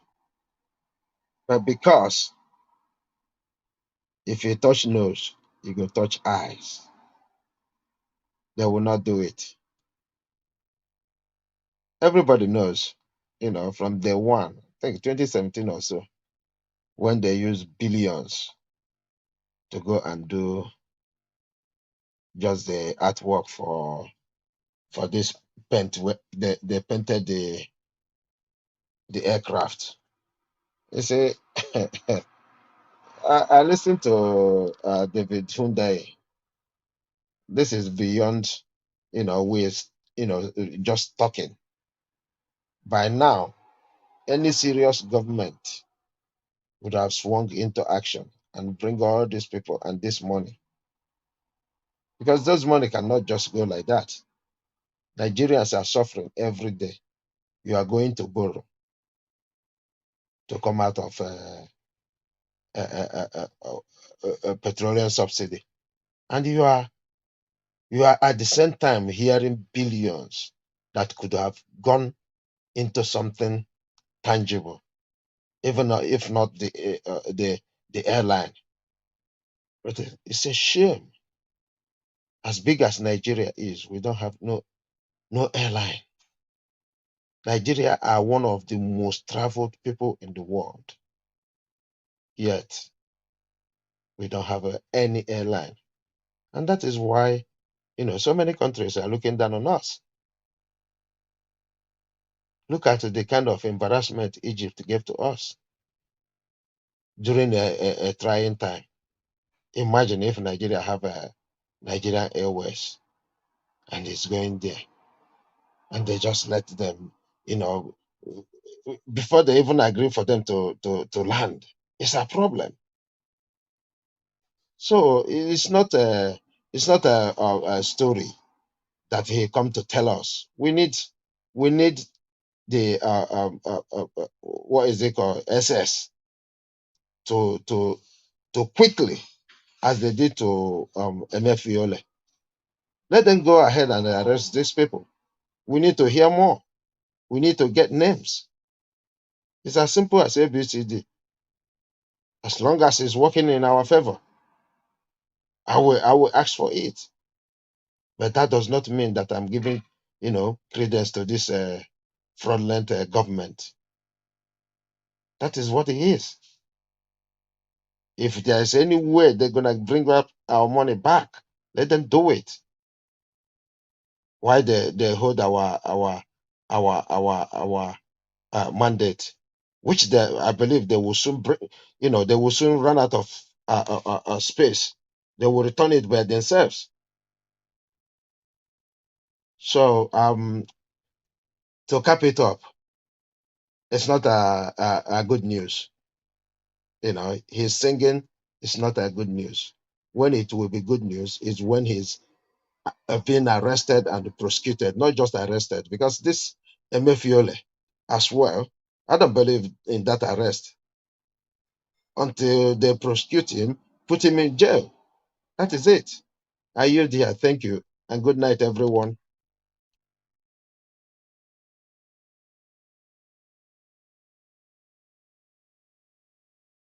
All right. Thank you, Mr. Shuksobibweze. Good night. Thank you. God bless you, sir. Okay. Let me come back to Mother Patricia. Mother Patricia, are you there with us? Yes, I am, Mr. Ellis. Good evening again. Okay. Thank you. Yes. Thank you very much. I beg, give us a final submission, 5 minutes.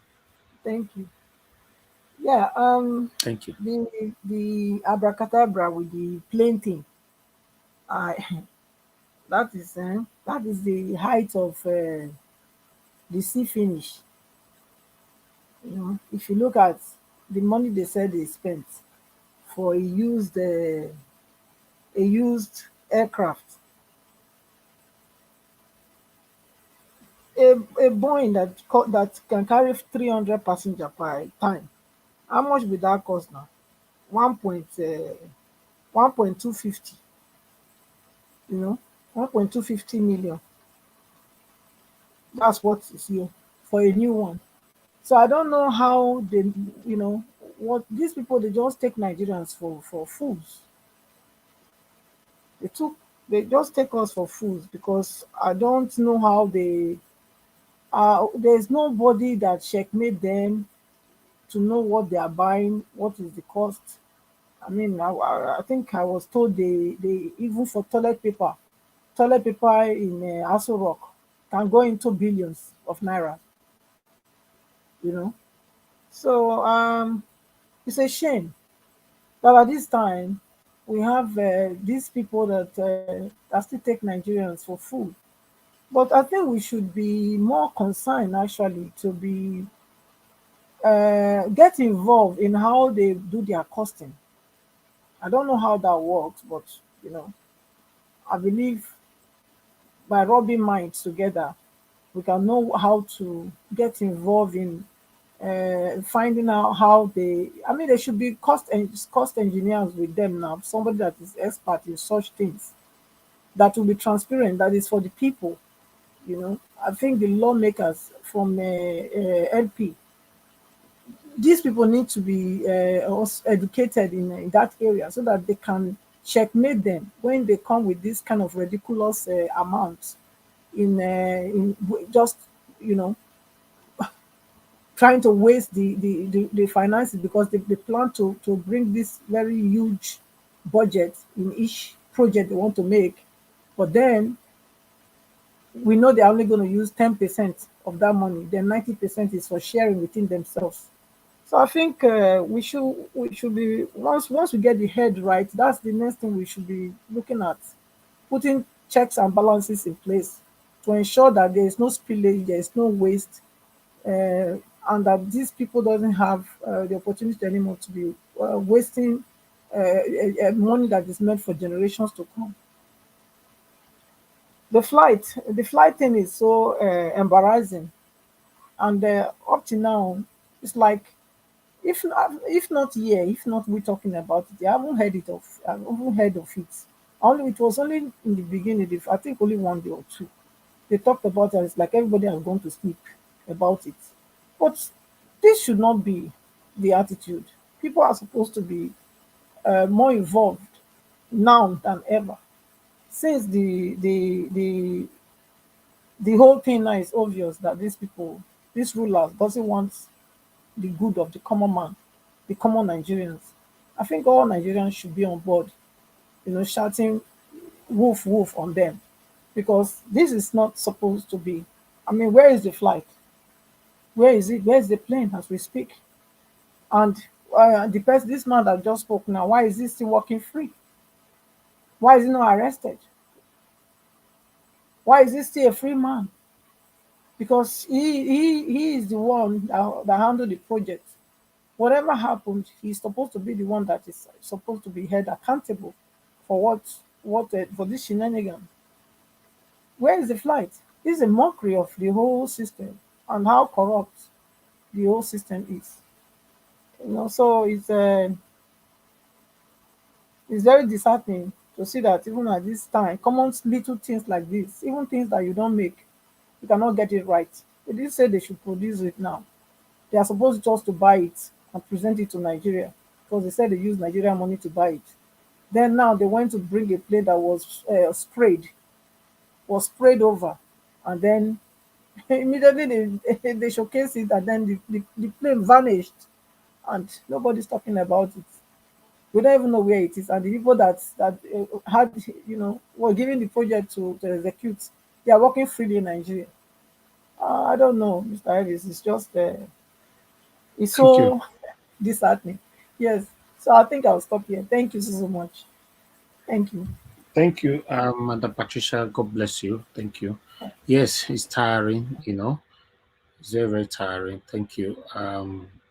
Let's move on now to the next person here. Everything does scattered. Let me see you before. Okay, now Mr. Alex now.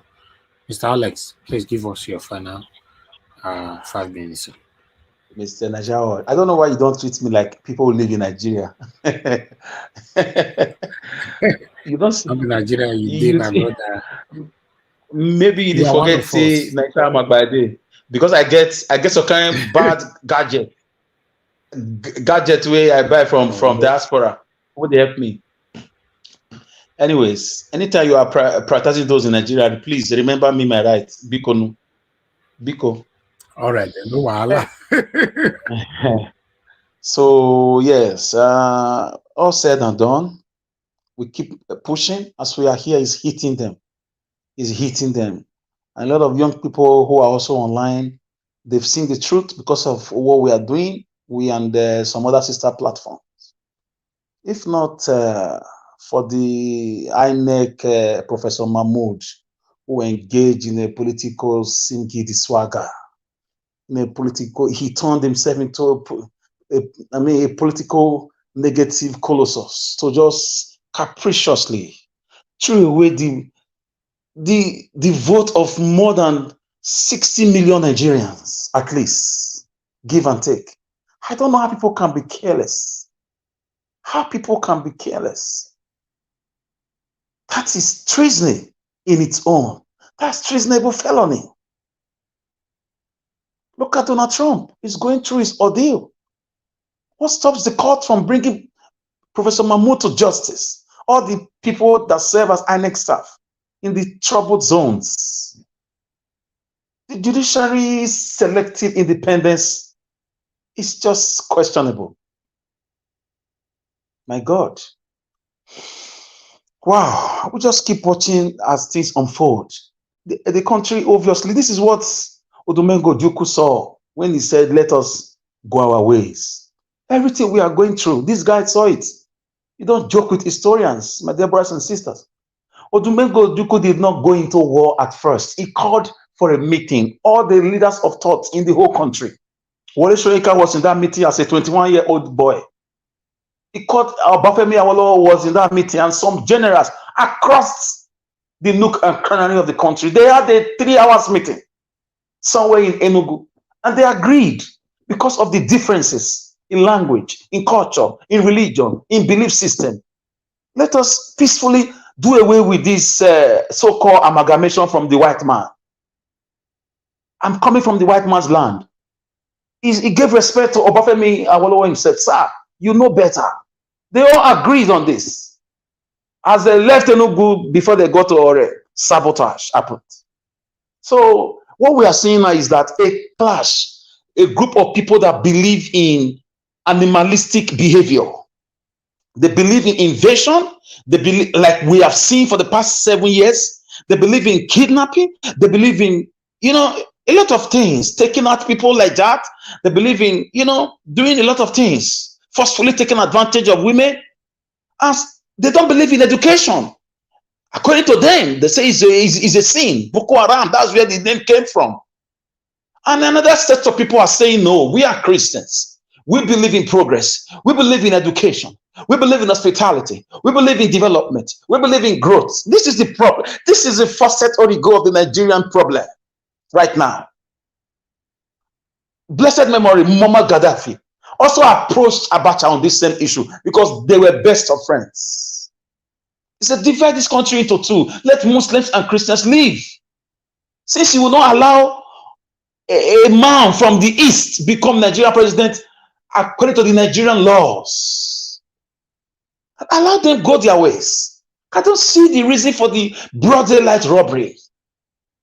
It's visible to the blind that Obi won these elections. And now, how are they going to think that they're going to bring the country together? I don't understand. Obi, God forbid, if they continue to squeeze Obi, and they squeeze him through that they now finally want to rule Nigeria. How? It's not going to, you guys don't understand. It's going to be difficult. You're going to get ready for a lot of people. Agitations and agitators. They're going to come from everywhere. Because the country is not fair. The country is not progressive. The country is in darkness. The country is lopsided. People are suffering. People are scared. People are running out of Nigeria. Nigeria, have you not noticed the sales of properties? People are selling their houses. It has never been at this rate, especially in those states and some state of the country. People are selling houses, house for sale. Go online, you will see them. Beautiful. Go to YouTube. Every day you see properties for sale. People are relocating in their thousands. Those that can't get visas are trooping to Ghana, trooping to Togo, trooping to Benin Republic, trooping to Zambia, Zimbabwe, Botswana. Some, as we speak, some are on the roads, trekking, some are on the back of vehicles because of the way of life of those who think they've captured power. But I've got news for them. Nothing lasts forever. What Ojukwu saw, we are seeing it too, and we will not continue like this. If you will not allow a man who obeyed the law and contested the election and bought his tickets, campaigned and won elections to get his mandate back, be ready, because for every action there is an equal opposite reaction. It's going to happen. You cannot cheat nature. It's going to happen. Nigeria can't continue like this. It almost happened during the NSAS. It's going to happen. It's going to happen because we can't continue. Benin man will not allow you invade his land again. That's the point. An Igbo man will not allow you invade his land again. That's the point. Urobo man will not allow you invade his land again with X-Men to do their job, their wicked job. Nobody will allow that. So it's going to be very tight. And the professionals are not going to stay in the country and bear this nonsense. They are living. They are living in their thousands to Saudi Arabia, to Kuwait, to Dubai, to London, Australia, Canada, New Zealand, everywhere. Nigerians are living. I just hope the judiciary will do the needful, examine all the evidence, and proclaim the winner, whether at the tribunal or the Supreme Court, wherever. The destiny of this so-called fraudulent one Nigeria depends on them. But if they will not do it, nature will take its course. the country will implode on its own and everybody will rest. Thank you. Thank you. Thank you. Thank you very much, Oga Alex. All right. Henceforth, I will say this now. You will be prioritized whenever you join us. You know, it looks like a cheat. I thought of it. You know, you live in Nigeria, so you should be prioritized. I was just joking, sir. By the grace of God, some of us are more privileged than some people who want to be prioritized. I don't have a problem. I have a Wi-Fi system. Whether I'm online, I'm not online, I still pay every month. It's still the same amount. So it's okay. I was just pulling your legs. Okay, I'll leave you with us then. No, just assume I'm in UK with you, or I'm in America with busy brains and the rest of you people who are in different parts of the world. Assume from now on like that. No while, my brother. Thank you very much. Thank you. All right, let me pick this call quickly. Mother Deborah, thanks for calling in. You have only 2 minutes. Quickly talk to us. Good evening to you. Hello, good evening, Nigeria Watch. Thank good you, evening madam. to all the panelists. Yeah, I've been following at work. I just want to make a little contribution to the Thank you. Go broadcast. Ahead. Go ahead. Thank you. Just regarding Orji Kalu, the former governor of Abia State, you know, these politicians from the south east and from the south, they're always protecting their selfish interests rather than standing up for their own people. And at the end of the day, they will realize that they are on their own. One thing you can say about the northern politicians is that they are always protecting the collective interests of their people. Even when they are not doing right for others, their people, they still collectively, you know, protect the interests of their own people. But our own politicians in the south will betray everybody because of their own personal interests, and that is what you get when you do that. So I just want to say something about the arrest of the former CBN governor. One thing I can say about that is when I don't see how that is a genuine arrest. At the end of the day, he's not going to be prosecuted. The same thing Buhari did when he became president initially. He started going after pretending to fight corruption, and we didn't see anybody that was brought to All justice. right, your 2 minutes is up. So at the end of the day, they just do this thing to deceive people. Anyway, thank you so much for giving me this opportunity. God bless you, Mother Deborah. Thank you very much. Yeah, God bless you. Have a good night. Good night. Yeah, good bye. night. Bye. All right. Let me pick another call quickly. Thank you very much. Love of God is my strength. Thanks for calling in. Please talk to us, Madam. Good evening to you. 2 minutes. Yeah, good evening. Thank you. I will have a quick. Good evening, everyone. Good evening, everyone on the panel and the comment section. Good evening. Thank you, everyone. Thank you for all you do. We appreciate you all. Thank you. I want to speak about the man who bought, who lied that we had Nigeria have a new plane. I just want to speak on it. You know, Nigeria is a very corrupt country. At times I sit down and I wonder, can this really be happening? You know, this man can do this crime and is still moving around Nigeria. Nigeria is corrupt. Nigeria is corrupt. I don't know what to say about this country. How can this be happening? How can this happen? How can this man do this great crime against the Nigerian people? And this man is still moving around Nigeria and nobody has been able to see anything about him. He did this thing. He's now pointing his eyes in Nigerian faces and saying, what can you do? Every other people have stolen. If I steal, is that the end of the world? Exactly. So he did this thing to disgrace Nigerians. And this is too much. I can't bear this. It's too much. So my God, please, no, please. The way I feel, I just feel as if, what is happening? Is this a country or a zoo or a getaway hole where animals are living? I don't know. It's shocking. And this man is moving about the place. Nobody can do anything to him.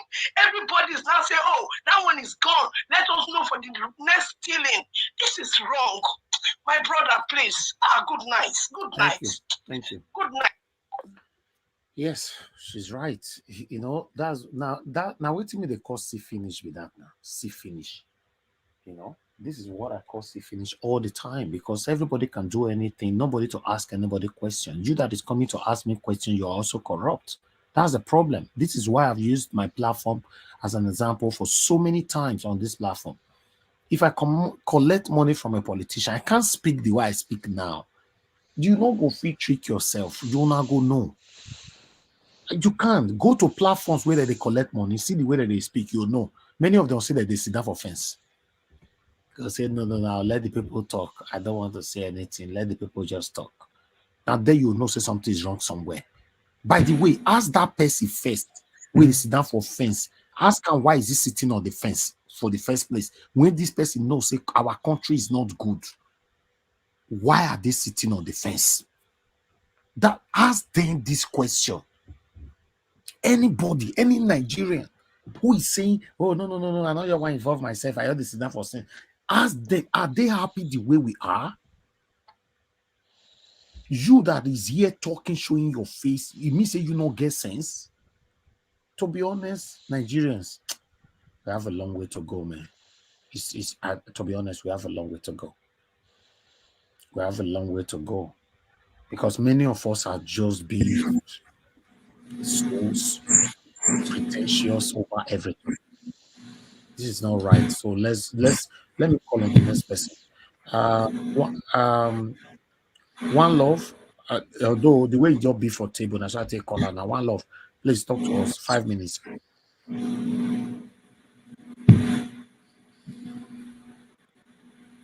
One love is not there. Okay, let me go to Mr. Ike.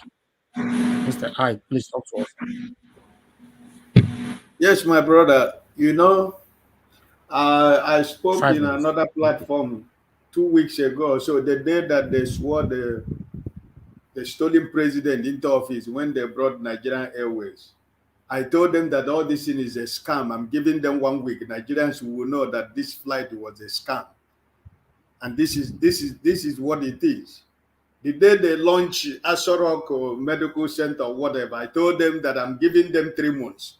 Let somebody go there let somebody go there, the journalists go there after 3 months, Buhari leaves that place, and see if there is anything that is left in that place that they're going to find out. Because this is Nigeria is a complete scam. Listen, this is a country that, you know, even like as we are saying, sometimes I don't even think how we are going to save Nigeria. You know, how we are going to remedy Nigeria is something sometimes I keep imagining how we're going to do it. Because for somebody, I mean, you know, listen, this is just unbelievable. That one person were able to play the intelligence of 250 million Nigeria.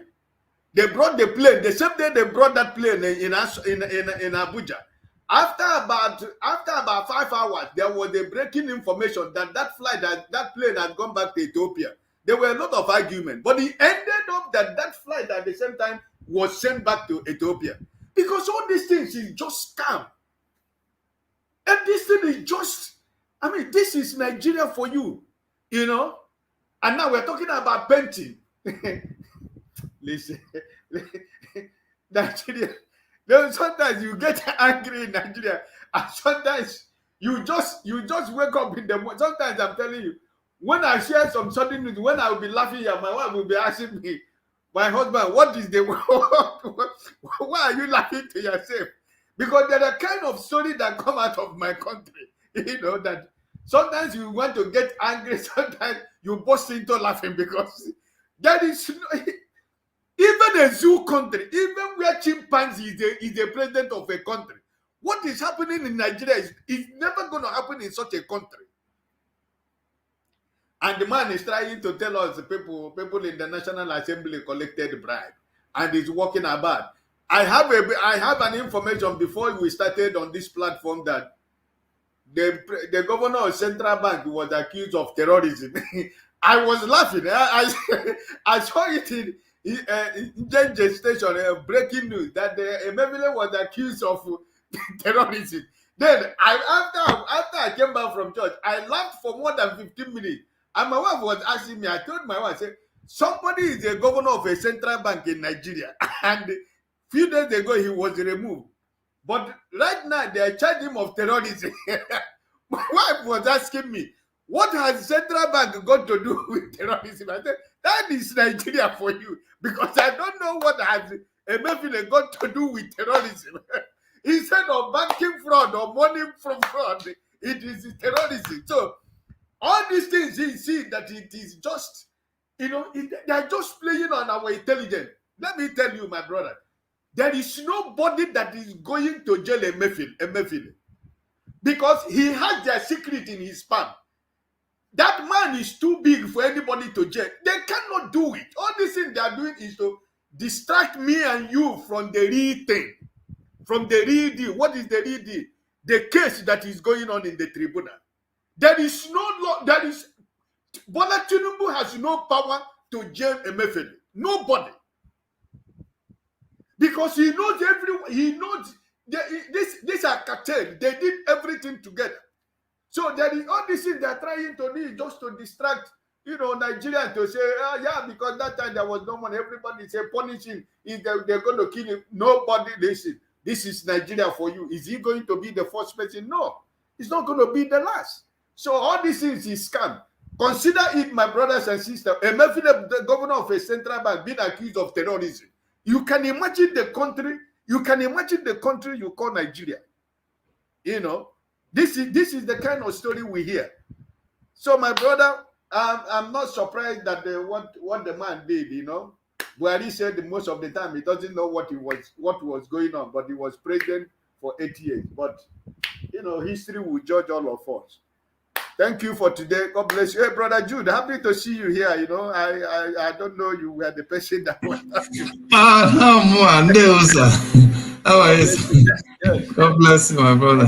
Yes. So please enjoy your night, and we hope to see tomorrow. God give us life. God bless you all, and God bless everybody. Thank you. Thank you, sir. Thank you, Mr. Ike. We appreciate your time with us today. God bless you. All right. Let me quickly go to Mr. Juden. Mr. Juden, please talk to us. 5 minutes. Okay. Well, everybody has said most of the things. Yeah, for the Nigerian Airways. In fact, the very first time I saw that, I said, "Oh, this is another scam, another way these people want to package a parting gift for themselves." Only God knows how many billions of our money these people have, collected as they are leaving, as they are exiting the door of leadership in Nigeria before the inauguration. The $800 million, nobody even know how that one is going right now.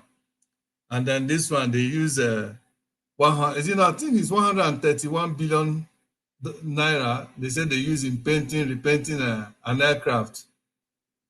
If I'm not mistaken, I think it's 131 billion naira. Now, Jesus Christ, even if they want to repaint the whole Abuja, houses in Abuja, I'm sure that money will be enough to repaint it, and then you're telling me you spend that in just one aircraft. And if you even see the paint, the aircraft itself, it look like one of those abandoned aircraft in US here, in where they normally dump abandoned aircraft. You can't even see the kind of repainting they say they repainted. All these things, man, Nigerian leaders can never cease to amaze me, honestly. The brazen manner and their impunity with which they steal from Nigerians. And something that also amazes me, or one thing I wonder so much about is, how does the children of these thieves, how do they feel every day seeing that their parents are called thieves? They are seeing that their parents are called thieves all over social media, everywhere. How do they feel? So they tell their parents to stop this stealing, to stop stealing from Nigeria, to stop their evil thing they are doing to Nigeria? Can they stop? No, they won't, because they are the beneficiaries. That is why the day that judgment will come upon their father, it will also follow them. They will also be included in all those people that will be judged. Whatever punishment that we made to their father and their parents, they will partake of it. So nobody will say, oh, leave their children out of it. No, their children are the prime beneficiary, the primary beneficiary of whatever they are stealing from now. Many of them will soon die. How many days will somebody like Tinubu got to live again? At the end of the day, who is he going to leave all this accumulated wealth he stole from Lagos, and now he has gotten into the Nigerian arena? There's now wider area, wider environment for him to steal. Who is he accumulating it for? Is it not for those his children that are already taken after him, like his son? They say when the mother goat is chewing, the younger ones look at his mouth. The son is following after his footstep that bought a house in London with $11 million that he stole from Nigeria, from Lagos. Okay, and then his children, two of his children, daughters that bought almost $5 million worth of condo in New York. They are following after the footsteps of their parents. And when themselves also, when they give birth to children, because a child that you raise from a corrupt practices, definitely your children will continue to follow that footstep, because that is already in their blood. It's already in their DNA. All the politicians in Nigeria, this stealing, this evil inclination is already in their DNA. They just can't do without it. Otherwise, they would have said to themselves, haven't we stolen enough? What are we? Who are we stockpiling all these things for? Let us, at least for the first time, let us consider the Nigerians, that this our stealing has impoverished. Many Nigerians have died as a result of the activities of these people. I keep telling people that if you even bring out Boko Haram today, this Boko Haram we talk about, if you bring them side by side and line up Nigerian politicians side by side and ask me to choose who to punish, I will choose the politicians to punish them, because they are more evil.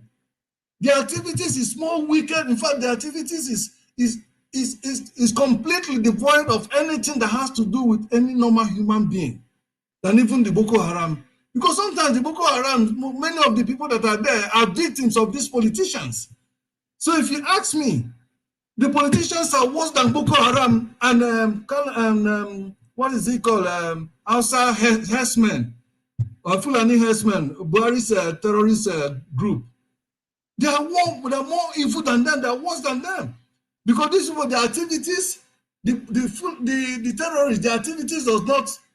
I mean, yes, the activities are horrible. They are horrific, but any politician, their activity does not only affect the immediate people around them, but the entire country, the entire nation. If somebody's traveling the roads in Nigeria today and they have an accident, like only God knows how many people that dies on our roads every day as a result of on an accident as a result of bad road. Now, all those people that are dying on bad roads, who killed them? Is the Minister of Works and Housing. Those that there is a responsibility, that have collected money, their agencies or their ministries have collected money, budget every year to fix those roads, and they will not fix it, but yet they will award contract on them.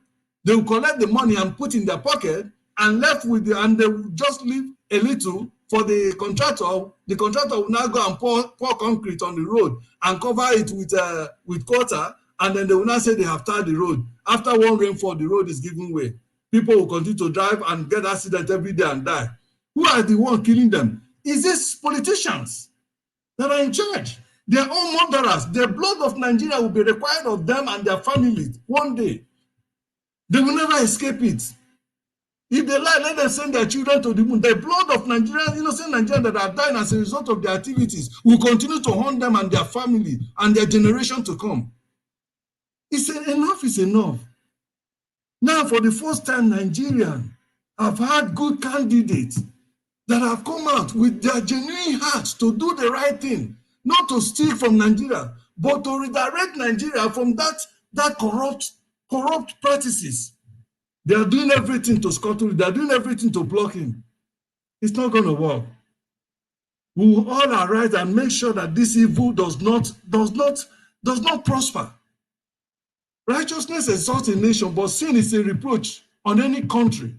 Why we are where we are today is because of the wickedness that Nigeria is perpetrating.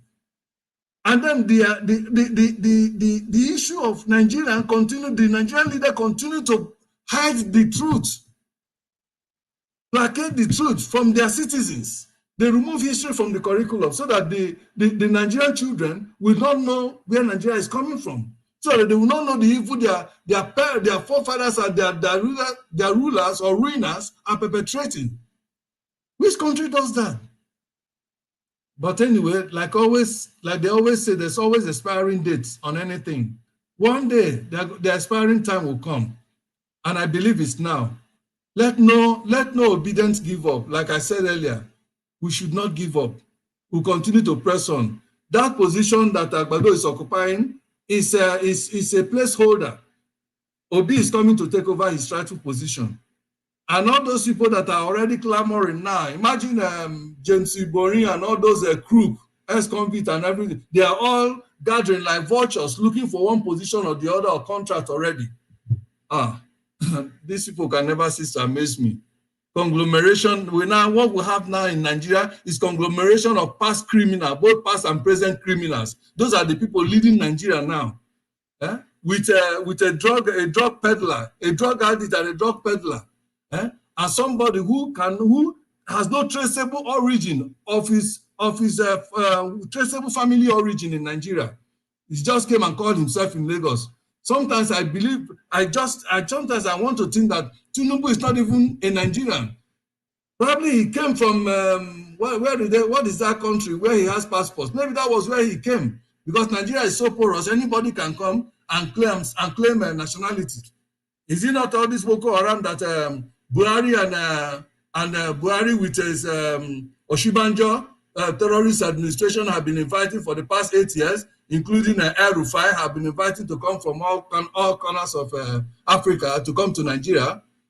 All those ones, have they not been given some sort of residency permit or something?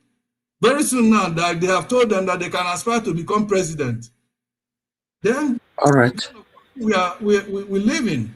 But anyway, I believe a time of change has come, and it must surely happen. By the grace of God, we'll claim our mandate, and Obi, by the grace of God, will redirect this country and focus it on a trajectory of development and peace, and so that everybody will rejoice. Thank you, my brother. God bless you, and thank you, everybody. God bless you, Mr. Juden. God bless you. I'm really happy to have you on the panel today. Thank you, my brother. Thank you, sir. All right, final with Oga CM. Please talk to us, sir. Okay.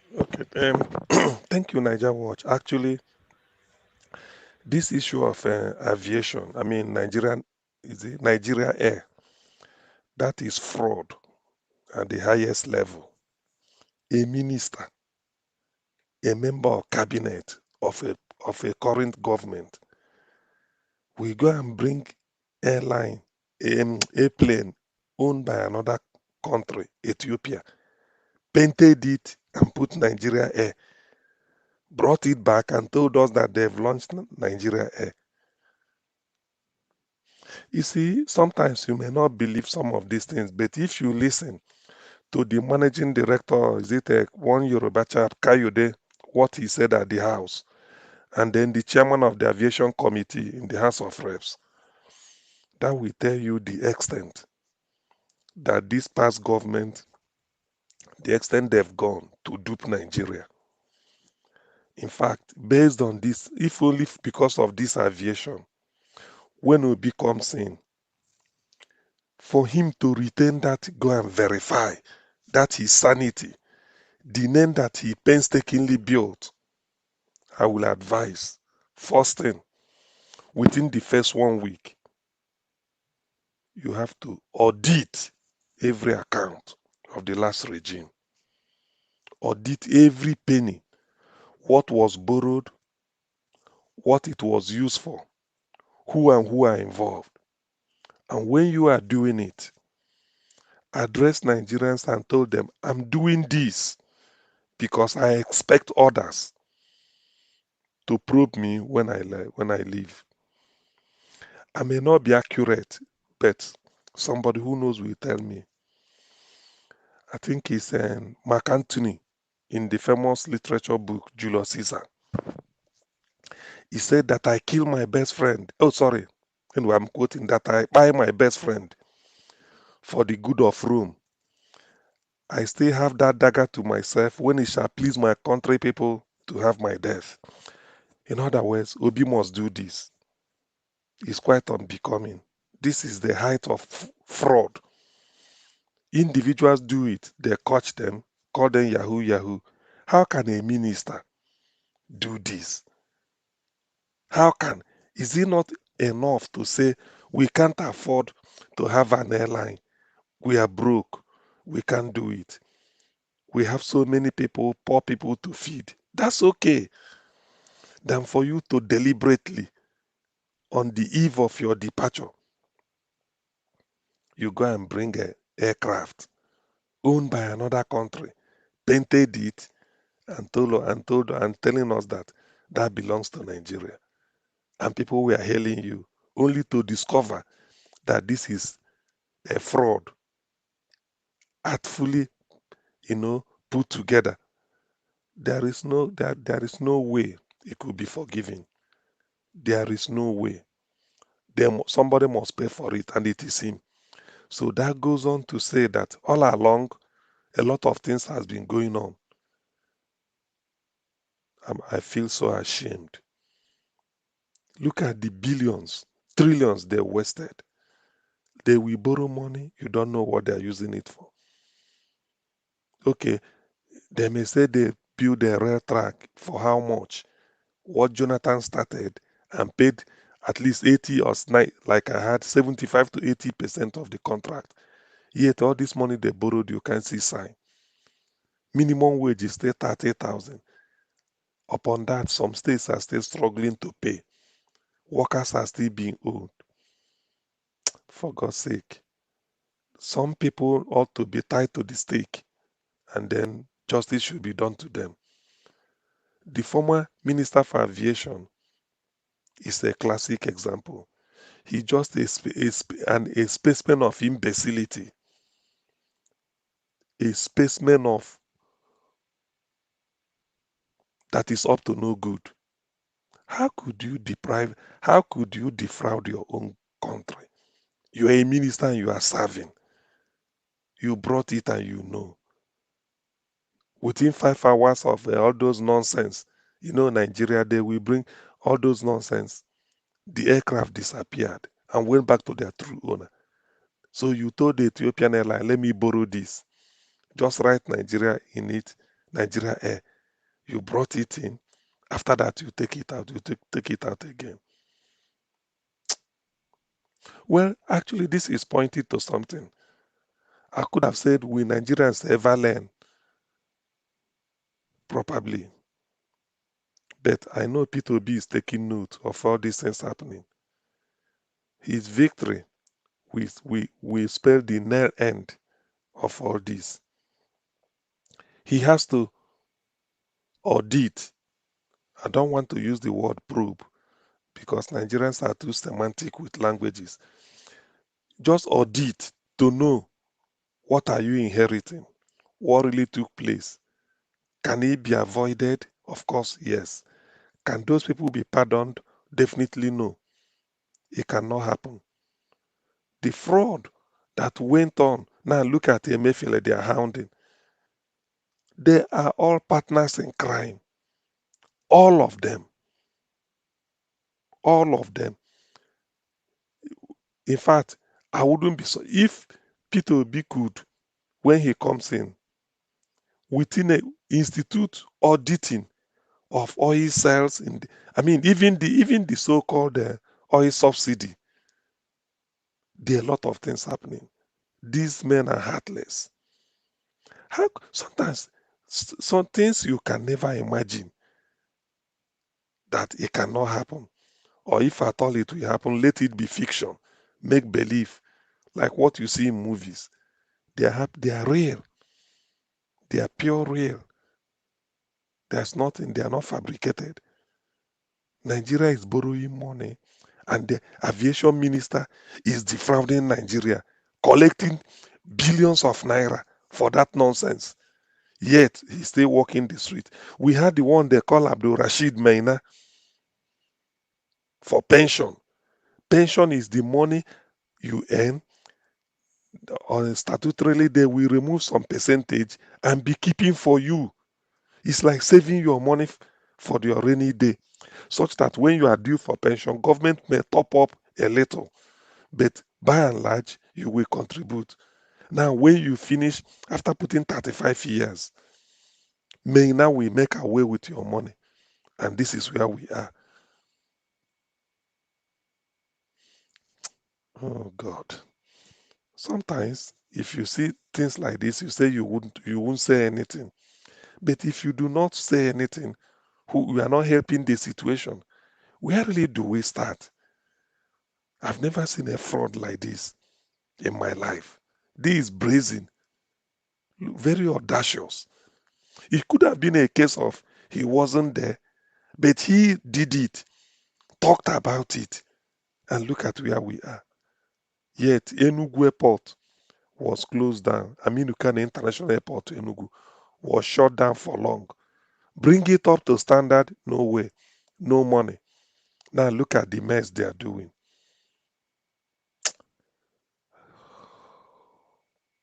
Anyway, let me just say again that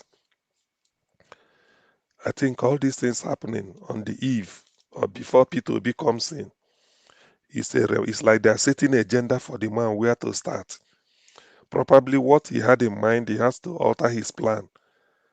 These things cannot happen. To engender public confidence, he must do something when he comes in. He is the only person that people look up to salvage the situation. The placeholder, the criminal in Aso Rock, is just there based on the say-so of fraudulent INEC. And now look at Mahmoud. You see, sometimes, but when you talk about all this fraud, people may say you are calling out Fulani. Now look at what is common among them. They will dominate the government, yet they are only there to siphon money. Look at the mess Nigeria is. Look at the money borrowed. Of what has even put to any good use? Nothing. They only borrow this money to siphon it. Yet they can't use it to help the people. Ogoni cleanup is there.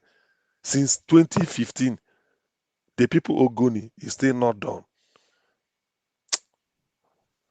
I don't know. Sometimes, if you say now that maybe to your tent, oh Israel, people will accuse you of jumping being too forward, and they will tell you, oh, there is South Sudan. They will point you in the direction of South Sudan. And if you do that now, it can't work. It's every thief, every man. It's not like that. It's not like that. Why I say it's not like that is that Nigeria's own case is peculiar. Sometimes, if not P2B, without P2B coming in, Nigeria is unsalvageable. Why we are saying for the man to come in is that so that we can see how far he will go. Of course, he will succeed, but let us so that he can give people hope. What is really happening? You don't know. They changed the color of the naira with trillion or billions. Still, nothing to write home about. Oil is being stolen. Nothing is wrong. Nobody is doing anything. Electricity, not in Nigeria. Criminality is on the rise. Stealing of, that is this blatant robbery, is on the increase. Where is the hope for this country, if not P2B? Please, the tribunal, you are wasting time. Declare the man, just pass the judgment immediately so that he can come and start doing anything. Because tomorrow, another fraud will be uncovered. Why is it that the executive and the legislature will just be in cahoot to deprive the people and then steal their common patrimony? Then this thing beggars belief. Sometimes you feel like crying, but what do you do? And look at the level of abject poverty in Nigeria. Everybody is running away. And yet people are still seeing trillions, billions to eat. According to what they said, about 95% of every money Nigeria earns is used to service debt. So in other words, Nigeria is technically or financially bankrupt with spiraling poverty. They were saying 133 in multidimensional poverty. That was months ago. It should be nothing less than 150 now. It should be nothing less than 150. Let them go and review that figure or reassess or recalibrate what they did before. It cannot be the same. Niger Watch, to be honest with you, sometimes you feel like crying. When a minister will sabotage even his own government while in office, how could you tell over 200 Nigerians that this is Nigeria Air when you know is the flight you lifted from Ethiopia to come and deceive us? And then look at the billions of naira attached to the fraud. They will take it and run away. And tomorrow you will be talking of one Nigeria. I'm so bitter. Good night, everybody. Tomorrow we continue. This cannot go on. Thank you very much. Gassim, your submission is very touchy. Yes, it's very touchy. We need the right person in power on time so that things can start working. You know, we can't continue like this. It's very sad, very sad. You know, we are doing our part. We're doing our part. Hopefully, Do the you next know, sorry, Tuesday. Niger Watch. Sorry, Niger Watch. Do you know Yeah. it is like you, somebody taking you, say, Niger Watch, this is your plot of land. That money you gave me, this is the plot of land. Only for you to go there and they are telling you nothing like that. Do you know how you are going to feel? He say, oh no, he say, no, there's nothing like that. He say, or where is the mansion? He say it's on so address. When you get there, there's nothing. So this is just fraud. Open this at the highest level of government. A minister. It has never happened before. A minister. This has never happened. You brought aircraft, presented at the tarmac. People came, we admiring it. Written Nigeria Air. 5 hours or thereabout, the owners took it back to Ethiopia. And you told Nigeria, this is you launch Nigeria Air. Assembled people and then deceived them. Hey. And it's not his jail. That is, nobody's even harassing. You know, there are things. Do you know what it means? Just like you gave somebody money. Please, this is the okay, where is the bag of rice? They. What are you telling me now? This is pure fraud. Deliberately brought an aircraft in, called people for lunch, and people were clapping. 5 hours later, the plane disappeared. Went back to Ethiopia. Then what did you tell us? So it's not really our own. Hey, Nigeria. And this is at the high. No, this can happen on the individual level. I mean, they do fraud in Nigeria in which you will pay for maybe, what can I say? You paid for a lock-up shop. It wasn't given to you. You paid for land. No way. You went to buy maybe petrol. They say it's not. They give you adulterated. I mean, all manner of fraud happen. But this is at the highest level of government.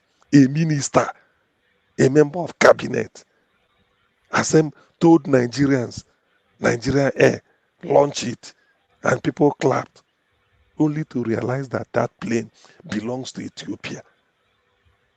Hey. Thank you, Augustine. Wow. Now only Nigeria, these things like this they happen. Only Nigeria. Thank you very much, everybody. I appreciate you. We need to round up now. So fortunately, we're gonna be back here again tomorrow. We don't have a court case tomorrow, but we are here on our normal broadcast.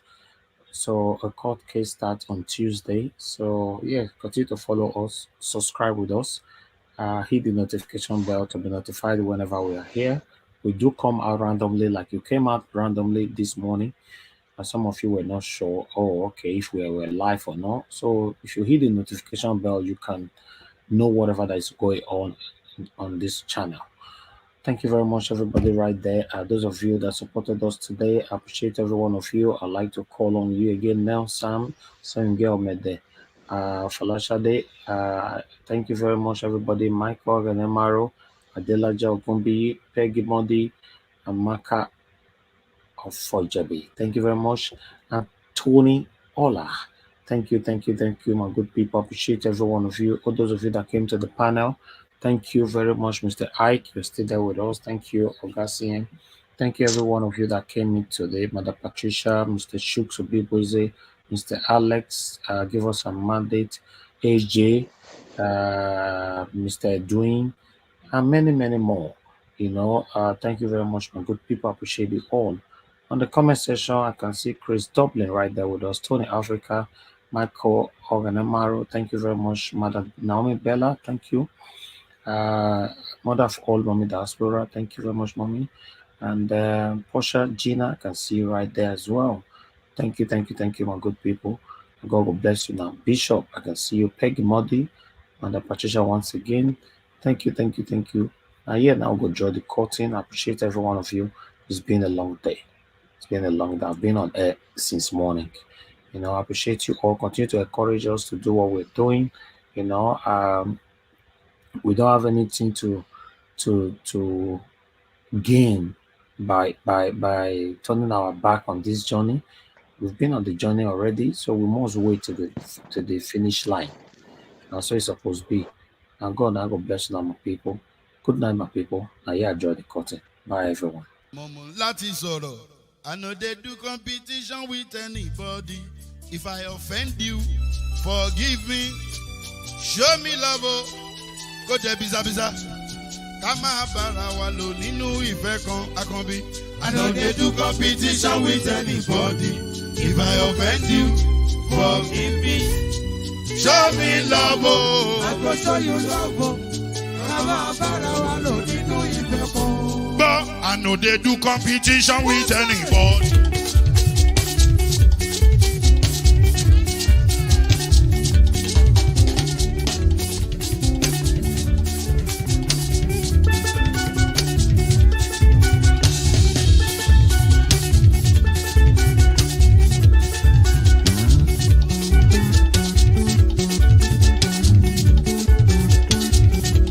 If I offend you, forgive me. Show me love, I go show you love. Kama bara wa lo nínú ìfẹ́ kan. I know they do competition with anybody. If I offend you, forgive me. Show me love, I go show you love. Kama bara wa lo nínú ìfẹ́ kan.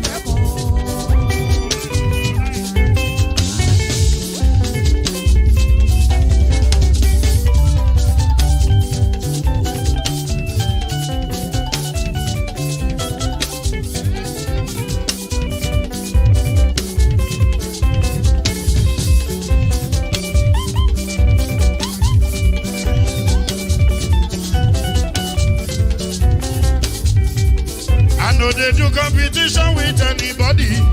If I offend you, forgive me. Tó bá ti sanwó fún Ṣẹ́gun Nàbí o, ẹ fẹ́ jókòó.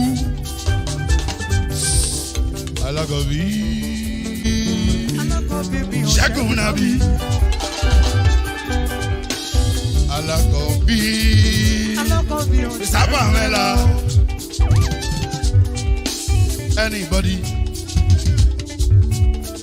Any bobo.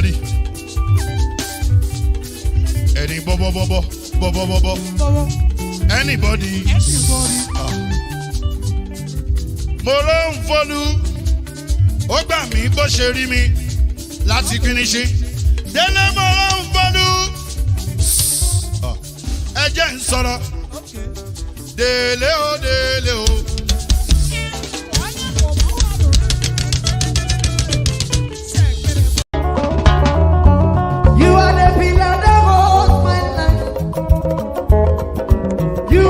Philadelphia.